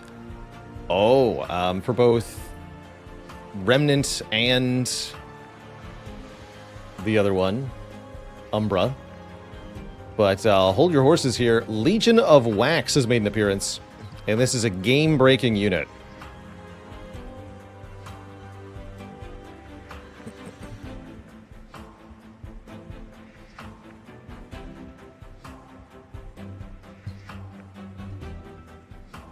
That is indeed a random question, Aaron W. What do I typically do on the week off? Do I step away from games entirely, or do I just take it as a nice deep breath away from having an audience? Sometimes one, sometimes the other. Sometimes I travel for a sort of proper vacation, so I'm away from my home PC and ideally electronic devices at large. Kind of enjoying the peacefulness and sereneness. Sometimes I'm doing a staycation, so I'm in my house with all my high-tech stuff, enjoying it, but not broadcasting. Why is Legion of Wax game-breaking? Probably easier to show than to tell, but the short of it is that Legion of Wax splits into 2 minions when killed, and then those each split further into 2 more minions. And the key is that each resulting split creature inherits upgrades and stat changes from the original Legion of Wax. So you take some normal, moderately powerful effect, you stick it on this unit, and it just becomes absurd. Doubly so if you get the relic that doubles extinguish effects, then it's splitting in 4 at each step, and really breaking the game. Does it work with Burnout? Sort of. It's a bit weird with Burnout. My question is, do we get the Legion of Tax? Ooh, quick. Quick on Legion of Wax is very silly. What are our options for an infused effect? Oh, Wickless Baron is kind of insane, actually, as an infusion to Legion of Wax. Each split portion of the Legion would separately have stat gain on Harvest. And if they're quick, it's exceptionally good. You can also feed morsels to the Legion of Wax. That's kind of cool. Meanwhile, Lady of the House has Burnout and a big stat boost. We could put that on the Legion and have a short-lived high stat creature. That wouldn't be too bad. But I think the Baron is going to be much, much stronger overall. Actually, what is the essence of the Legion of Wax? Revenge, summon 1 basic copy of Mode of Wax. You could actually infuse the Legion into the Baron here. Comparatively rare case where that might actually be the good thing. And then we could put them both in front of Rector Flicker. What an interesting idea.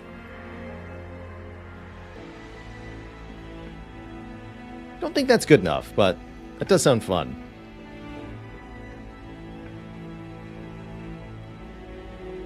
Yeah, I don't think that's good enough.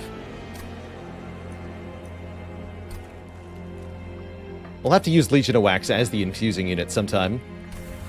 Playing computer games again? Sure am. Seems to be the only thing I do, actually.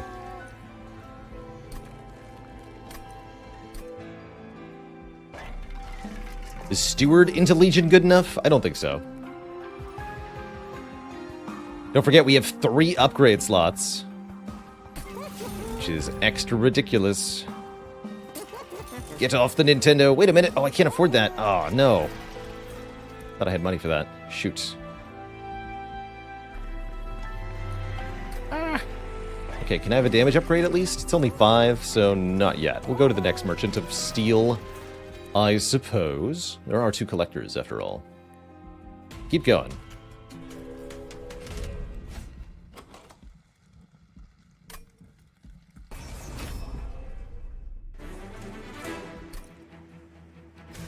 Yeah. Oh, these things have haste. Now, let's not be hasty. It's gonna go straight to the pyre, huh?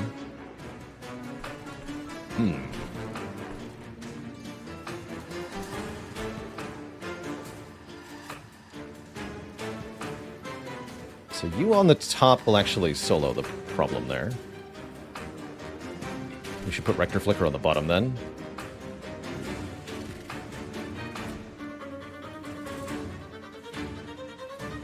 Deal. Wait. First unit gets played as fragile. Don't forget that. Very important that we not forget that. You can be fragile. Alright, kill some stuff. You kill some stuff. If I understand correctly, the Legion of Wax should kill all 3 of these clergymen. Yes, it does.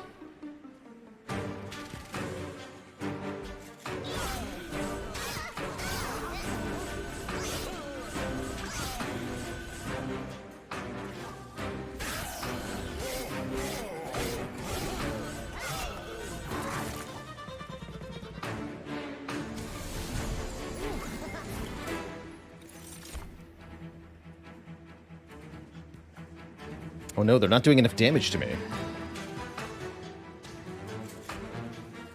That's trouble. More trouble down here, too. Concerning.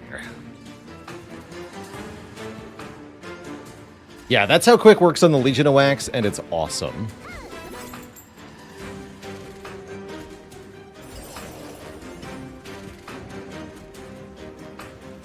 The steward down here. So several of these will get to the pyre. We're going to take quite a bit of pyre damage.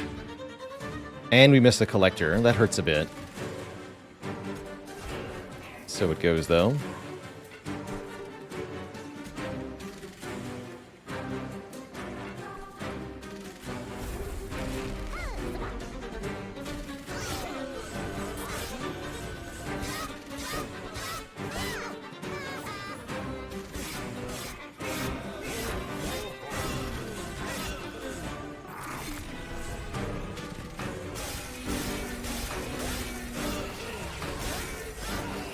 Definitely have to prevent anything else from getting to the top. Or else disaster.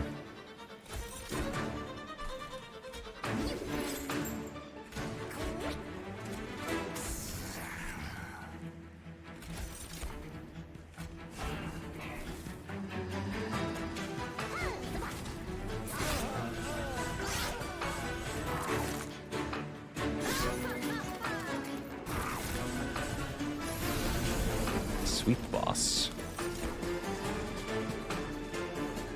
Already do great damage. Just add some more dregs. Make Rector Flicker even tankier.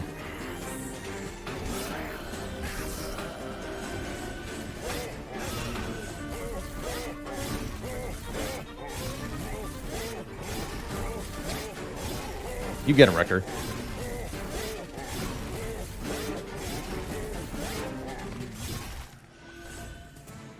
Good work. Oh.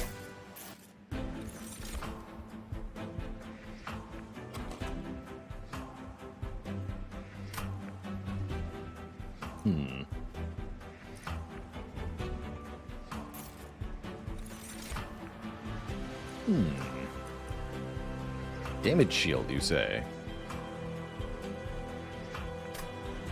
Pack morsels also not bad. Generate a lot of morsels at the same time. Sure, I'll grab one of those. And we're revisiting the Merchant of Steel because we got 3 upgrade slots on this Legion of Wax, and dang it, I want to use them.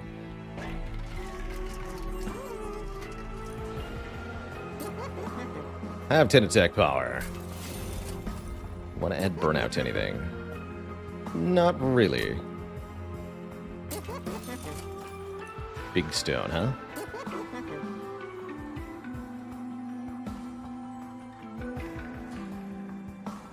sure.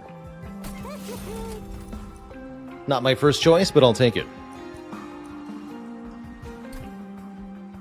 You know what? I actually might as well make a decently powerful drag. We'll do it.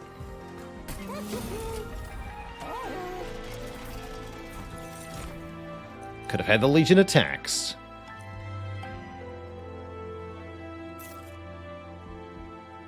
Not this time.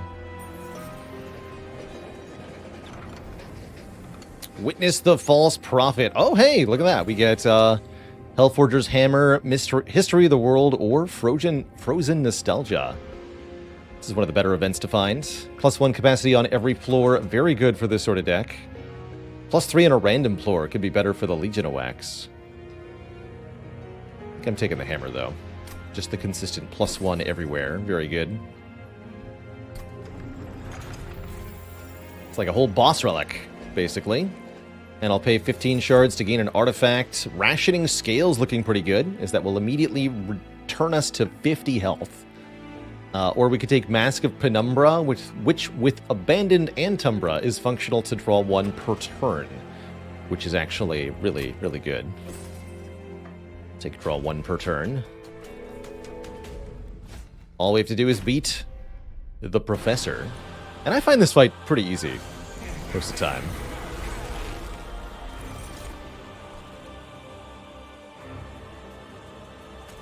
Most of the time.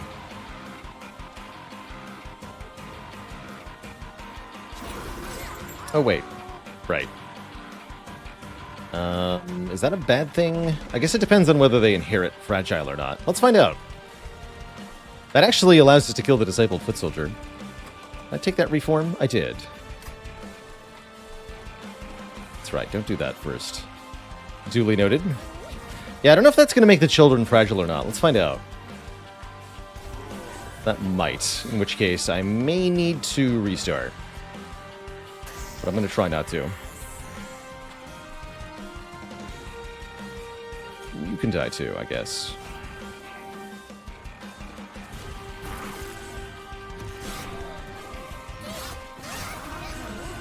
No, they're totally not. Actually, that was good.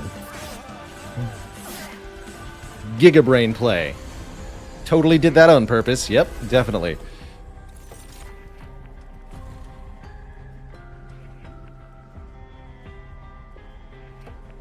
%100% meant to do that.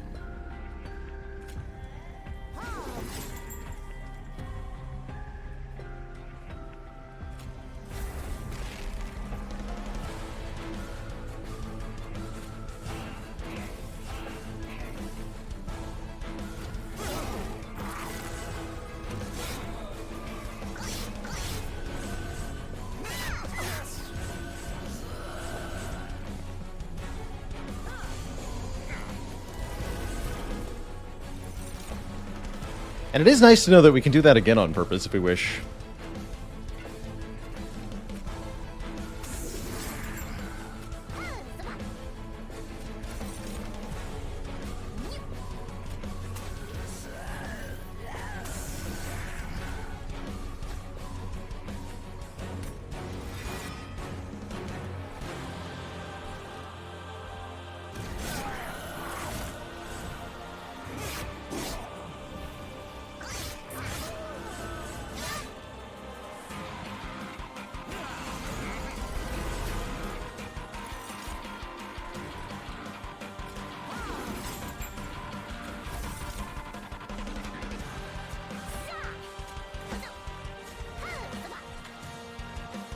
Good.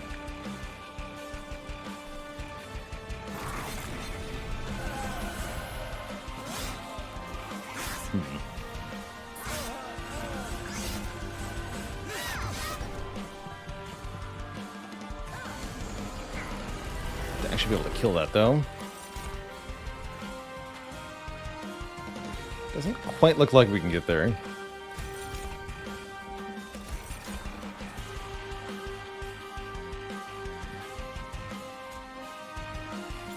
Should have played Immortal Trade before doing that. It's all good, though.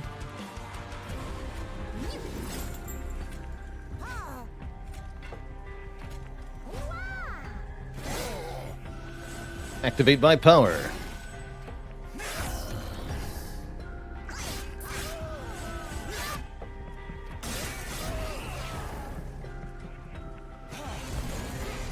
And then Daedalus literally just dies to this thing, because that's how strong the Legion of Wax is.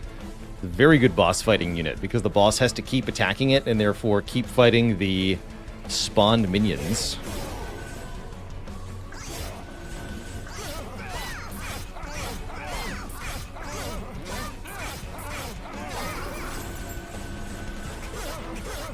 Oh, interesting. Spawn minion was fragile because it was the first unit summoned that turn.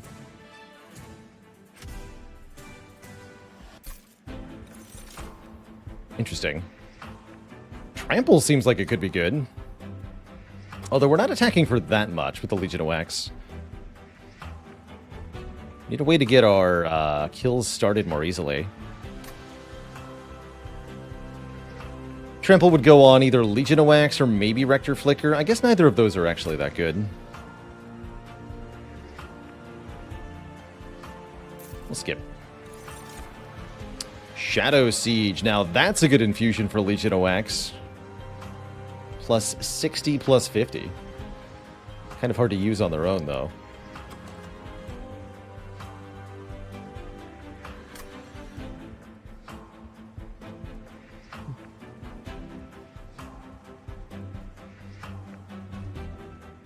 He's huge. So enormously big.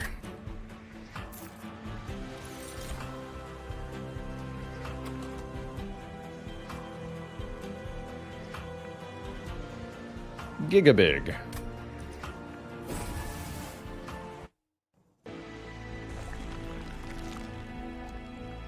What if I just had 2 of these?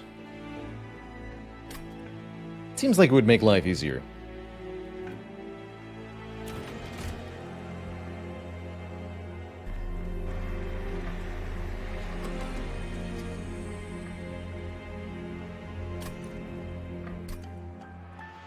Can I fit 2 anywhere? Not on the same floor, but I can put them on separate floors, where they'll do a good job.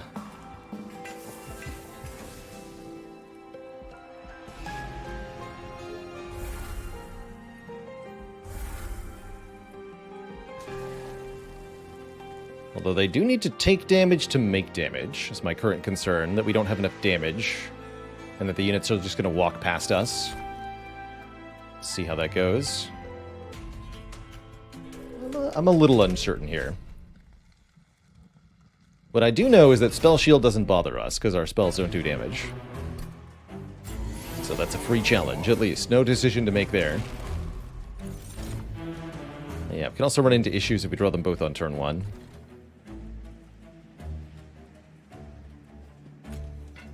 And again, I actually do want to be fragile, because that will allow us to attack more times with the Legion of Wax if it gets killed. For example, this guy dies immediately. I think we put Rector Flicker on top. This guy fits in the middle if you want it.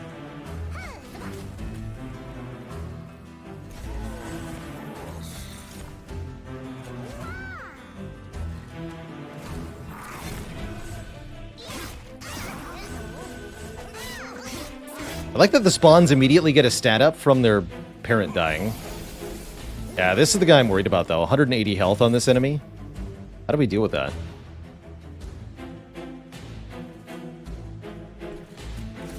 Concerning.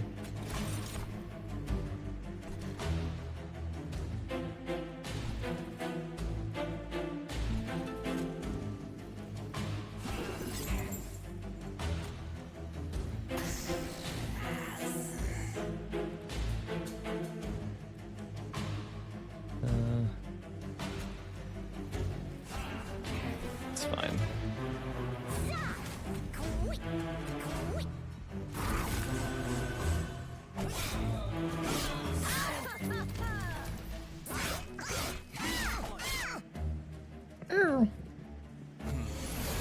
Oh, and another one with a shield guy in front of him? I think that just kills me. I have no way to deal with this at all.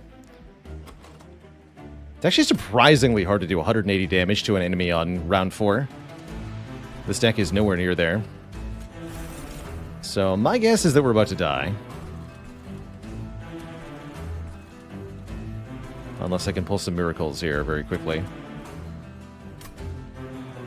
We are going to be able to reform the thingy next turn, so let's not play any dregs on this floor. They go here. Better I can Space Prism deployed up top. That's even better, actually. Okay, do play the dregs on this floor, then.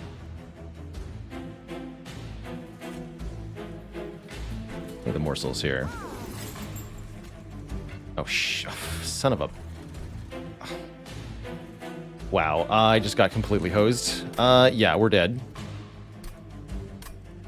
That was my only play, was to do this next turn. Now we're game over. Unless we could, like, redraw it, maybe. I guess I could still redraw it. Okay. That really sucks, though.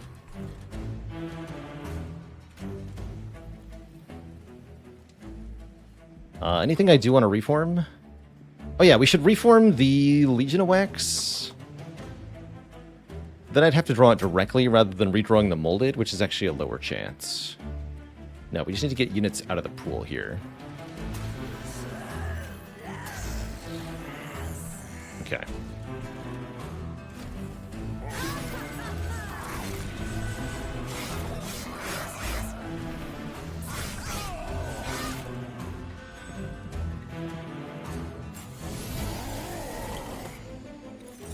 No.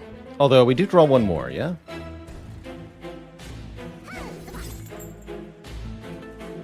We got it. Easy game. All right. Space Prism here. Molded, reform, Legion of Wax. Plop it here. Easy every time. So that alone won't save us. That's all right.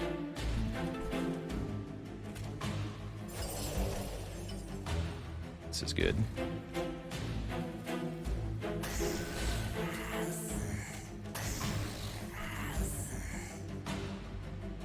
This not dying is quite bad.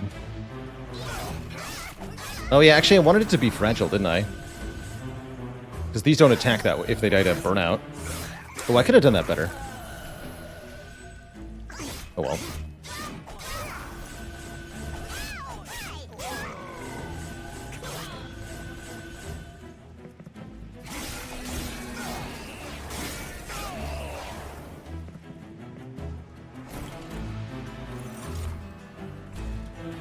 You only get minus 91. Yeah, we did need it to be fragile, you're right.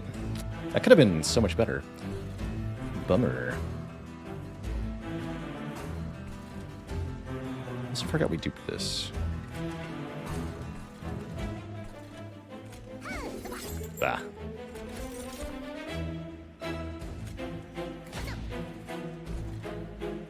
Oh, that's right. No, you're right. I had to play the morsel to draw it. You're right. We could not have done that. Could not have done it that way.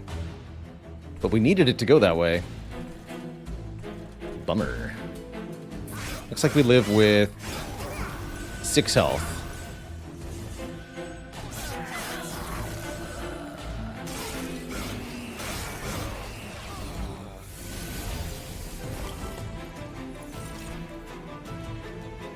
That'll have to do.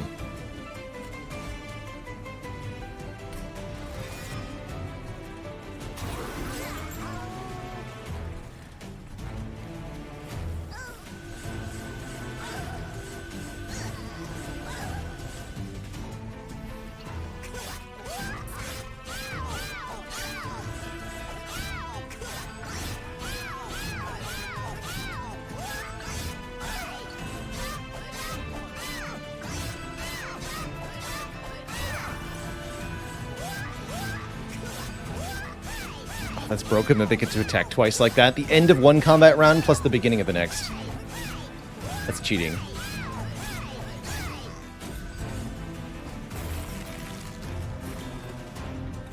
It's freaking cheating, man. What? How come you... Oh, I should have put this up top, huh? But that... That caused us to win because of fragile or some stupid nonsense. That's what I was trying to do, was break the fragile on the first summon there. Amazing.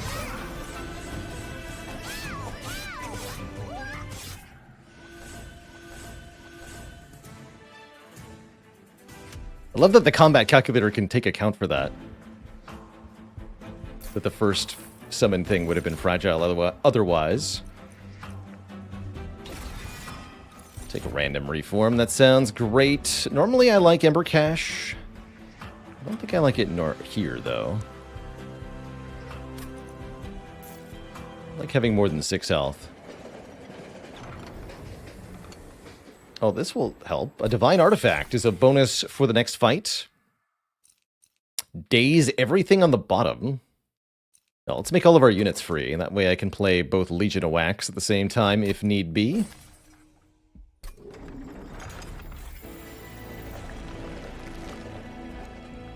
And I think we go this way, even though higher health is tempting. Problem is, I'm not sure how we're going to kill the dangerous enemies next combat. I guess the Merchant of Magic will have to help me somehow.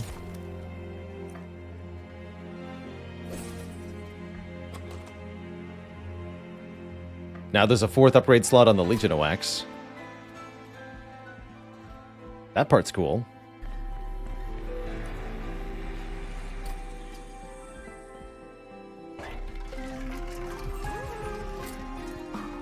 Holdover molded. Moldover.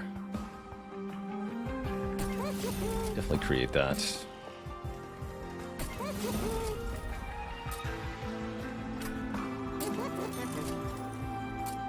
Permafrost too, that way I don't have to play it every time. Yes.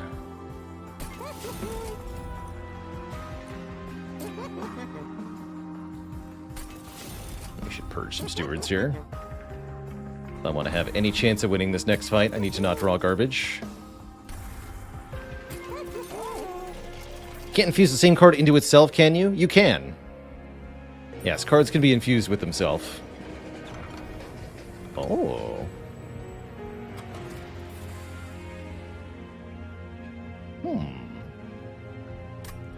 You are now tiny. Very tiny. So tiny.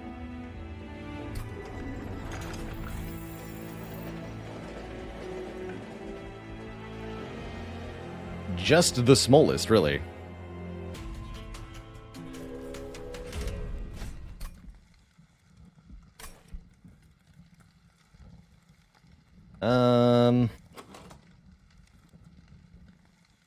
Huh.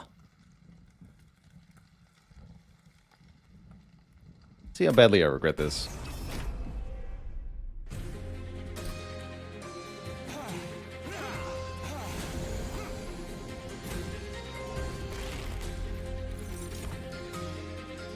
So now we can put Legion of Wax in front of Rector Flicker, which is some serious harvest scaling. That's pretty cool. You, be fragile.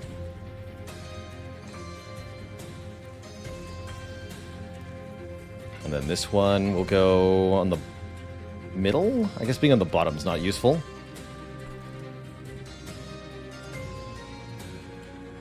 Yeah, at worst we only take 16 pyre damage. No problem. Fragile Morsel? No, I want the Legion of Wax to be fragile here. It's actually quite important that they be fragile. Plus 40? The stat gain.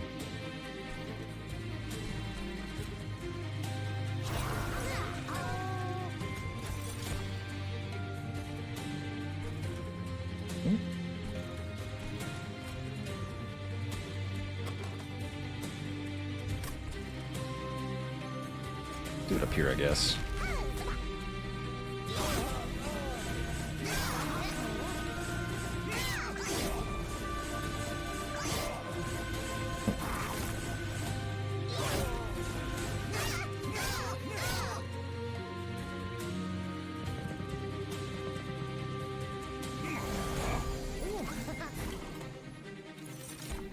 Nothing I can do about that.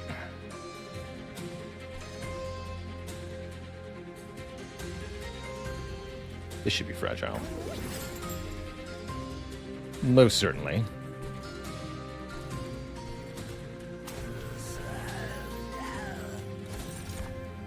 Do I want lifesteal on anything? I think it would be better if this Legion of Wax did start perishing. So I'm going to go with no.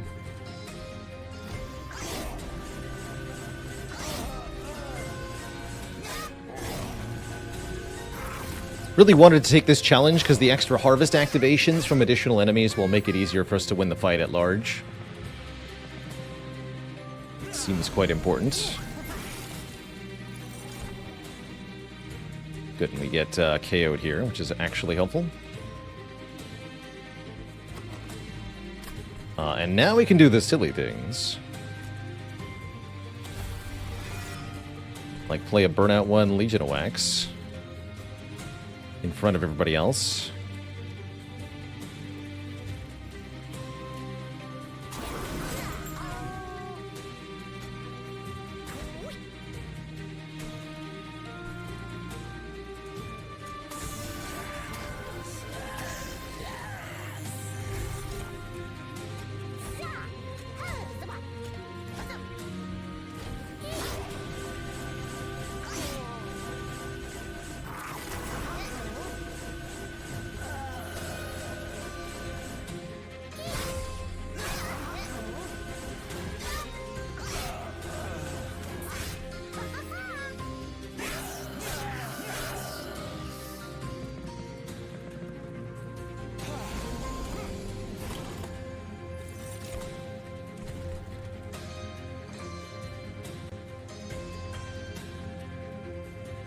Again!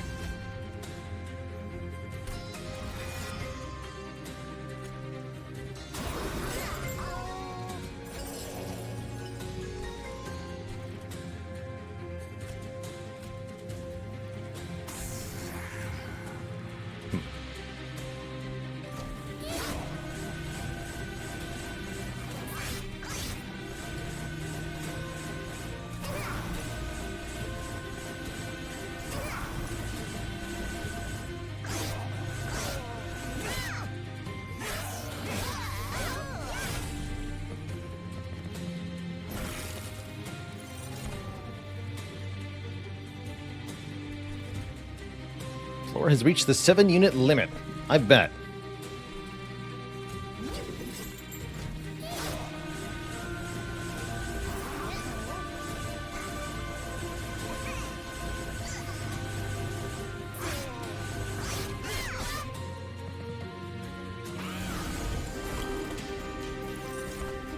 I believe this is starting to work. Although this harpy thing is a nightmare. Alright, reform this one again. Place it bottom, not with fragile this time.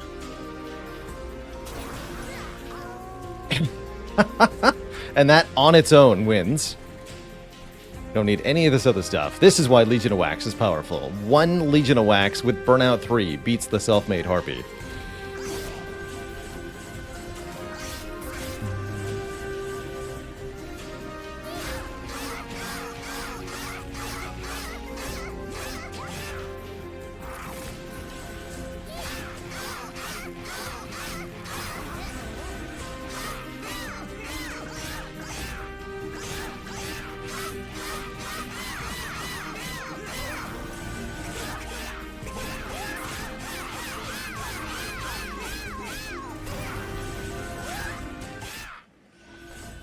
GG.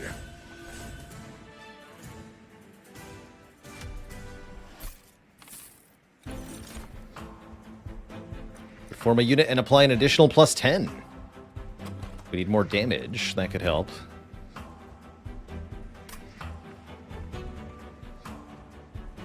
gonna grab that. Excavation Eruption could help too.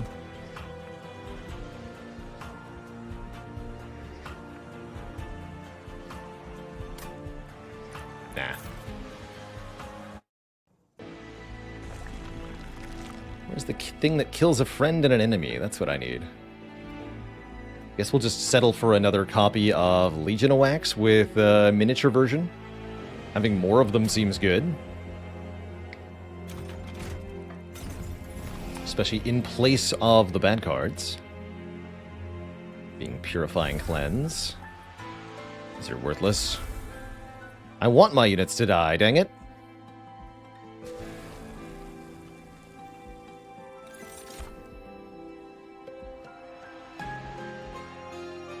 And then if I take the money twice, we'll get to 100 shards. Let's do that.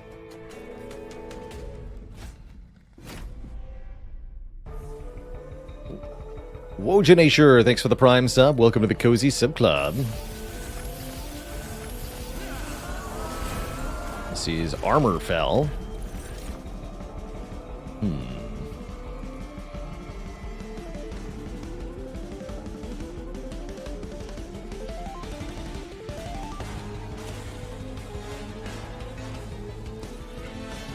I do want you to be fragile, though.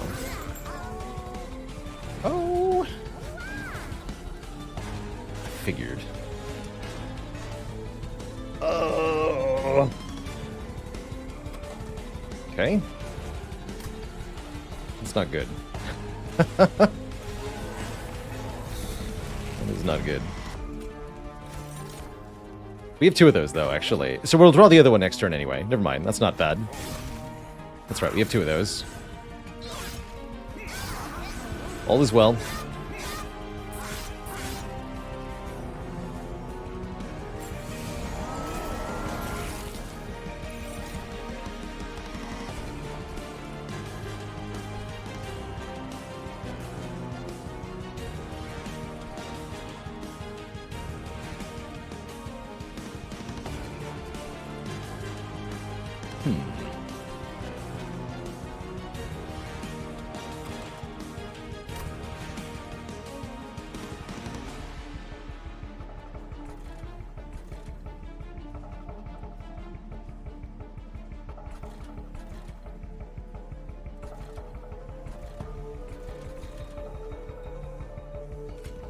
You can be fragile, I suppose.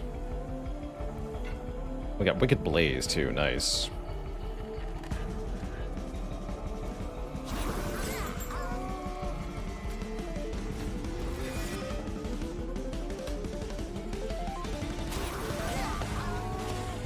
Good.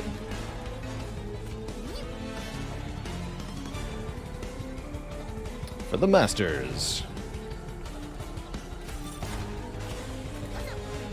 Get it. Okay, I feel good about this turn now.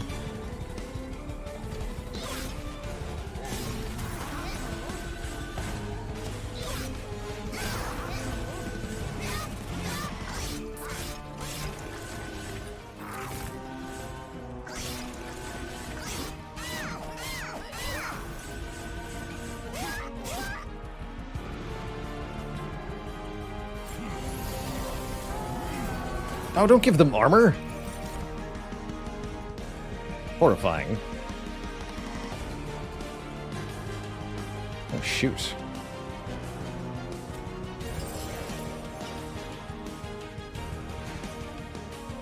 That's bad. That's not good. Unless...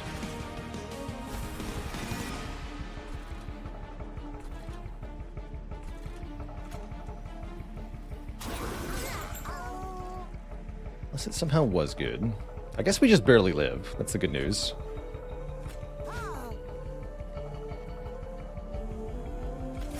The bad news is I have no plan.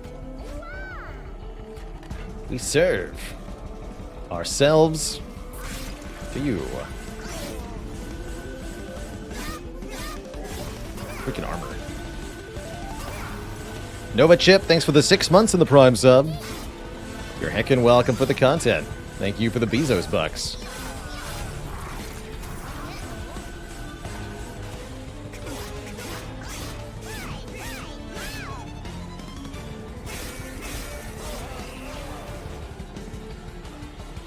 Continuing to hold on with just barely enough. It'll do. It will have to.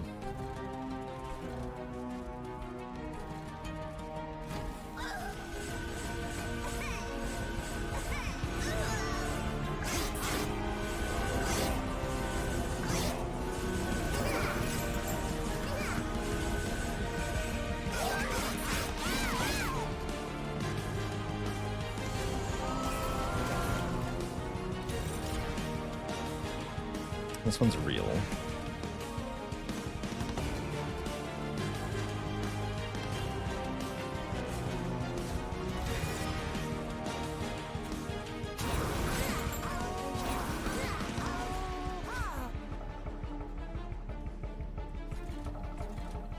Ludicrous.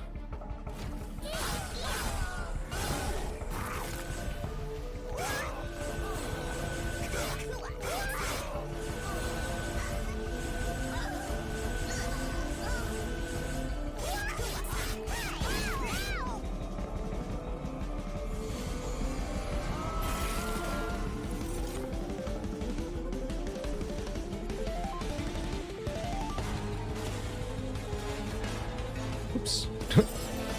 Nothing to reform. My bad.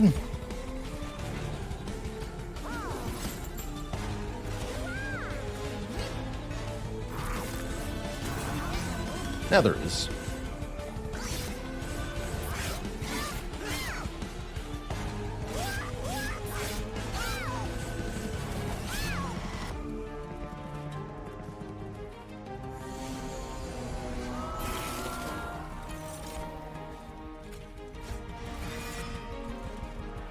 Good.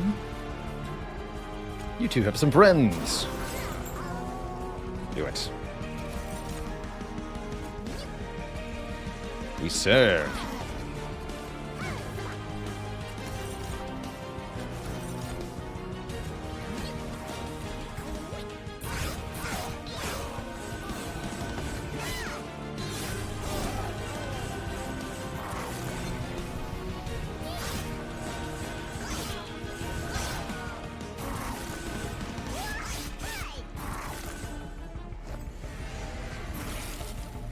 And then Phil. Again, dies single-handedly. Oh no, there's nothing to reform again. Because we failed to get you killed. Well, then you don't die single-handedly. You just win. That's my morsels, at least on that floor.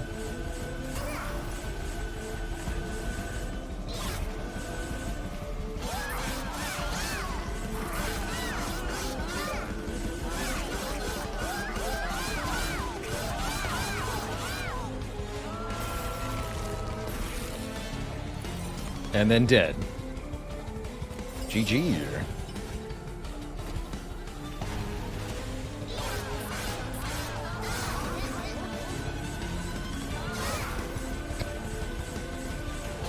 Double kill.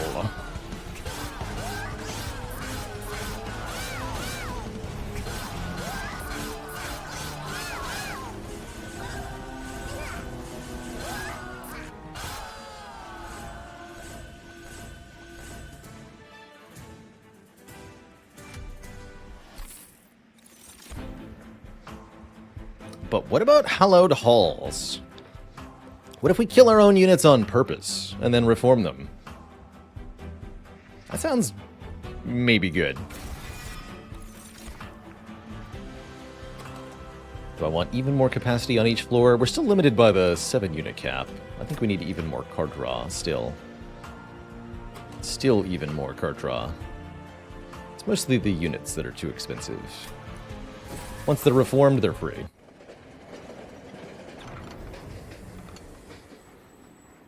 The child eventually grew tired of judgment. Get another divine artifact here. A card with consume is played deals 60 to the front enemy. Only got a couple of those, but a little bit of extra damage goes a long way. I'll take that. Bit weird with Legion of Wax's Hollowed Halls. Yes, for sure. But well worth it, I assure you.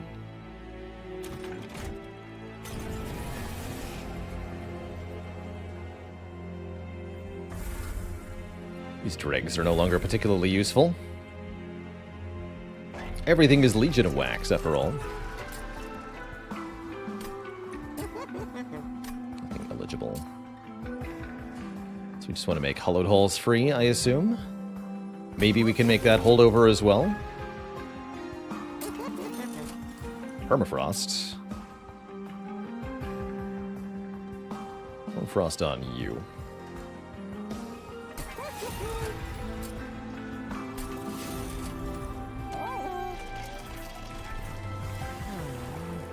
Never saw Dark Calling. Interesting. +4, +20 per enemy killed seems just fine. Or per unit death on their floor, more accurately. So we'll take all this money to Seraph. Don't think I'm going to pay for a purge. Rather look at more artifacts. Okay, let's go. Is this early, mid, or late game? This is late game, Shmee. Now that we're on ring 7 out of 8 here.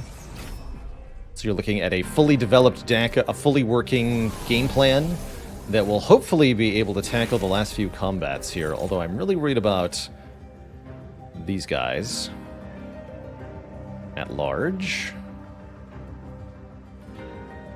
See that we got molded turn 1 though, so I think we're okay.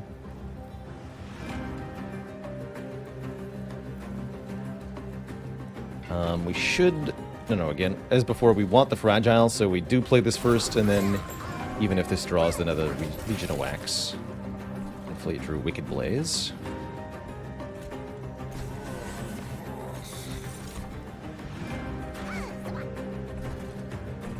You should be fine up here. Friend.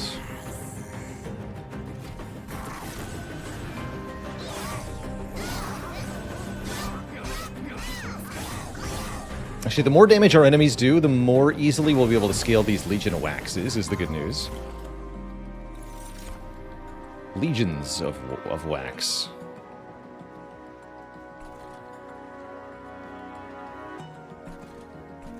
Let's find out if this does what I want it to do.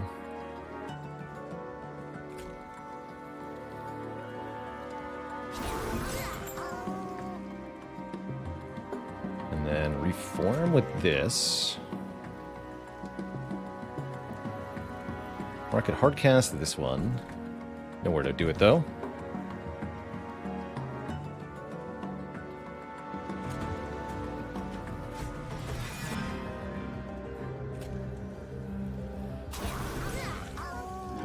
And then we hollowed hulls here, I guess. Don't care about the drag, do I? You're invited, sir. Although you'd rather just not be in the pool at all. Too late, you're invited. You're invited. You're going up there. Play this. So that kills everything on the floor.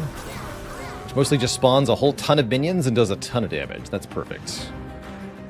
Aren't actually able to reform anything because there was no room? No. Some stuff did get reformed. Cool. That's right, get destroyed. Should have played that on a lower floor, though. Forgot about the Divine Trader's Quill.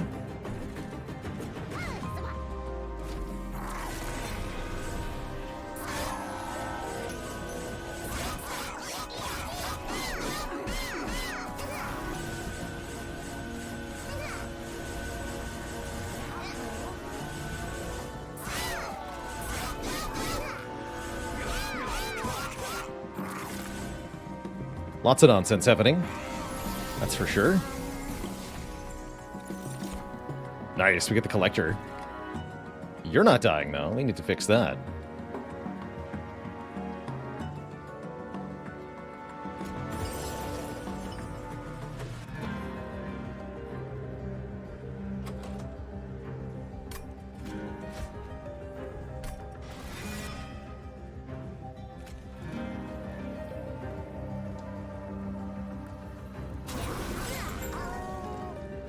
Perfection.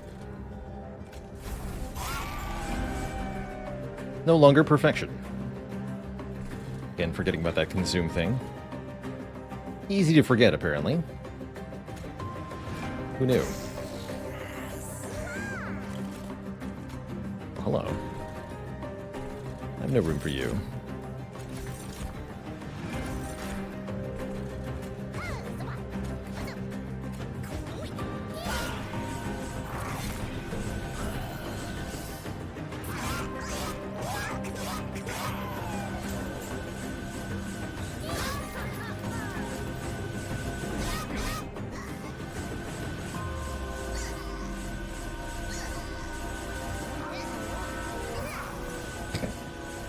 It's so dumb.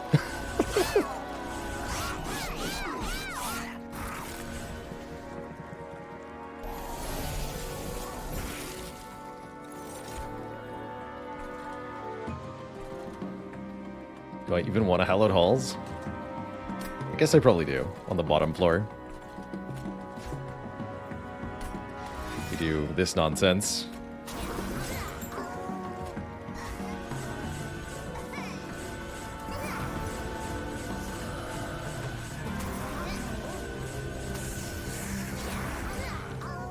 Wipe the entire floor out.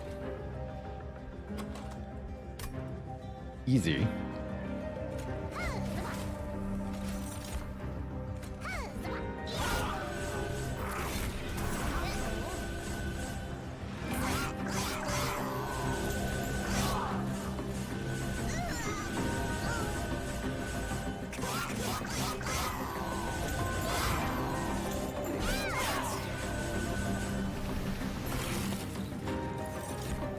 Again!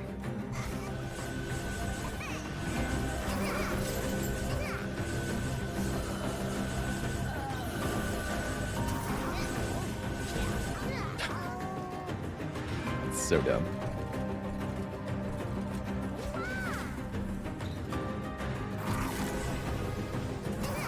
We purge the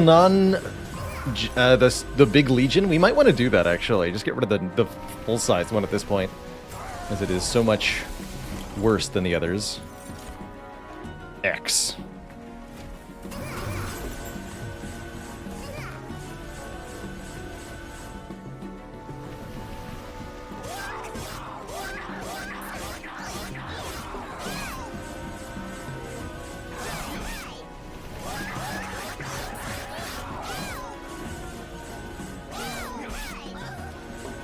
That's why they call it the Legion of Win. Because you're gonna win if you got it. GG, nerd.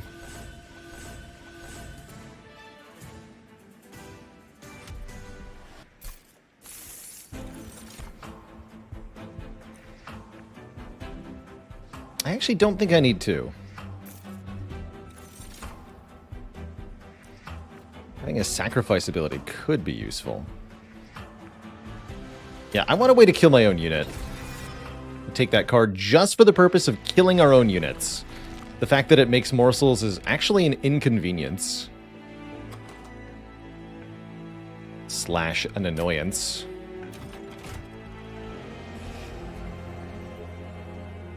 But that's okay. Yeah, let's get rid of the big one. And a drag.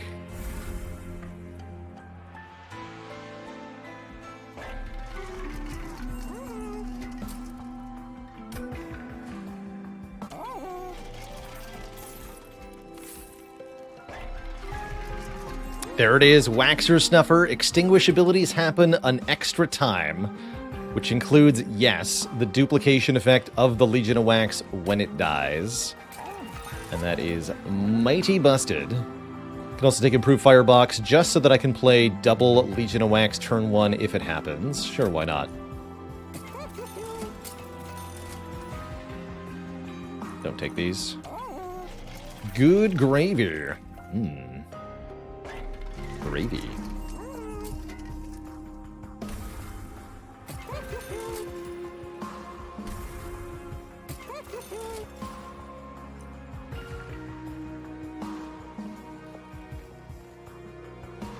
Akasaka Momji, thank you so much for subbing for the half year in advance there.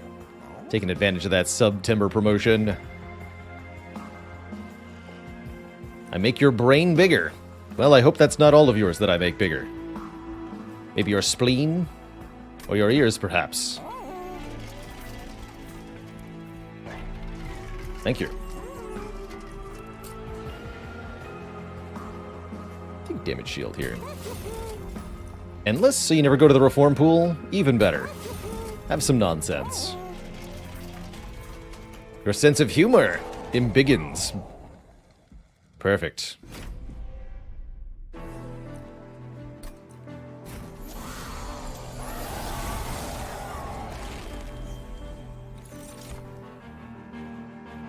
I would like you to perish, friend. Because if you die, then you will become more powerful than I can possibly imagine, or something.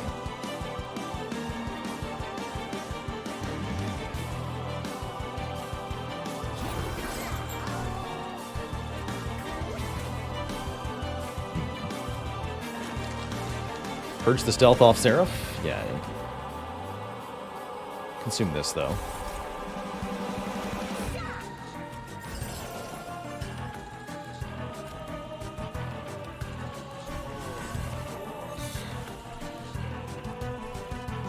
Just hang out. So we actually kill the Purifier here. I have no adjustment to make then. I guess we can cannibalize a morsel to get more morsels. That's fine. Oh, and that counts as harvesting? Oh, heck yeah. Although that does also add them to the reform pool. Duly noted.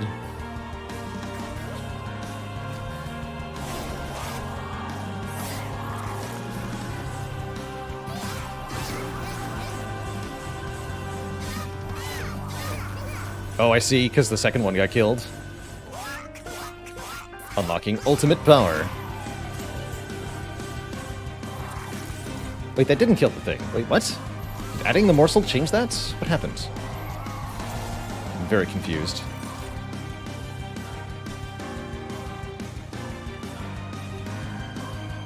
Oh well.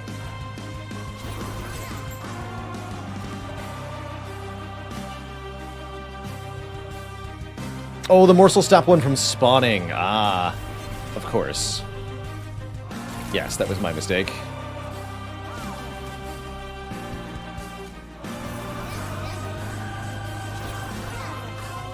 Well, the morsel's back. Excellent.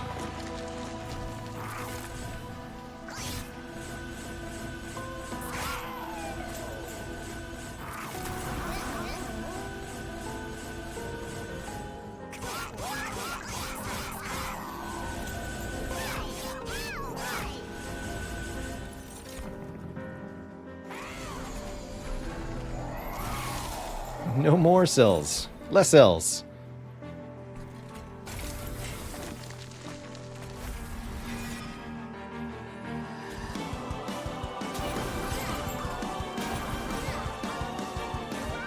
What have I done?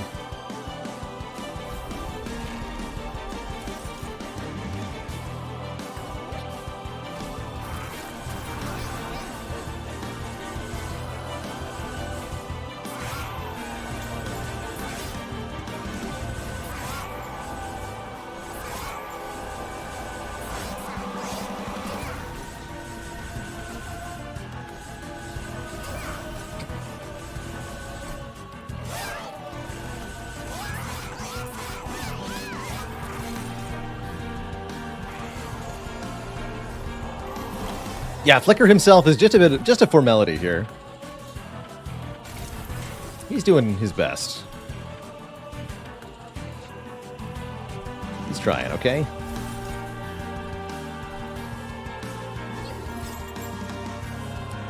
Tasty one here.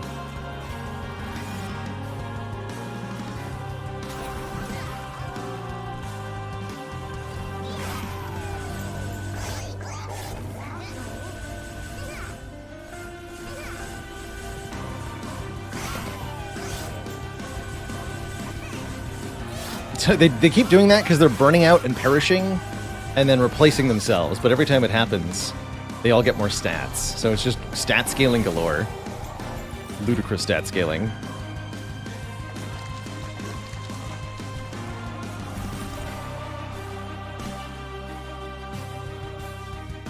I'm okay with that floor as it is, actually.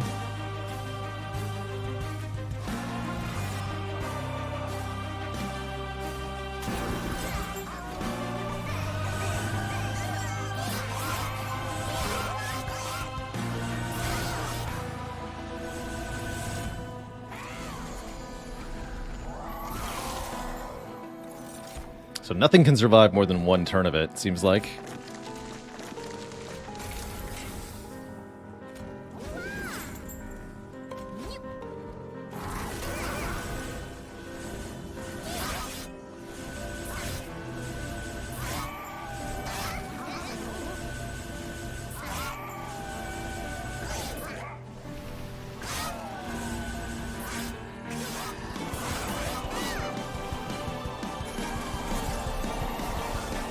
Well, no more units can be played. We're full up, Captain.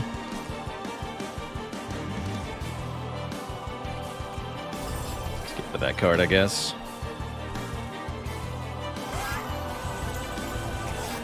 Our only problem is that we can't play the morsels.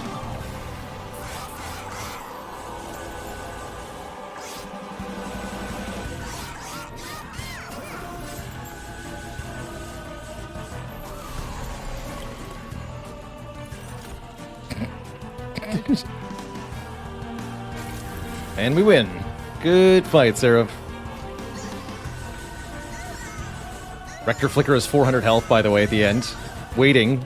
500 health, actually. Waiting for the boss that will finally step forth.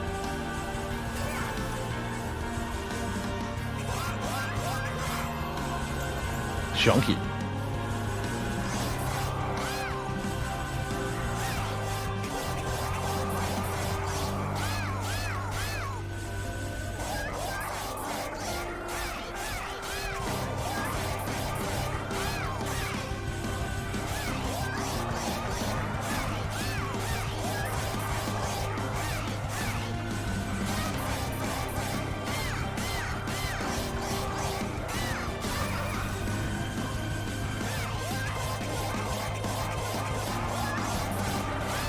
Poor Sarah. Just keep multiplying.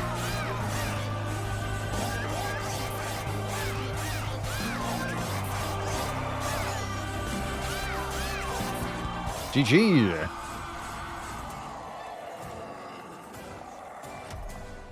GG.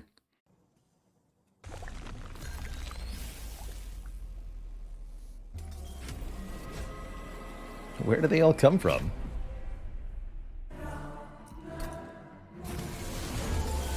Alright, welcome friends to Pain Town, population you-nerds. Not the most inspiring turn one, that's alright.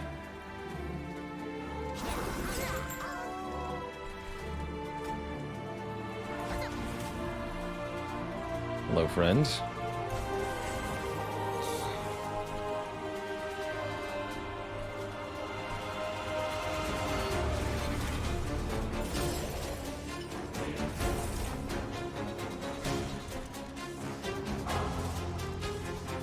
Pretty whatever.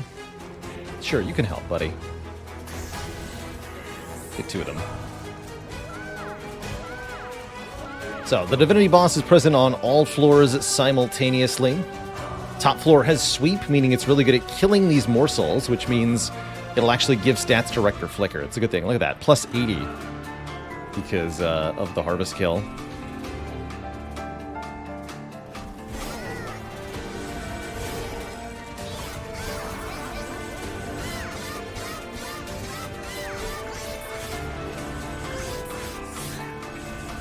As our minions split, let's do more and more attacks.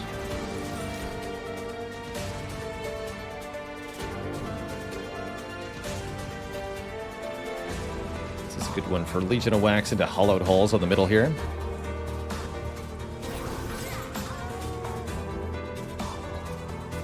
Although this will reform the morsels, maybe, too. No biggie. No biggie. Play this up top. Oh, we got Cannibalize, so we can sacrifice one of our own units to get some morsels. Which can be a good thing.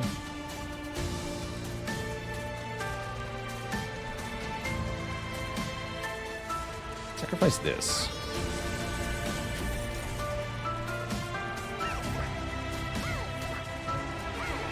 Plus 80 again.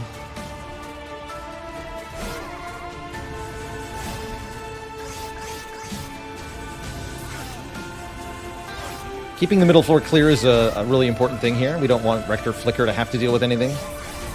That floor is for dealing damage to the boss.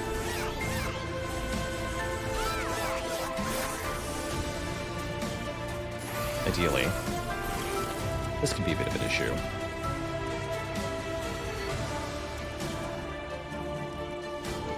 Let's both apply armor 10 to the whole floor. Spooky. lots of dead morsels, unfortunately. That means our random reform is useless, but our targeted reform is not. This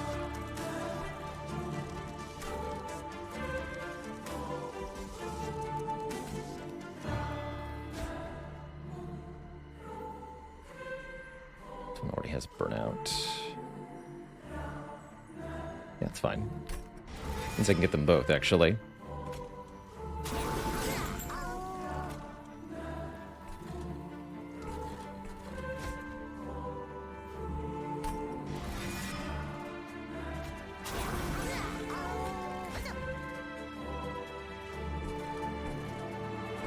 This is good.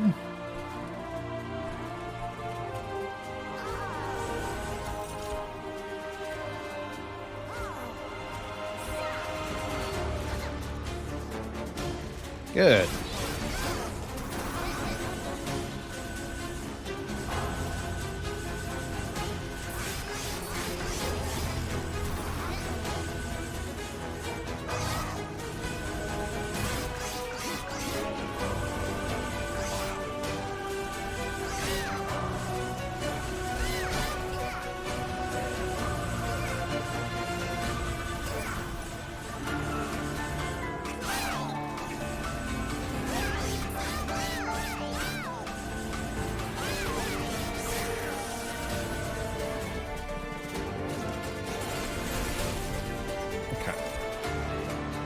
That was a fun time.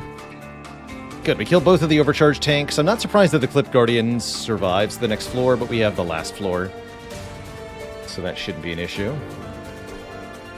2 loser spikes, please.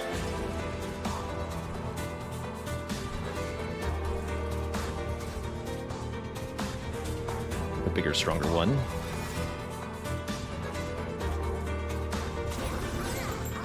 With Fragile again on purpose here. Don't play morsels, because they limit our space. That's what we learned. Nice.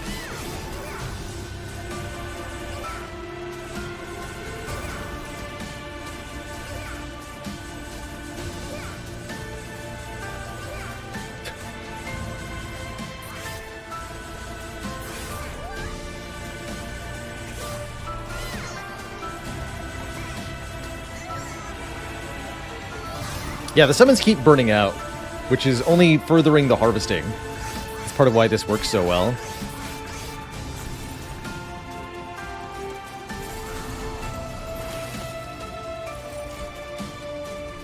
Good, good.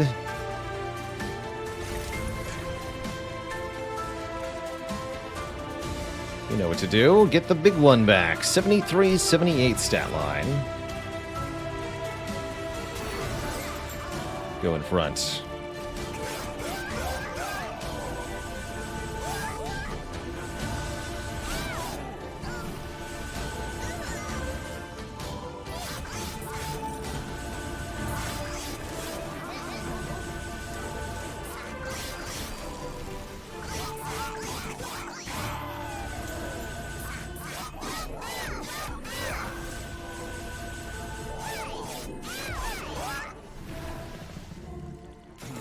Get him, little buddy.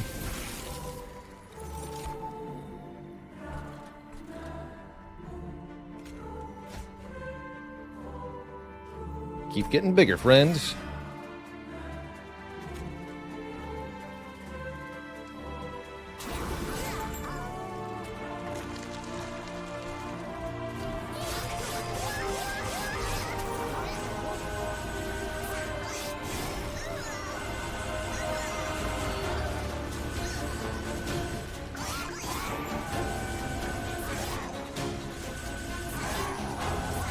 Beautiful.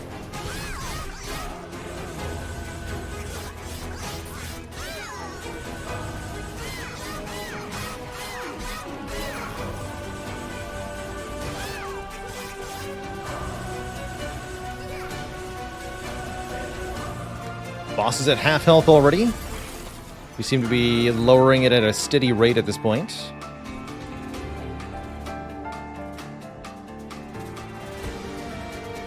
.95 attack power. Go.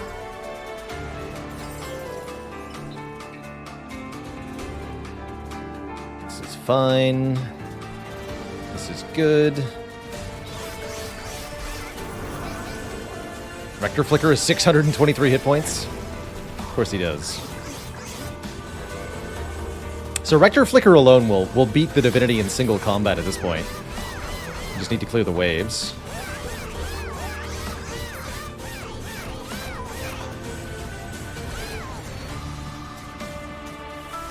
How much did the starting artifact make this run easier? Not that much of a difference, I don't think.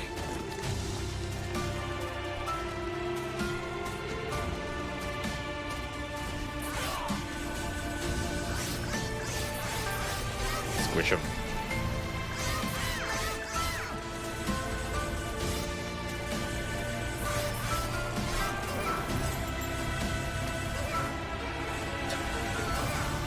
They all burn out, and then they all give harvest.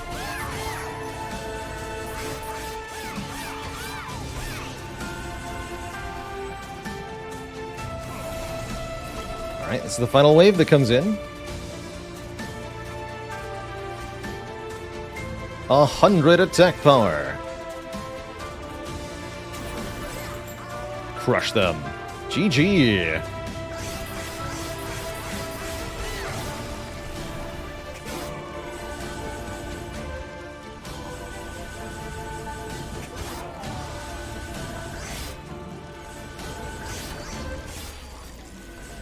Good riddance, Divinity. And good riddance to Expert Challenge number 15. Excellent work. What a delightfully strong run that is/was. Really showing off the power of the Legionowax there. Very game-breaking if used properly, or even improperly.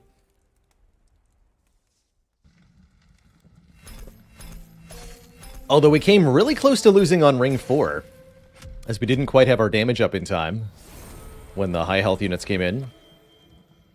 We get our first of several card frames unlocked for completing expert challenges. This one's pretty cool.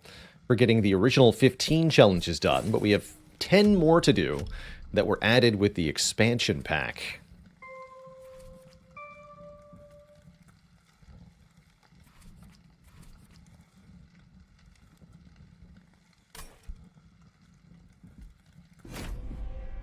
And we are going to jump into another one of those right now. Let's see. We've been going from top to bottom. That means next up is homework.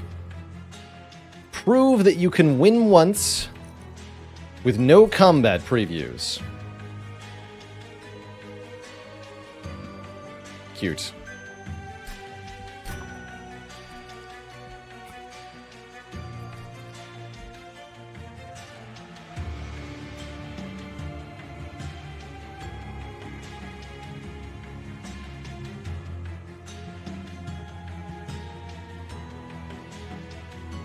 Let's try...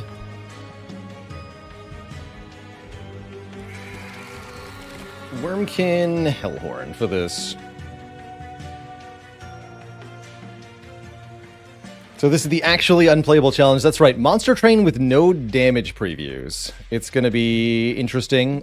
If you really struggle with this, my pro tip advice to you is make a spell-based deck, because you don't need combat previews for spells. So if you just kill everything with spells, then you never have to use the combat preview. And I would do probably Wormkin Stygian for that. I'm going to try Wormkin Hellhorn, though. We're also going to take a quick break here as I jump into our second Monster Train run against Theraph the Patient. Got Double Welder Helper Echo Transfer. Interesting. And an Ambient Charge. Yeah, Inferno. Just play Inferno over and over again. This is also a valid one to random if you want. Anyway, I'll be back in a quick couple of minutes Twitch chat. When I return, the Monster Train continues. BRB.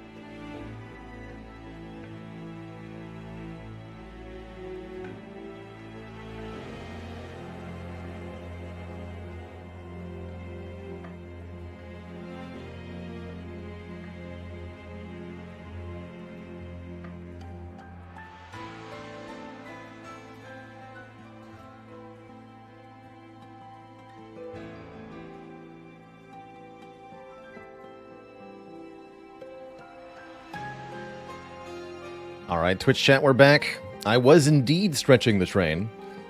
And now it's time to stretch the homework by playing Monster Train with no combat previews.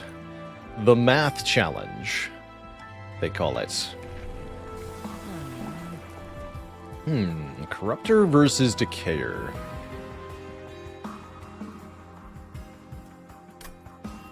More of a Decayer fan myself, but both of these have merit.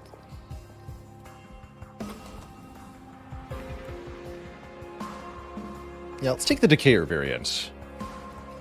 We apply Reap 2 to all enemy units whenever we gain an Echo on our floor. Simply program a bot to calculate the stuff for us. Easy. Very happy with a Forever Flame. -2 cost to units is very useful because both Wormkin and Hellhorn have big expensive units we can find. This will expand the options for which ones are takeable. And we'll pay 15 shards to gain another Horde. This one containing Bog Slime. When a card with Consume is played, gain a Charged Echo. Very good with stuff like Ambient Charge. Just really good on the Wormkin in general is Bog Slime. Happily take that.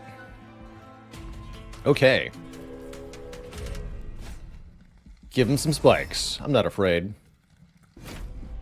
But maybe I should be.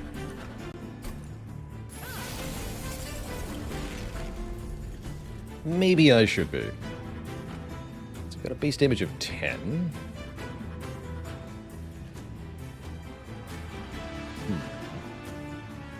You heal 10 to everybody.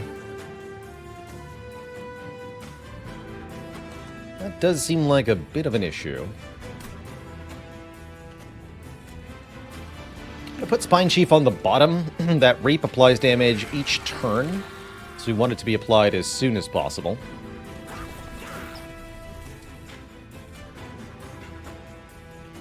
So we'll Reap the front one. And then might as well play 2 Stewards, right? On the middle floor.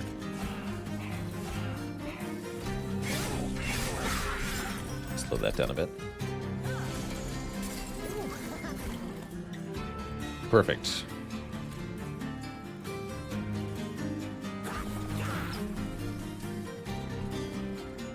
So we can just torch here. Fracture here will kill everything on this floor. Yeah, I've made a sort of beginner's guide to Monster Train. Monster Train Explain vid does an appreciable job of teaching the basics. Could try to Echo Transfer. I think we just allow this to hit our Pyre, this stuff. Well, the Spikes 3 is going to add to the hurt quite a bit. We take 8 from you plus 10 from you. 18 damage if they both go up untouched. Actually, more than that if this unit isn't weakened sufficiently. Alright, better torch you then. Which means I could buff this nerd. Which would be better for killing the Forge Disciple anyway. Alright. Makes the Reap less effective, though.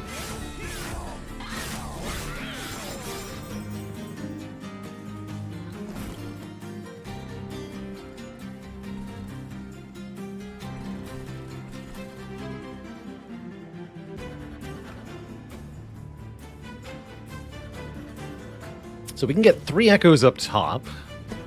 Just need to bring the front guy below 20. We can kill the rear one with a Reap. If it has 6 Reap...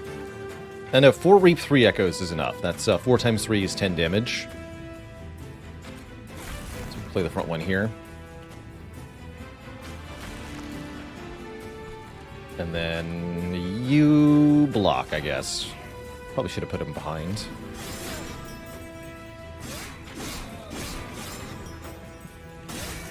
So we only take 5. That's not bad.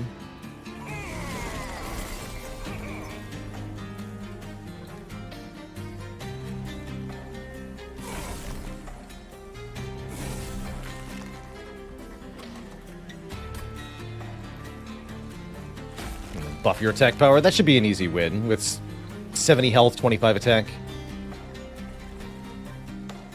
You died to Reap.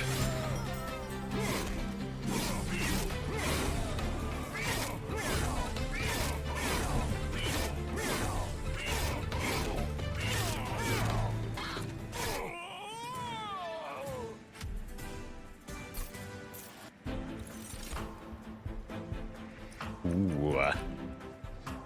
Infused and Consume is a win-win. That's 2 charged echoes that it applies.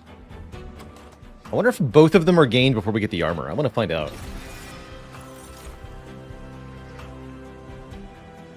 How do I feel about Fledgling Imp? Not great. Horn Break's often okay. The piercing keyword's pretty valuable. I'm just going to skip these, though. And almost always I start out by going Merchant of Steel. Especially if there's no Merchant of Steel on Ring 3. You should definitely go Merchant of Steel. Look at the upgrade available in the Merchant. Then look at the Worm Kit, the banner, whatever that might be there. So we can apply quick to First of Kin. Or Shard Soul Carver, who gains damage and armor when we Inspire. Meanwhile, this one gains stuff when we consume. Both are pretty good here. Both of these are normally high-cost units, although the only problem is their capacity. Neither of these will fit on the same floor as our champion.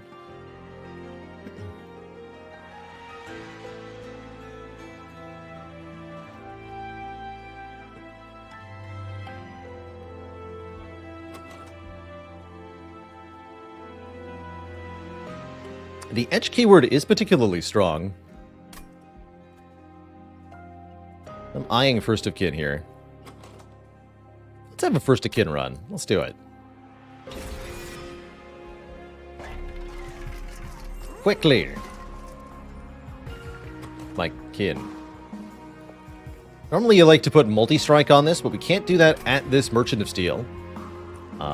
If I also make it quick, I won't have enough money for the reroll and the purchase of multi-strike, even if that is what we see. And there's no guarantee we would see it. But we could maybe do it here.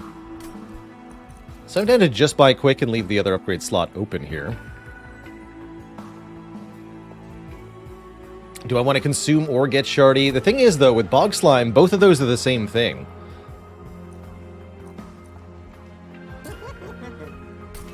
We're going to be doing both. I think we leave that slot open. And then we got here Intrinsic and Spell Chain. Meh. I have no reason to spend shards at this time.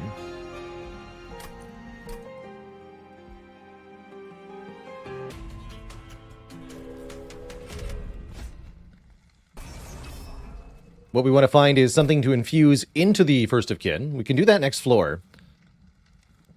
Could even think about duplicating, although... We could think about duplicating.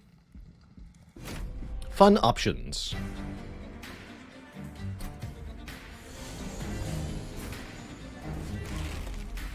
Fortunately, First of Kin is so beefy that the minor stat boost to these units will really not be noticed. How would we like this to go? I think we're going to put Spine Chief on the bottom again. First of Kin will go in the middle and pick off things as they ascend.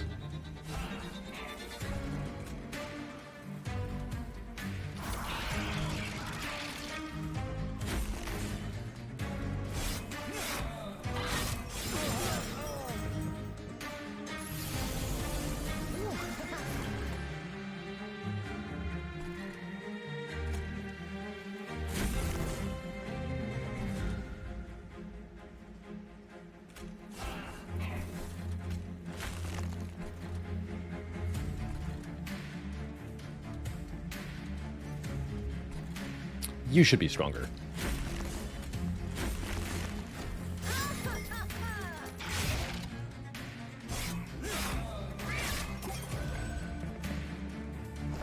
Although I should have made an echo on the bottom. That was my bad. Whatever. No biggie.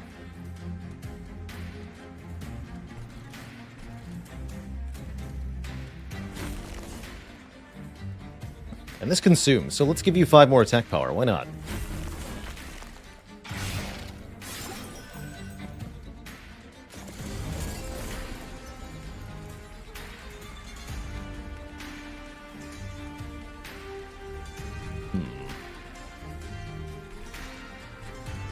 You easily win, so I'm more interested in preventing the damage that this priest would cause, if possible.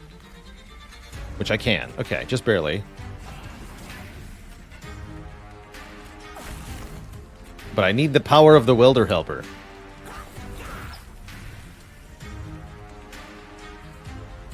So we deal 6 plus 4. They die now.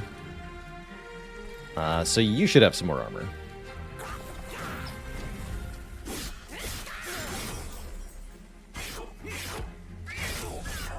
Champ just falls flat. No problem, though. Sound effect. Is not happy to die. Guess I wouldn't be either.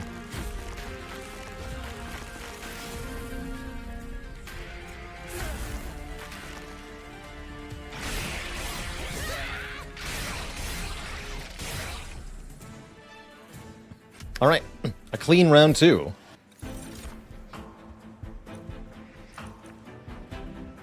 Bounding Echoes is probably worth. Let's take a Bounding Echoes. Double your rage. Interesting to be offered a rare here. These don't really help much. Etch keyword activates whenever your whenever a card is consumed on that unit's floor. So every time something is consumed, there's a bonus. First of Kin into Horned Warrior could be quite good.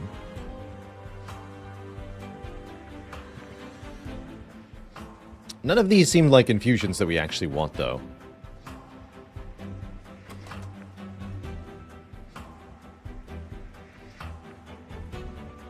I imagine we want to put First of Kin and Spine Chief on the same floor. So I'm going to take plus capacity from our first major boss. I guess I'll skip these.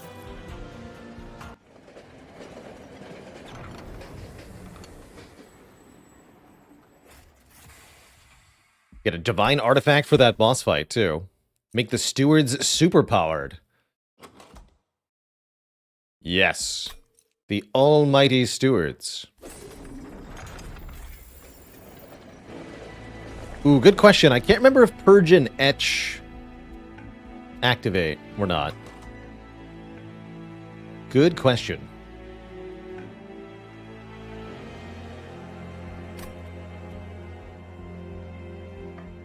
Guess I want an artifact more than anything here. This duplication is not that good.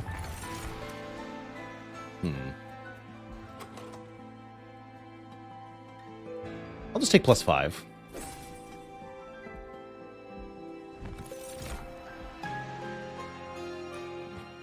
Demon Fiend could make a unit even bigger and stronger, although we're already trying to figure out a way to fit our units onto the same floor.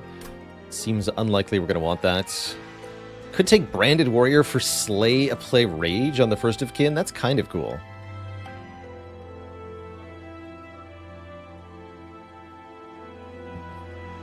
Can I combine a Steward with the First of Kin? I can, but it'll only get plus 5, plus 15. Doesn't become a Steward unit or anything like that. I'm going to skip these.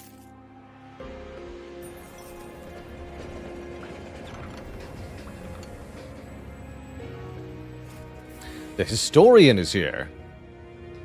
Are we honest, aggressive, or stealthy? It's a pretty good early stealthy. Ring 3. This is the earliest this can appear. Deal damage to an enemy unit. If you kill it, gain money.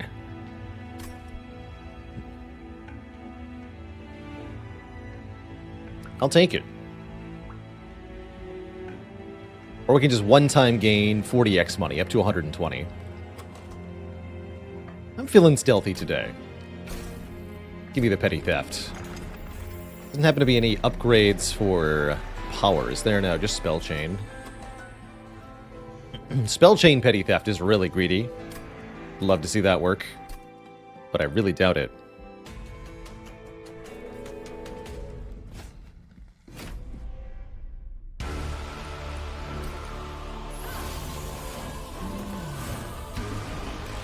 Your train stops here.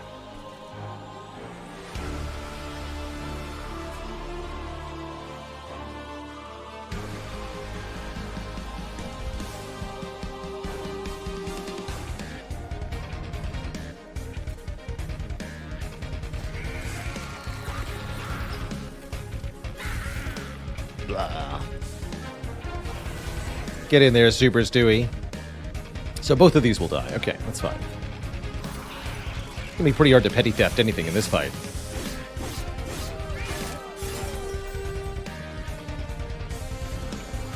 Since they have armor 5.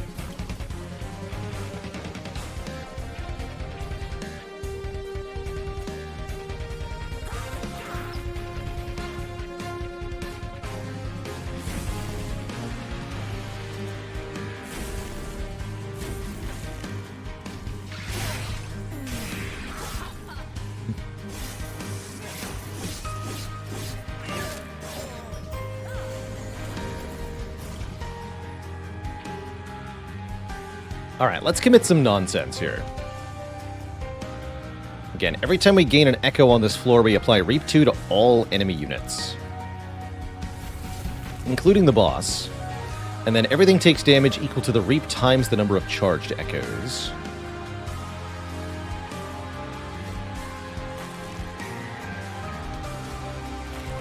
Also, I'm going to buff this guy. So we got 8 Reap, 48 Reap damage. And 72 for the boss.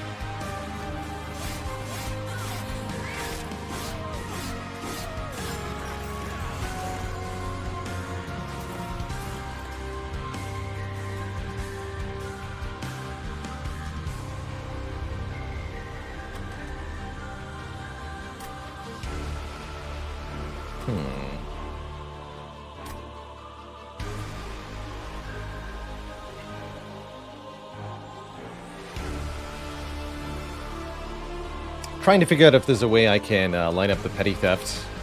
Doesn't look like it. Got too many echoes.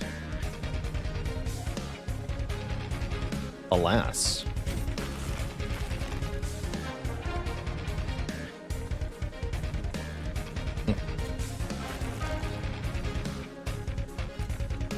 Yeah, Playing Torch will kill this guy. And then I won't be able to kill him next turn. Dang. Oh well. Can we kill our own unit? We can, yes. That is allowed.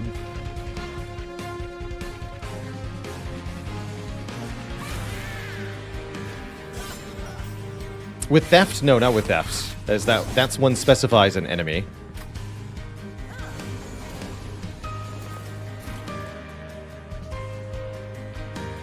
It is not allowed. So this says we'll apply 6 armor.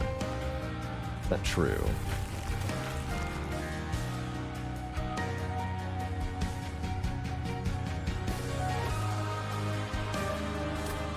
Oh, there it is. Whoa, that was weird. Didn't show up on the steward for a second. Odd.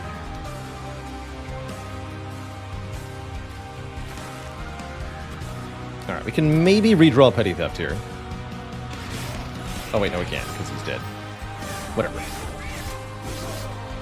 I should have taken the one-side payout, that's what I'm feeling.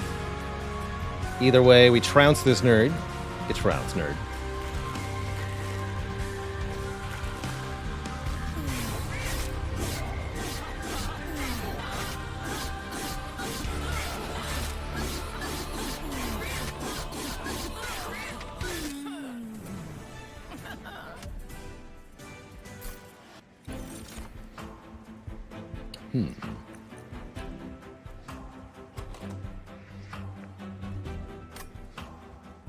These are mediocre. I guess Alloy of the Ancients is okay for being a consume card. Sure, good enough. What if we doubled down on First of Kid? That's an interesting thought. Doesn't add the multi-strike I'm looking for, but double scaling. It's kind of cool. I like that. First of Kin self-infused. Very cool. And we're going to take more card draw. No, we have to take the capacity. Excuse me. We're going to take the capacity so that we can fit our champ and our other unit onto the same floor. Rather important, actually. And I'm going to go to this Merchant of Steel, looks like. Looks like.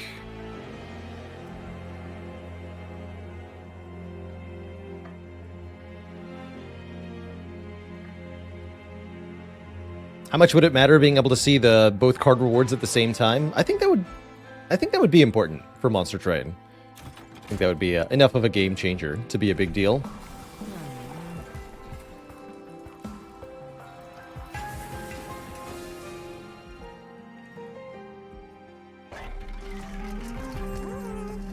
Holdover.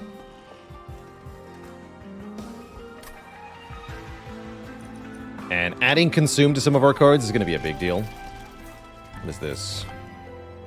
Keeper of Echo is a fun one. Scales all friendly units on the floor when you inspire. If we had smaller units, this would be the sort of thing you could really build around, but as it stands, not so much. I think we're fine. Dunk the Stewards. Guess these welder helpers aren't very good either now.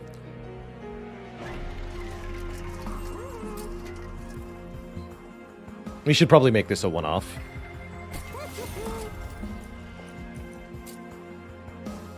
Anything I want to hold over? We could hold over Ambient Charge. That's kind of funny. Although that would eat all of my spells pretty quickly. It's not necessarily a bad thing.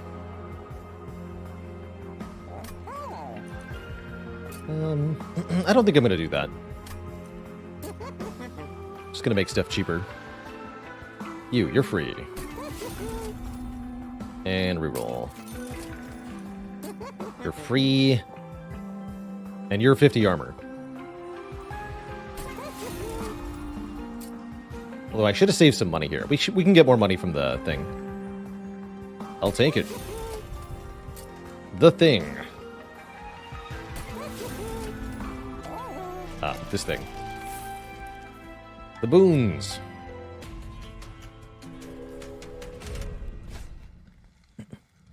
Spikes for a random artifact, huh? We have 2 separate First of Kins for this run, for this fight. And I have really good reap application. I think we're fine here.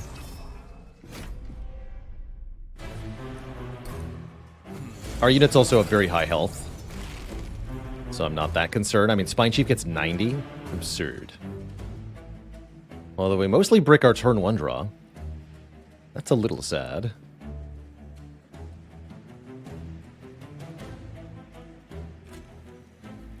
First of Kin has just enough damage to kill these guys at 35. That's only because of the Worn Grindstone, mind you. It's kind of cool. Put the Chief in front.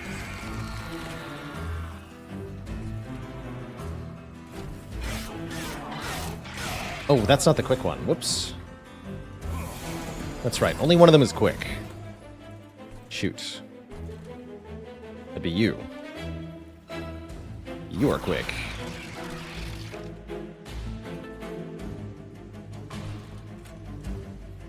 You don't die to that. Do need that money, huh? But then I'm not applying Reap to anybody? Uh-oh. Shoot. Maybe I need to let you go.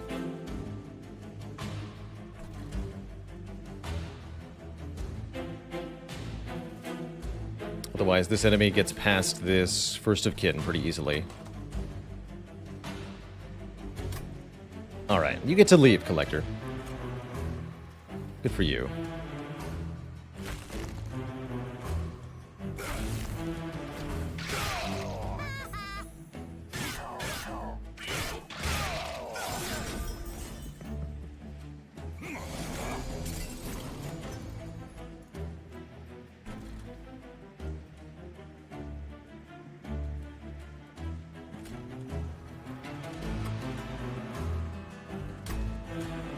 Help out.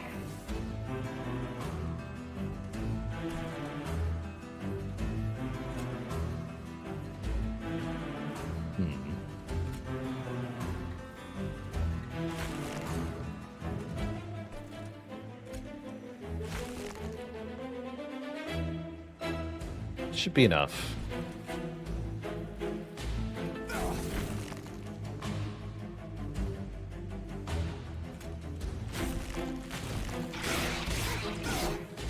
Oh, the regen goes first. So it's regen, then reap, then enemy healers heal. Okay. Sure. Got it. Won't forget that again.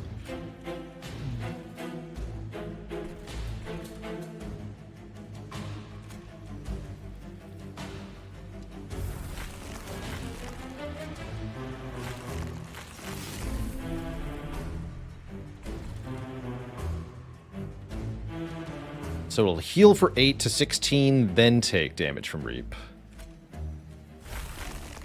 24, that'll die. Okay.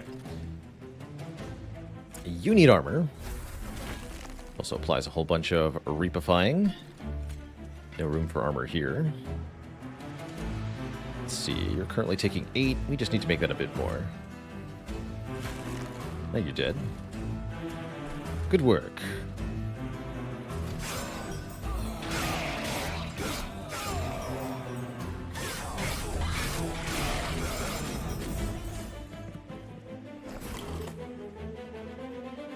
And look at that, we even get our money.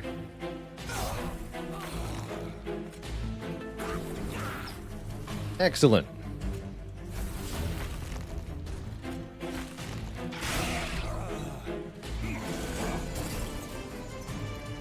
That boss is toast.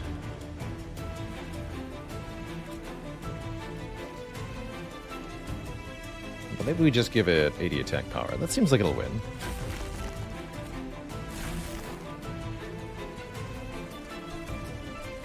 Do that here then.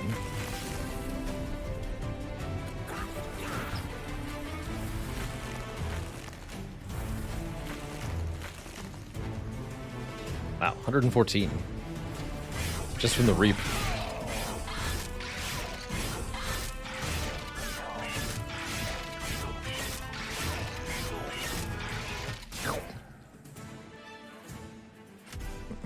I know how to bonk the water. All that work for a Resonant Shard, which adds a bonus to Rage, which we're not using. I guess I'll take 25 gold. Sad.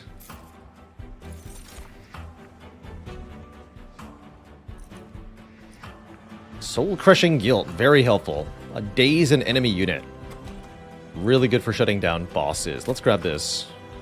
One of the most powerful Wormkin cards, in my opinion.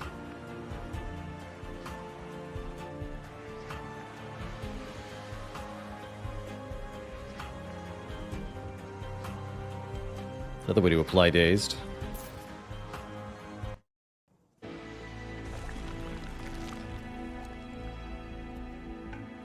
So we're going to the Merchant of Steel looking for multi-strike for our First of Kin, and we're going to fuse the First of Kins together to make a... There it is, first try, easy. Okay, so we get a quick multi-strike, double etch scaling First of Kin to sit behind our champion here.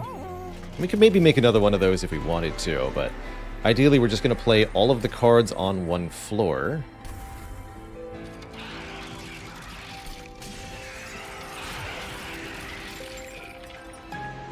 What a joyous noise that is. Thanks for that. Anything I want to consider spell chaining? Probably not.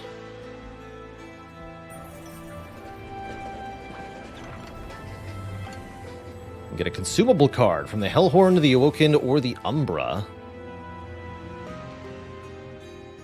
This is probably just the Rage one. I don't remember what you get for the Umbra one. I guess you can get morsels, maybe? Or no, Space Prism, right? Tell me I can get Space Prism. Yeah! Excellent. That gives the, Imp something to do.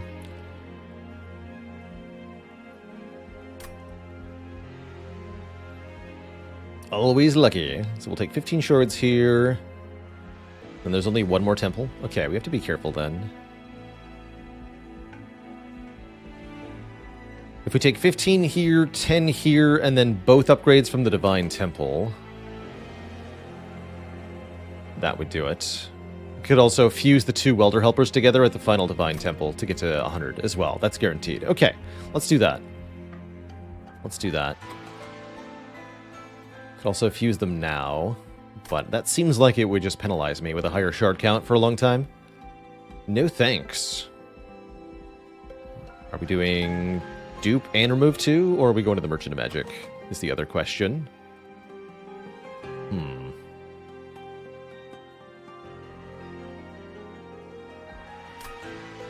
That's a good question.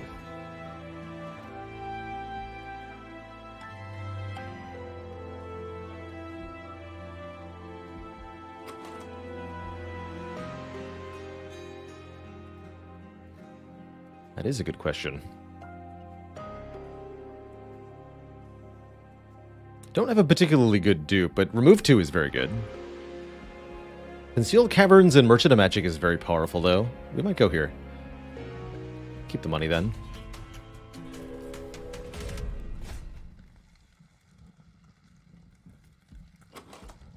"15 armor doesn't intimidate me, not with this build. We should be able to crush everything quite easily. Do I still want to go bottom floor with Self-Made Harpy being a threat?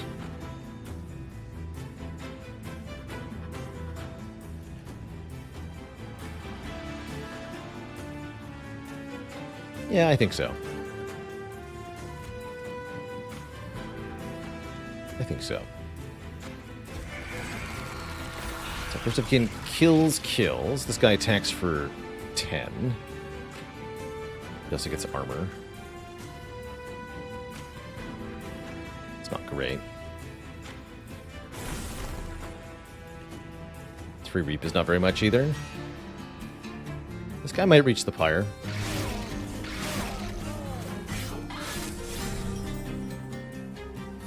Got 105 hit points.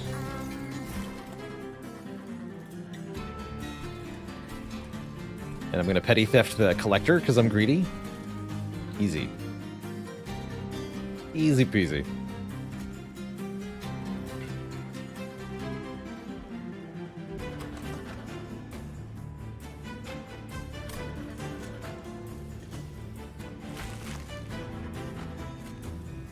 I guess we can use the train steward.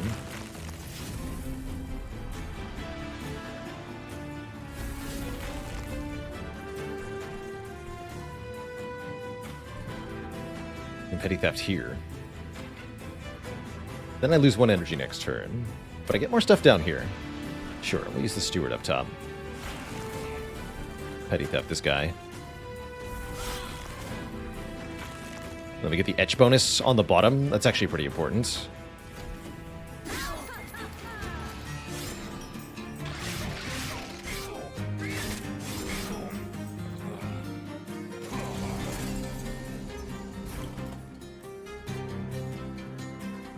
Yeah, not much I can do about this, though. Even kills a steward. Oh boy. Maybe we need to use shelter up top, but I think I need to use shelter down here. For a couple of reasons. Spooky.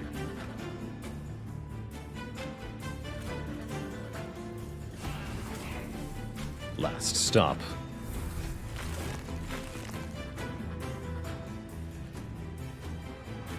Yeah, it's weird. The armor doesn't show up initially. Bizarre.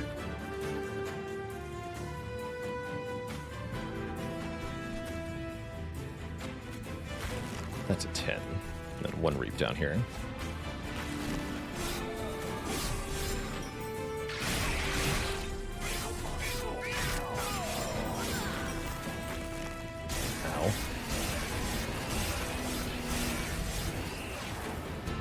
I was right, that guy made it to the pyre. Took a little bit more for the armor, but not that much more.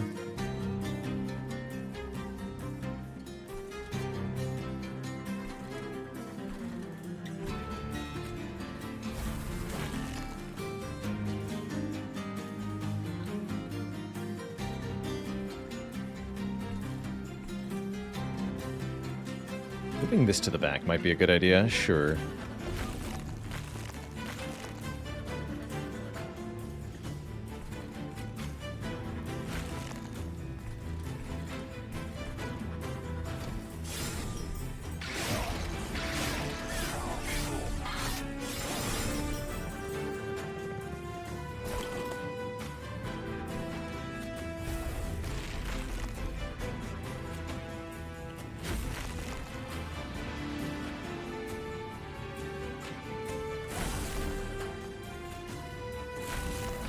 You've got attack power now. Also, I forgot about this guy. Not as bad, though. Perfect time to draw Soul Crushing Guilt. That should easily kill Self-Made Harpy, and I believe that means these don't get to the top. Oh, goodness. GG.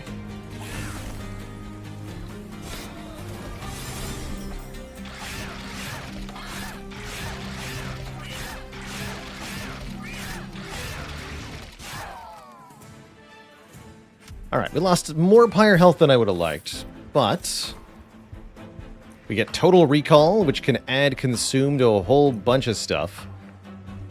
And the more Consume we get, the better the deck will scale. Turn a random consumed card. That's kind of cool.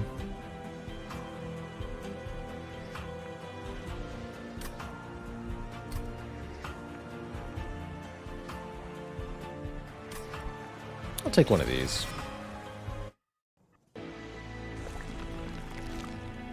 But I still think I want to go this way. I do. Might be the wrong choice, but I do.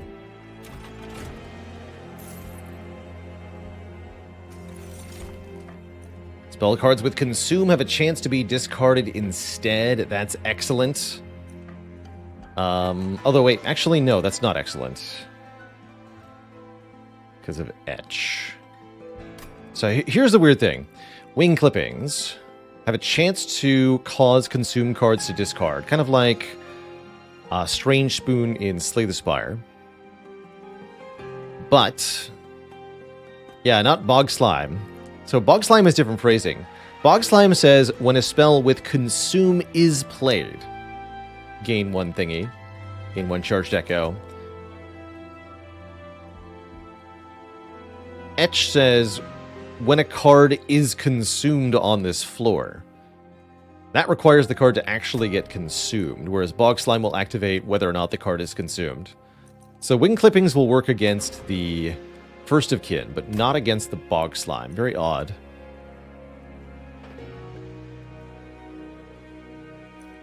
I guess I'll take Golden Vault then, as a safety mechanism. So that we don't die to this combat. We don't die to Fel with all this money. And let's upgrade at the Merchant of Magic before we look at the Caverns, I think. Second chance. Holdover on Soul Crushing Guilds, of course. That's a way to win. That is most certainly a way to win. I'm gonna buy a couple purges too. Anything else I want to double stack? Double stack. Dazed 6, Soul Crushing Guilt. Yes. Definitely yes.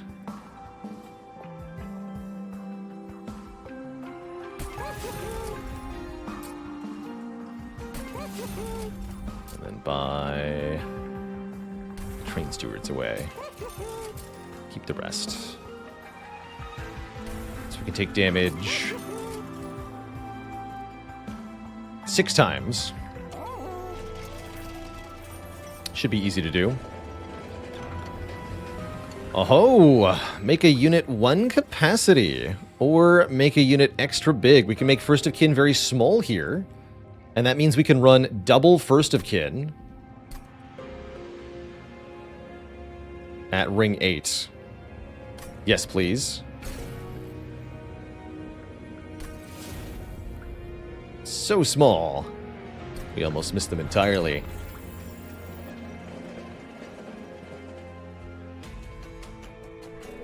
Okay. I think we're going to be good here. This is not the nasty fell that adds curses to the deck. Just armor fell. And as long as our damage slash...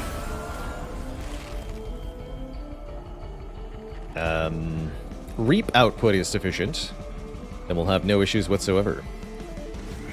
I think is where we're at here. Check this out. We go... I'm just going to go Fracture Total Recall right away here to kill all of this stuff as quickly as possible. Although, do we even need to do that? Yes, we do.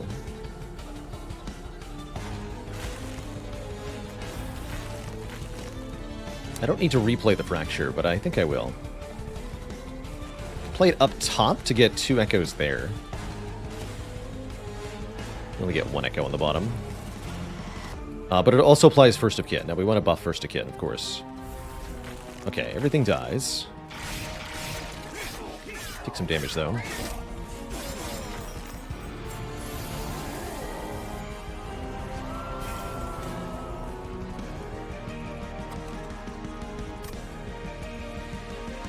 What do you got, little buddy?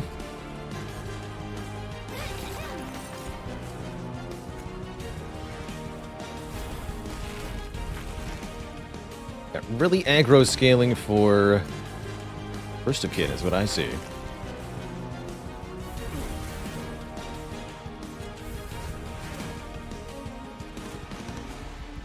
It's a lot of echoes. I should have killed the back one. Foolish. That worked out, actually.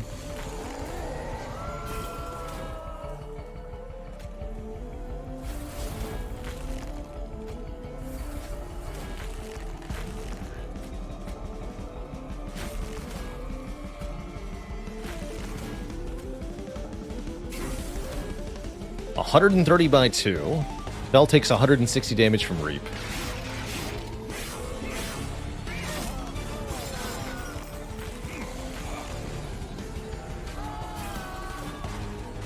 Excellent.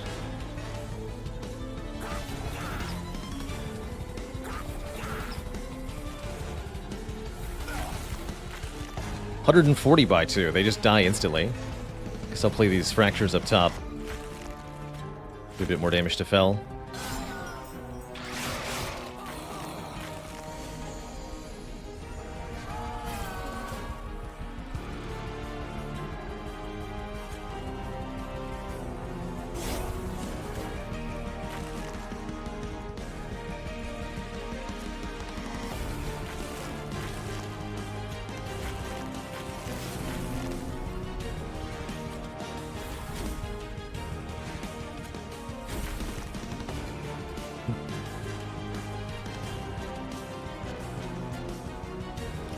Expensive though. Alright, apply this with holdover. I want to play it on Fell next turn.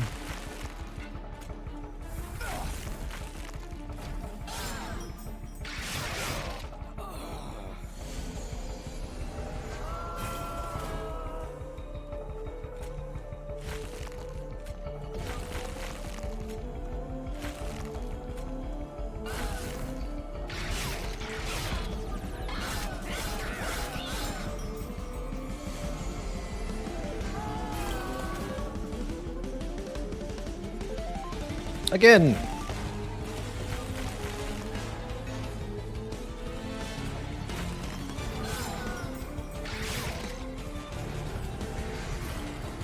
And once more with feeling.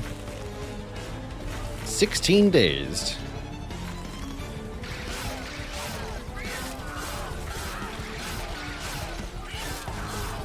No problem.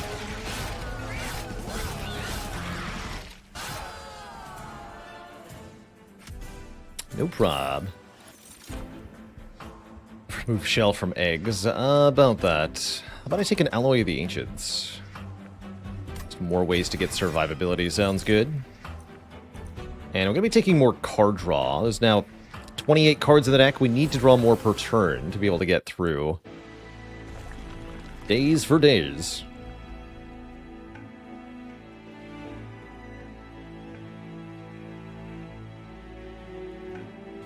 Is duping the First of Kin going to give us enough shards?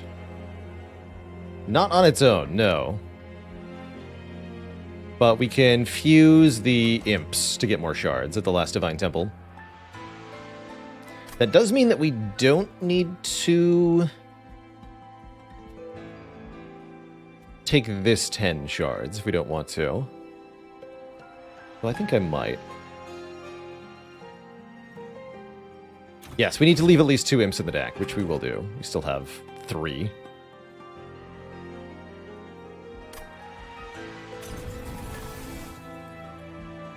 It's our cross path.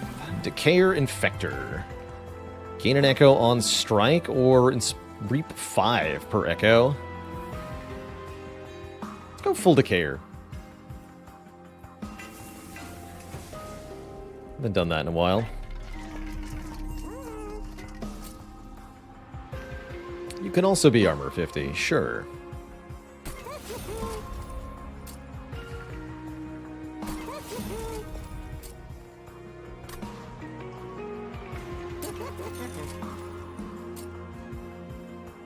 Nope. Do continue to make stuff consume, though. It's awesome.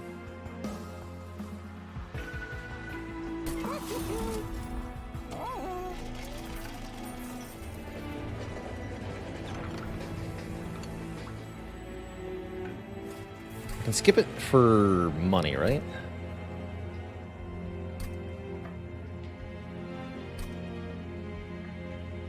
No.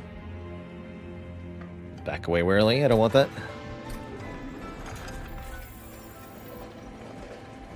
Exists to explain why the previews are there. Yeah, try without it. Good luck.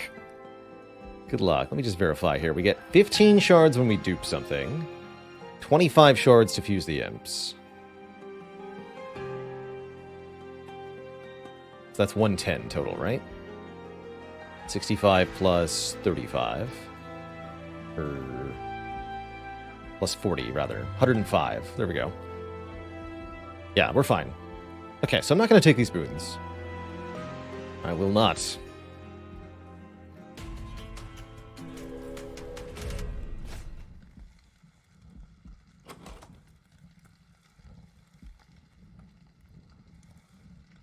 Spikes are a slight issue for First of Kin, but I have Alloy of the Ancients times 2. We'll be fine.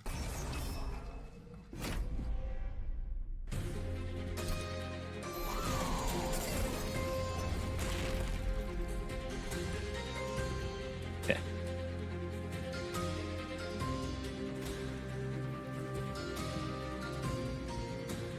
And we can give the armor specifically to the First of Kin from the Welder Helper if we want to.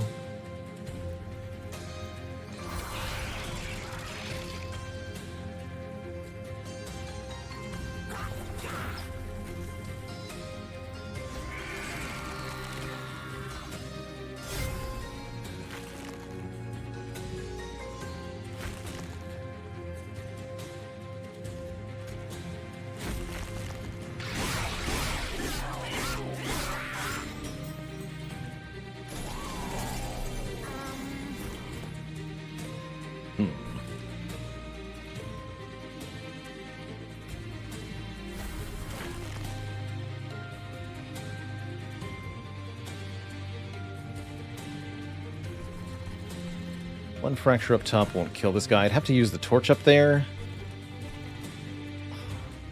Heck.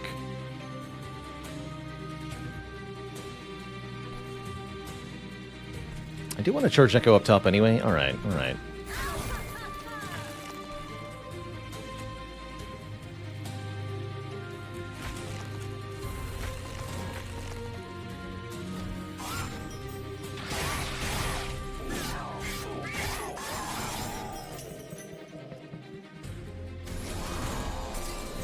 That guy's big.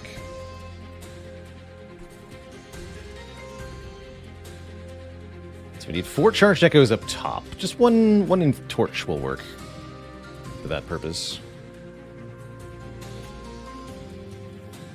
Your legacy will fade into nothing.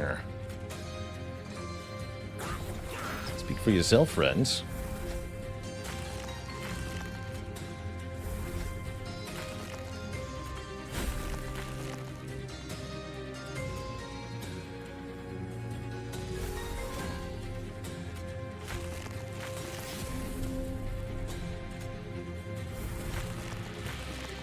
308 damage from Reap. Alright, I think we killed him. Let's focus on this guy, I guess.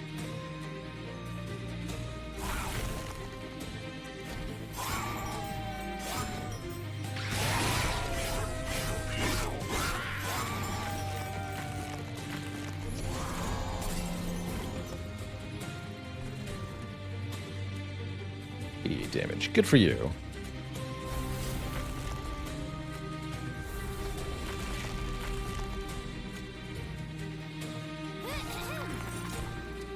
Oh, hello. Armor for everyone. And the boss is coming soon, yes?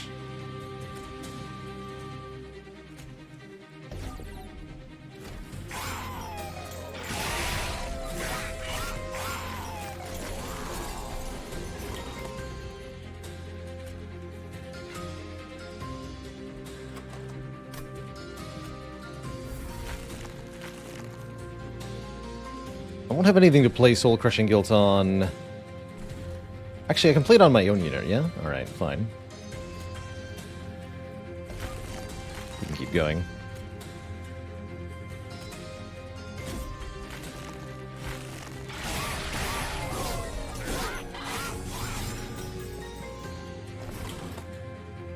I guess I can also play it on you.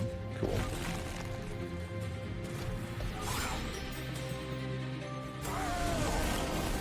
Hello, big friends.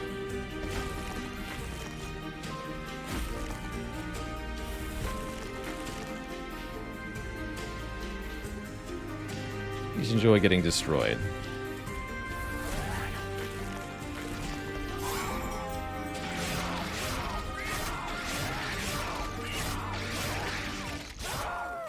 GG. Alright, looks like we're on track for a clean and easy victory in the endgame here.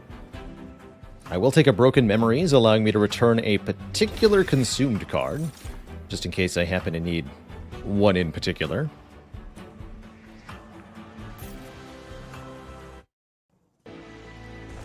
And we're going to go duplicate our first of kin.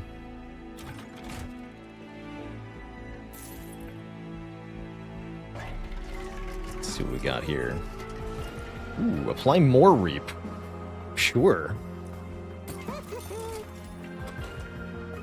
Conserving Ember is vaguely okay. I don't think I'm going to bother. That's the one. First time we play a card with Consume, get 2 copies. Heck yeah. That is the winning line, for sure. Get 15 shards here, and then we're going to do, or rather infuse one imp into another. I think I'm going to infuse the Impish Scholar into one of the Welder Helpers. Although I do lose the infusion, the purple crystals. I don't care. Don't care. Alright, we have the requisite shard count. Can we remove one card? We can. Let's lose the other imp. No, let's lose Petty Theft. That is a consume card, but still. Get rid of it. How's it going, Kobala? Welcome, welcome.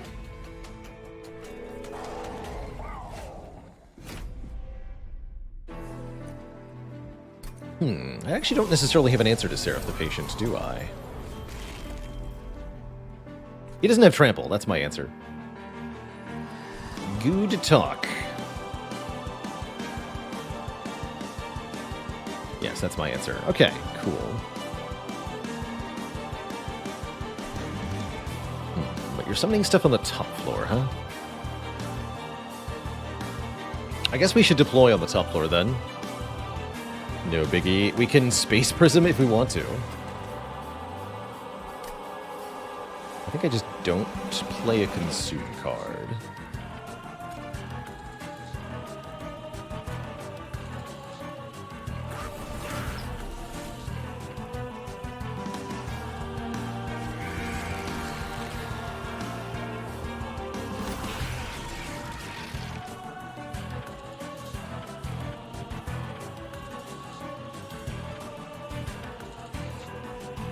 copies of these.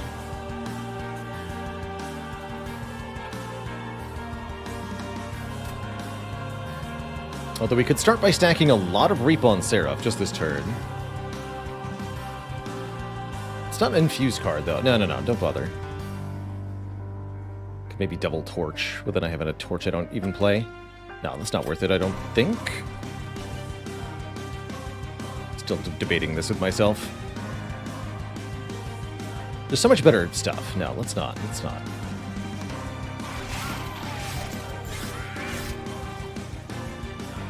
That's right, this guy also doesn't matter. We have stun 6. Good point.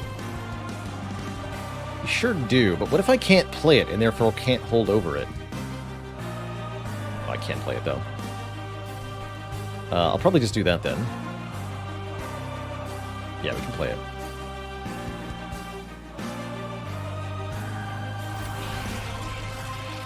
Cool, then I'll play it, I guess.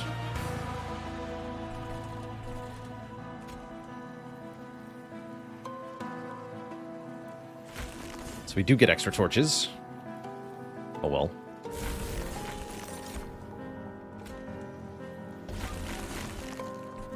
Enjoy!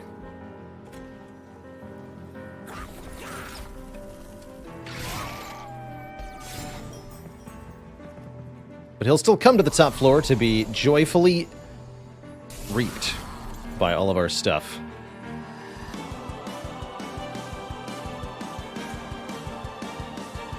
Still applies melee weakness too, which is annoying.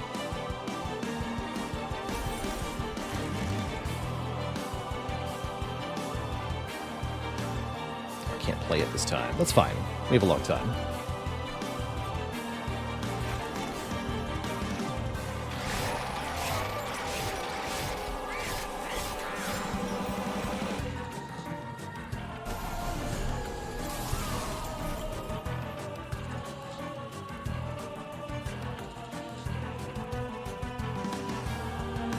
Available, huh?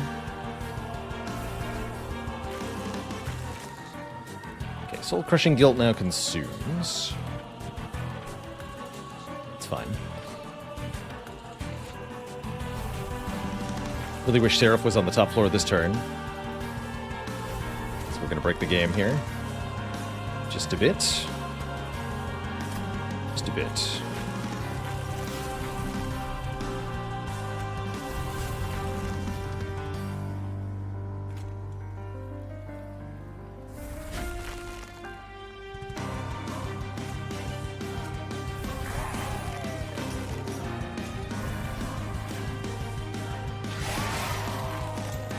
Alright, good stuff.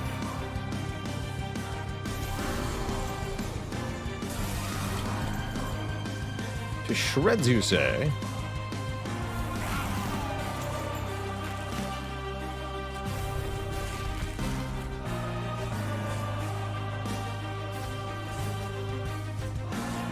Nice. 69 times 10 damage.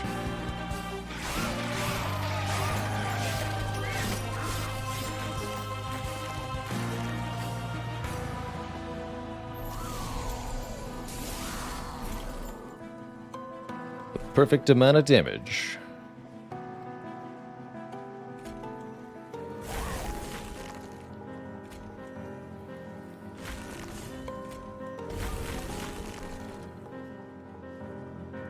And that just dies.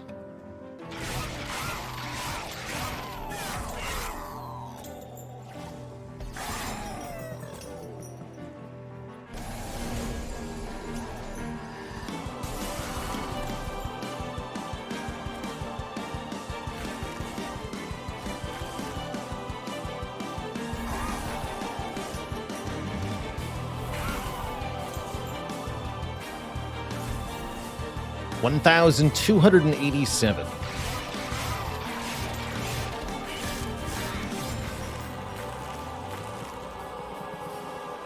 Poor guy might not even make it to the top of the train, actually.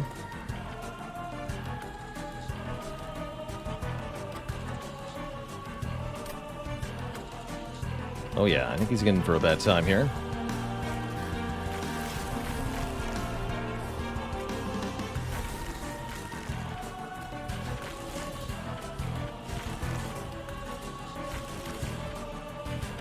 900 more.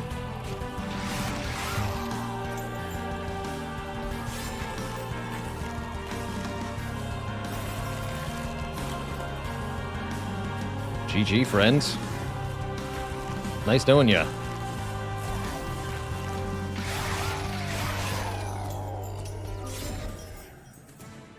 He's gone. Didn't get to do much, did he?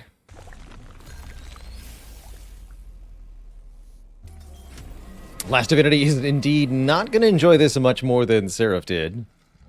This boss is on all 3 floors at the same time. Quite frankly, that just makes him easier to attack.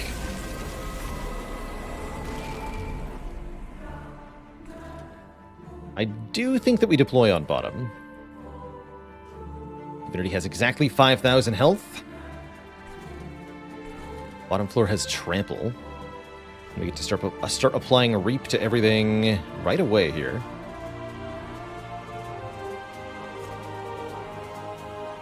That does put Spine Chief in the position of tanking all of this incoming damage for the moment. But Quick will quickly start killing things such that there's not that much incoming. And again, Spine Chief has a ridiculous health total for a champion. 140, like, what the heck, man? That's too much. Oh, they get more powerful. Annoying.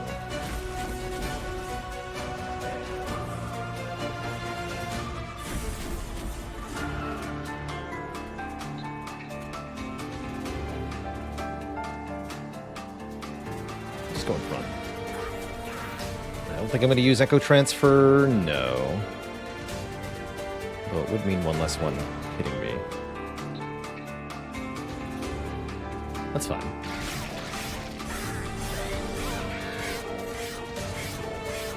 Ow.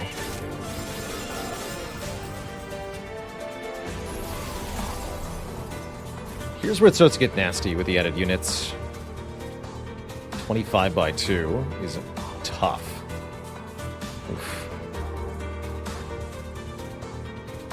And am I about to do hot nonsense with broken memories? Is that even a good idea?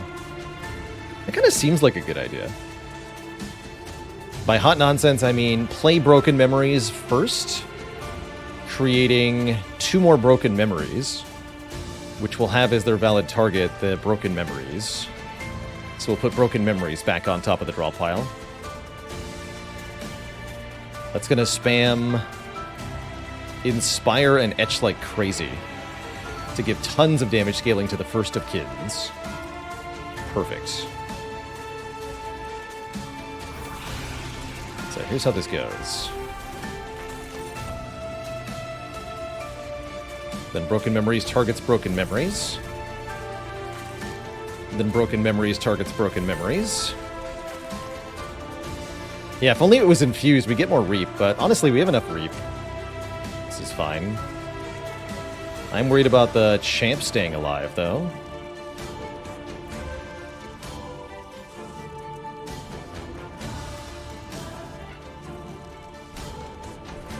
Definitely worried about the champ staying alive for the moment. Buff you. If our champ perishes, we could have a bigger problem on our hands. It's a shame the spell shield prevents this torch from working. If I'd multiplied the torch, I could have prevented that, but I figured what we were doing was smarter. I'm not actually sure that's the case.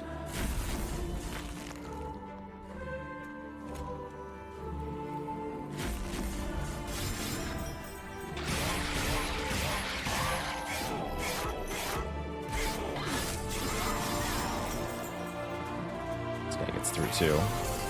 So now we have a real problem.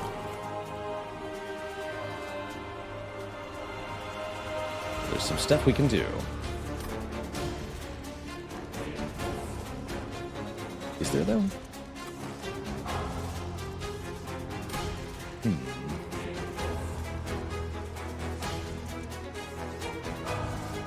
I foresee issues.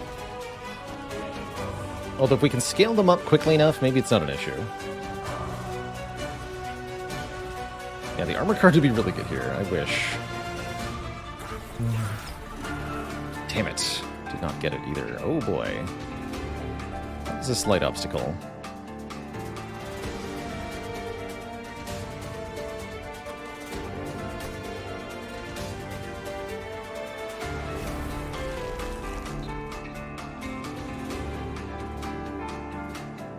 But these are going to chunk through their line, right? First hits 90, then 90, then 75. 75. Is there any way I can get two of them? Probably not.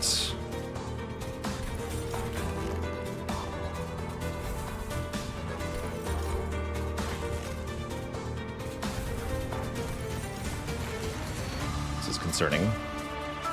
Okay, so 120, 120, 105, 105. This guy gets to attack.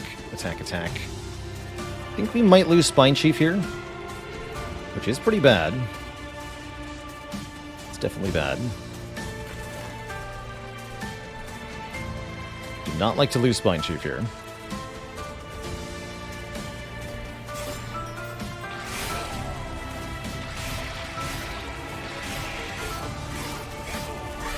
Yeah, we do.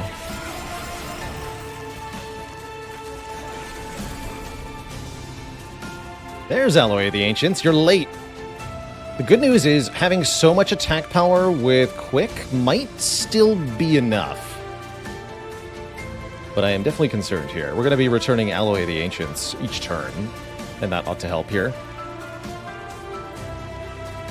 This guy's going to get through. Concerning. Definitely concerning. Actually, no, we can... yeah, no, he's going to get through.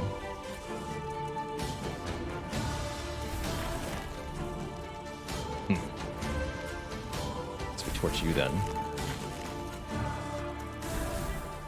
Yeah, rest in peace is all of our reap power. We're okay with this guy getting to the top. That's fine. The golden vault will stop him.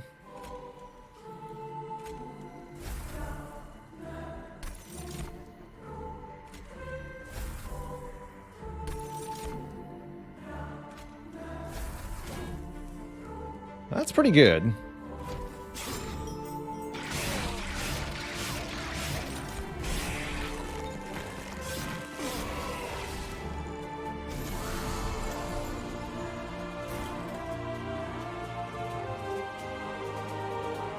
Total recall. Yes. Empower me. Total recall first. Then Bounding Echoes. I think we're actually okay. Based on the stat scaling that I am seeing here, which is obscene. Everything appears to be fine.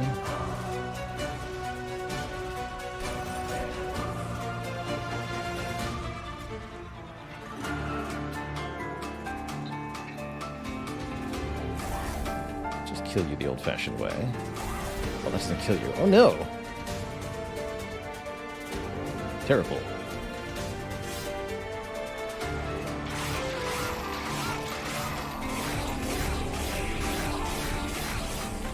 Ow.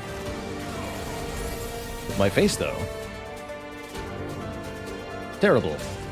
Alright, we can stun the boss. That's important. Seems really important.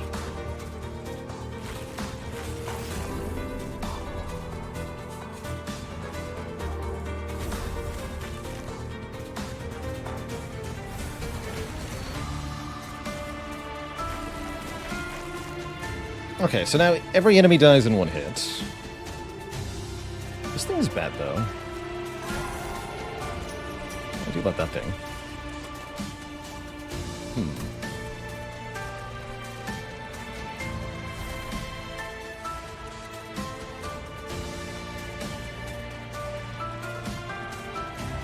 I have basically no cards remaining.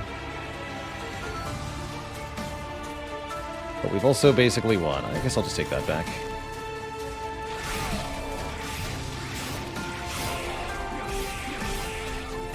We are going to have to get through all the waves, though, because these enemies aren't going to be able to... These units aren't going to be able to kill Divinity until there's no longer new waves coming in. So these are... Oh, no, that's modified already. The thing. So these are 3. So we could do 9 times 3, 27. So we can kill this. Let's just kill this.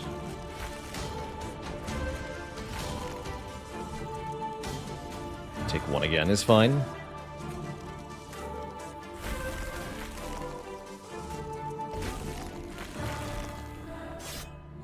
My money!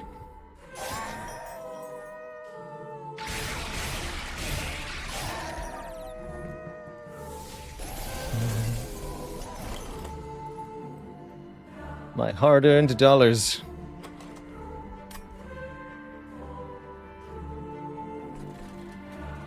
You can go to the pyre, that's fine. 1, 2, 3, 4. This can also go to the pyre, no problem.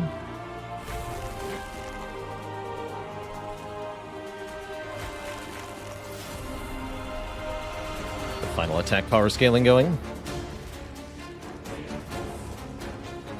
Guess we might as well kill this. Playing Reap 1 time. 2 times. It's plenty of days now.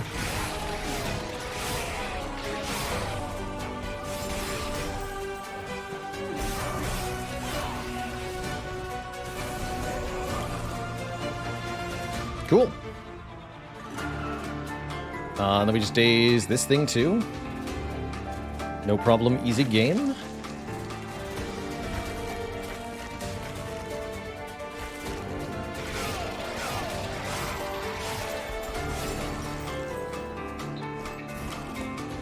That's kind of weird, actually, seeing the enemy higher than our units in this fight. GG. 340 times 2.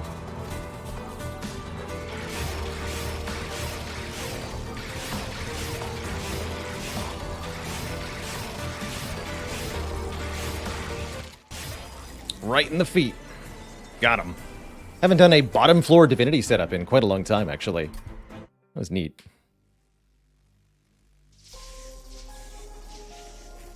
GG.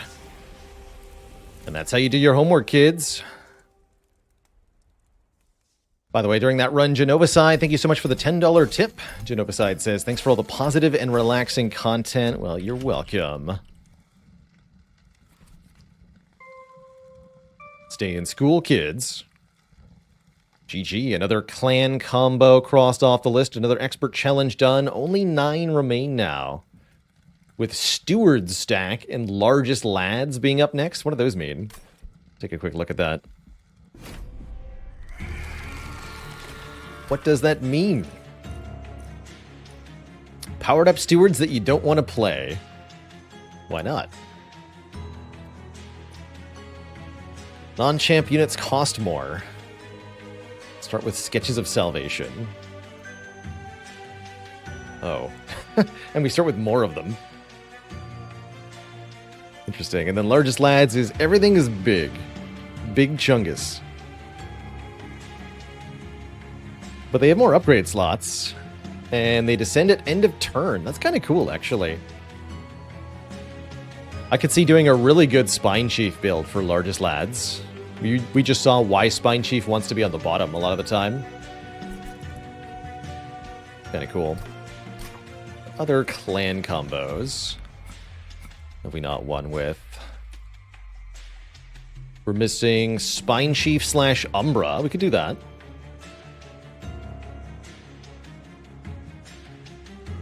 There's a few other possible ways to do that that are just fine.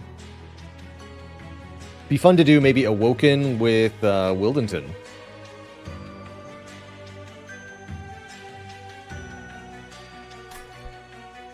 Couple options. In any event, that'll have to wait until next time we play Monster Train, my friends, because this is the end of our stream today. I'm going to get out of here and get started on dinner, but we will be back tomorrow, not later than noon Eastern Time, with another day of attempting the final cards of the Mastery Challenge. Still 2 cards remain.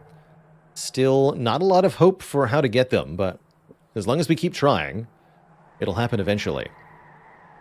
See you later, Twitch Derek, Jade Flo, Werewolf 4K, Yippee K Yay, Despus, Jaren is awesome, Ma Popkey, Carissa, and everybody else. Thank you so much for watching. Ta-ta for now. Till next time. I'll see y'all later because I am not shuffling the train. Night, folks.